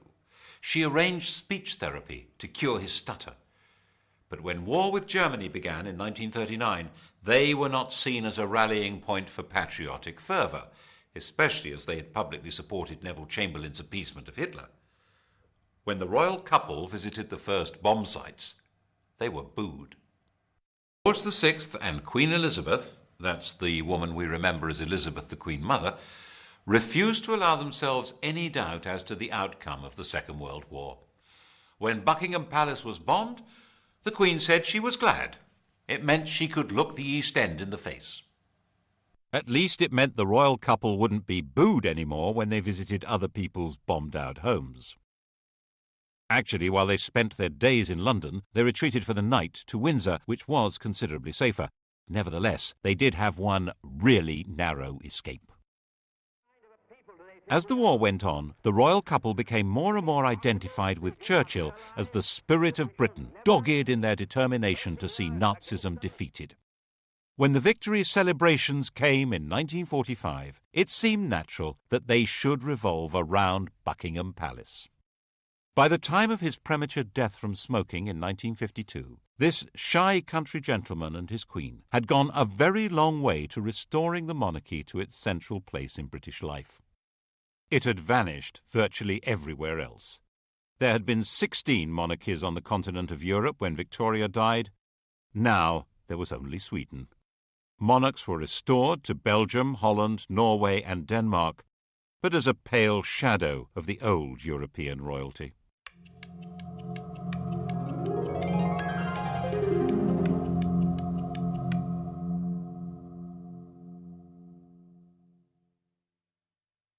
The new queen, the 25-year-old Elizabeth II, seemed to be a fairy tale remnant of a lost world of glamour. Her coronation was a celebration of pageantry itself in a country that was a vast bomb site. 4 houses out of 10 had been damaged or destroyed. It was even shown on the new medium of television, though the Archbishop of Canterbury feared men would watch in pubs without removing their hats. By her side in the coronation coach rode her husband. Like Albert, he would never be crowned. Philip, Duke of Edinburgh, was from the Greek and Danish royal house of Schleswig-Holstein-Sonderburg-Glucksburg. He had no surname. He was given the name of one of the branches of Elizabeth's family, Mountbatten. There was no question of the Queen becoming a modest suburban sovereign like the restored European royals. George's widow was sure her daughter should be regal and grand. Royalty required flunkies and castles and palaces and golden coaches. She herself made do with 6 cars, 3 chauffeurs, 5 chefs, 2 pages, 3 footmen, 2 dressers, and 30 secretaries, maids, treasurers, and housekeepers. And she was absolutely dead set against royalty paying tax. For a long time, this was met with an extraordinary degree of complicity from the governments of the day. In 1947, when Labour came to power, amid all the nationalisations and the class war declarations of "we are the masters now," had come an agreement that the government would take over the cost of running Buckingham Palace. Now the Conservatives said the government would take over the cost of the royal train and royal visits abroad, and freed the Queen from paying tax on property, apart from rates on Sandringham and Balmoral. In Edward Heath's time as Prime Minister, it was officially stated for the first time that the Queen pays no tax. In 1973, she was exempted from the new Companies Bill that could force shareholders to identify themselves even if they hid behind the names of nominees. Her shares are hidden in a company called the Bank of England Nominees, which can only be used by heads of state and is uniquely exempt from disclosure laws. And in 1965, when a Labour government introduced capital gains tax, they declared that the Queen is exempt. Under these arrangements, immense and unknowable riches were built up. She has, for example, 600 works by Leonardo da Vinci. We're told these riches are not really hers because she's not free to sell them, but most of the royal collection is never publicly displayed. Why? Whose interest is being served? It obviously means the monarchy can put on a heck of a show that goes far beyond their demand on the public purse, and they don't need to run the risk of asking us to fund the whole thing from taxes. We each contribute 61 pence a year at the last count. That money, just over £36 million, is not enough to put on the grand regal show which the British monarchy seems to be about. Certainly, for a very long time, it was simply not permitted to suggest that the monarchy should be anything less than grand. In 1957, Lord Altrincham wrote an article arguing for a modernised monarchy. He called the court complacent and out of touch, said the Queen was a priggish schoolgirl, and said that the monarchy should not be, as it was, intimately associated with the upper classes. Wow!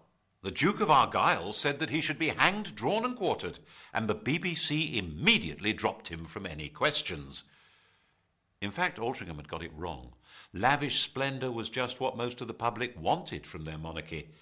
They would have despised a queen on a bicycle. They wanted to be deferential. They probably still do. And there were 20 more years of this kind of thing to come. In 1977, the year of the Queen's Jubilee, the Sex Pistols' anthem "God Save the Queen and Her Fascist Regime" was banned from being broadcast, even when it outsold all other records. The puzzle becomes even more intriguing when you look at the apparently shrinking role of the Crown in public affairs. The imperial title had already disappeared in the days of George VI, when India and Pakistan became independent. The empire became the Commonwealth, and of the 58 past and present members of that vague organisation, only 16 have Elizabeth as their head of state, and falling. Why did it matter so much to protect and sustain royalty? Partly, perhaps, it's more to do with the Queen herself than the institution of monarchy. Elizabeth I, Victoria, Elizabeth II, the rule of elderly matriarchs seems to be particularly proper to the English. And it may provide important social glue. As the population of Britain became more heterogeneous, with substantial immigration from Commonwealth countries by people who feel excluded from political life and often from the legitimate economy, perhaps there was a hope that the Queen would be a focus of patriotic attachment. After all, she's the linchpin of the Commonwealth, its graciously enthusiastic figurehead. And promoting the image of a glamorous and golden royalty above and outside politics that is synonymous with Britain may be a very useful way of creating legitimacy for a state that might otherwise look rather shabby. The last great moment of this Mrs. Camilla Parker Bowles, Alice Keppel's great-granddaughter. Diana said that on the honeymoon he was more interested in reading 8 books by Laurens van der Post than in her, and he wore Charles Camilla cufflinks. And when she became distressed, she felt strongly that the royal family turned against her. In 1992, it all blew apart in what the Queen called her annus horribilis. Her second son, Andrew, separated from his wife Sarah Ferguson, who was pictured topless being kissed by her financial advisor. Her daughter, Princess Anne, divorced Captain Mark Phillips. Charles and Diana split up, with spectacular accusations being made in the press and on television. And Windsor Castle caught fire. That was when the ground really began to shift. At least when it was explained that the £40 million repair bill would be paid by the public. There was a huge collective breath of, "No, it won't." And so the Queen decided it would be much the wisest thing to offer to pay 70% of the cost. She opened up some of her homes to the public to raise the cash. There was still astonishingly little direct criticism of the Queen. In an age when television and the press have the power to pull down anyone, the Queen and her mother were treated with respect, even devotion. But the rest of the royal family had become fair game and were subjected to a ferocious assault of public humiliation. Why did we support the royal family and all their wealth? Why were we giving them all this money? The press pack was baying at their heels. That's when the Queen agreed that she should voluntarily start paying income tax and refund the parliamentary allowances received by other members of the royal family. But things didn't get any better. And the Queen herself began to be criticised in 1997 when Princess Diana was killed in a car crash in Paris. We all remember the shock and horror and the debate about the lack of public reaction by the senior members of the royal family. There was a widespread feeling that at that moment they were not in fact part of the nation. Was the programme started by George V of integrating the monarchy into the life of the nation coming unravelled? Instead of the monarch playing the role of warning and advising the Prime Minister, which is supposed to be her constitutional role, the Prime Minister warned and advised the sovereign to take public action. She had to be seen to grieve, or the monarchy itself might be in danger. And now we wait to see what happens next. The heir to the throne and his mistress are forever tainted with the image of the princess that was publicly destroyed. The Queen is an old lady, with a reign that begins to rival Victoria's in length. Can anyone be certain that the country would accept her son as king? There's always been a bargain at the heart of monarchy in this country. The monarch has always been dependent on the people. That bargain has been the key to survival. It began when William the Conqueror realized that he and his friends couldn't actually run a country where they didn't speak the language or know the laws, traditions, or even the geography. It was restated in a series of crises in which monarchs who tried to rule without consent were simply dumped. Matilda, Jane Grey, Richard Cromwell, James II. And to give that consent, people need to feel that the sovereign is entitled to be there and respects laws even though no court can enforce them. Laws which today probably include having to pay tax. Partly, of course, the institution is sustained by the character of the Queen herself. Faced with enormous pressures and a job from which there is no possibility of rest, she has retained a calm resilience and exquisite constitutional carefulness which guarantees her a respectful place in history. Then what? The British monarchy is certainly a great addition to the gaiety of nations. Partly as a soap opera, partly as a walking, talking anachronism that makes other heads of state visibly uneasy. But it does come at a price.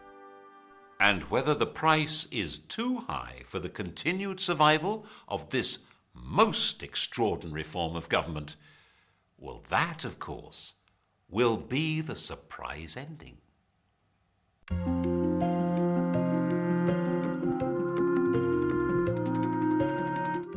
Spend this Sunday evening exploring ancient Egypt, beginning with Michael Wood's Top 10 Sites. That's tonight from 6. Coming up, the story of the strongest, sharpest blade that's ever been made, a decisive weapon.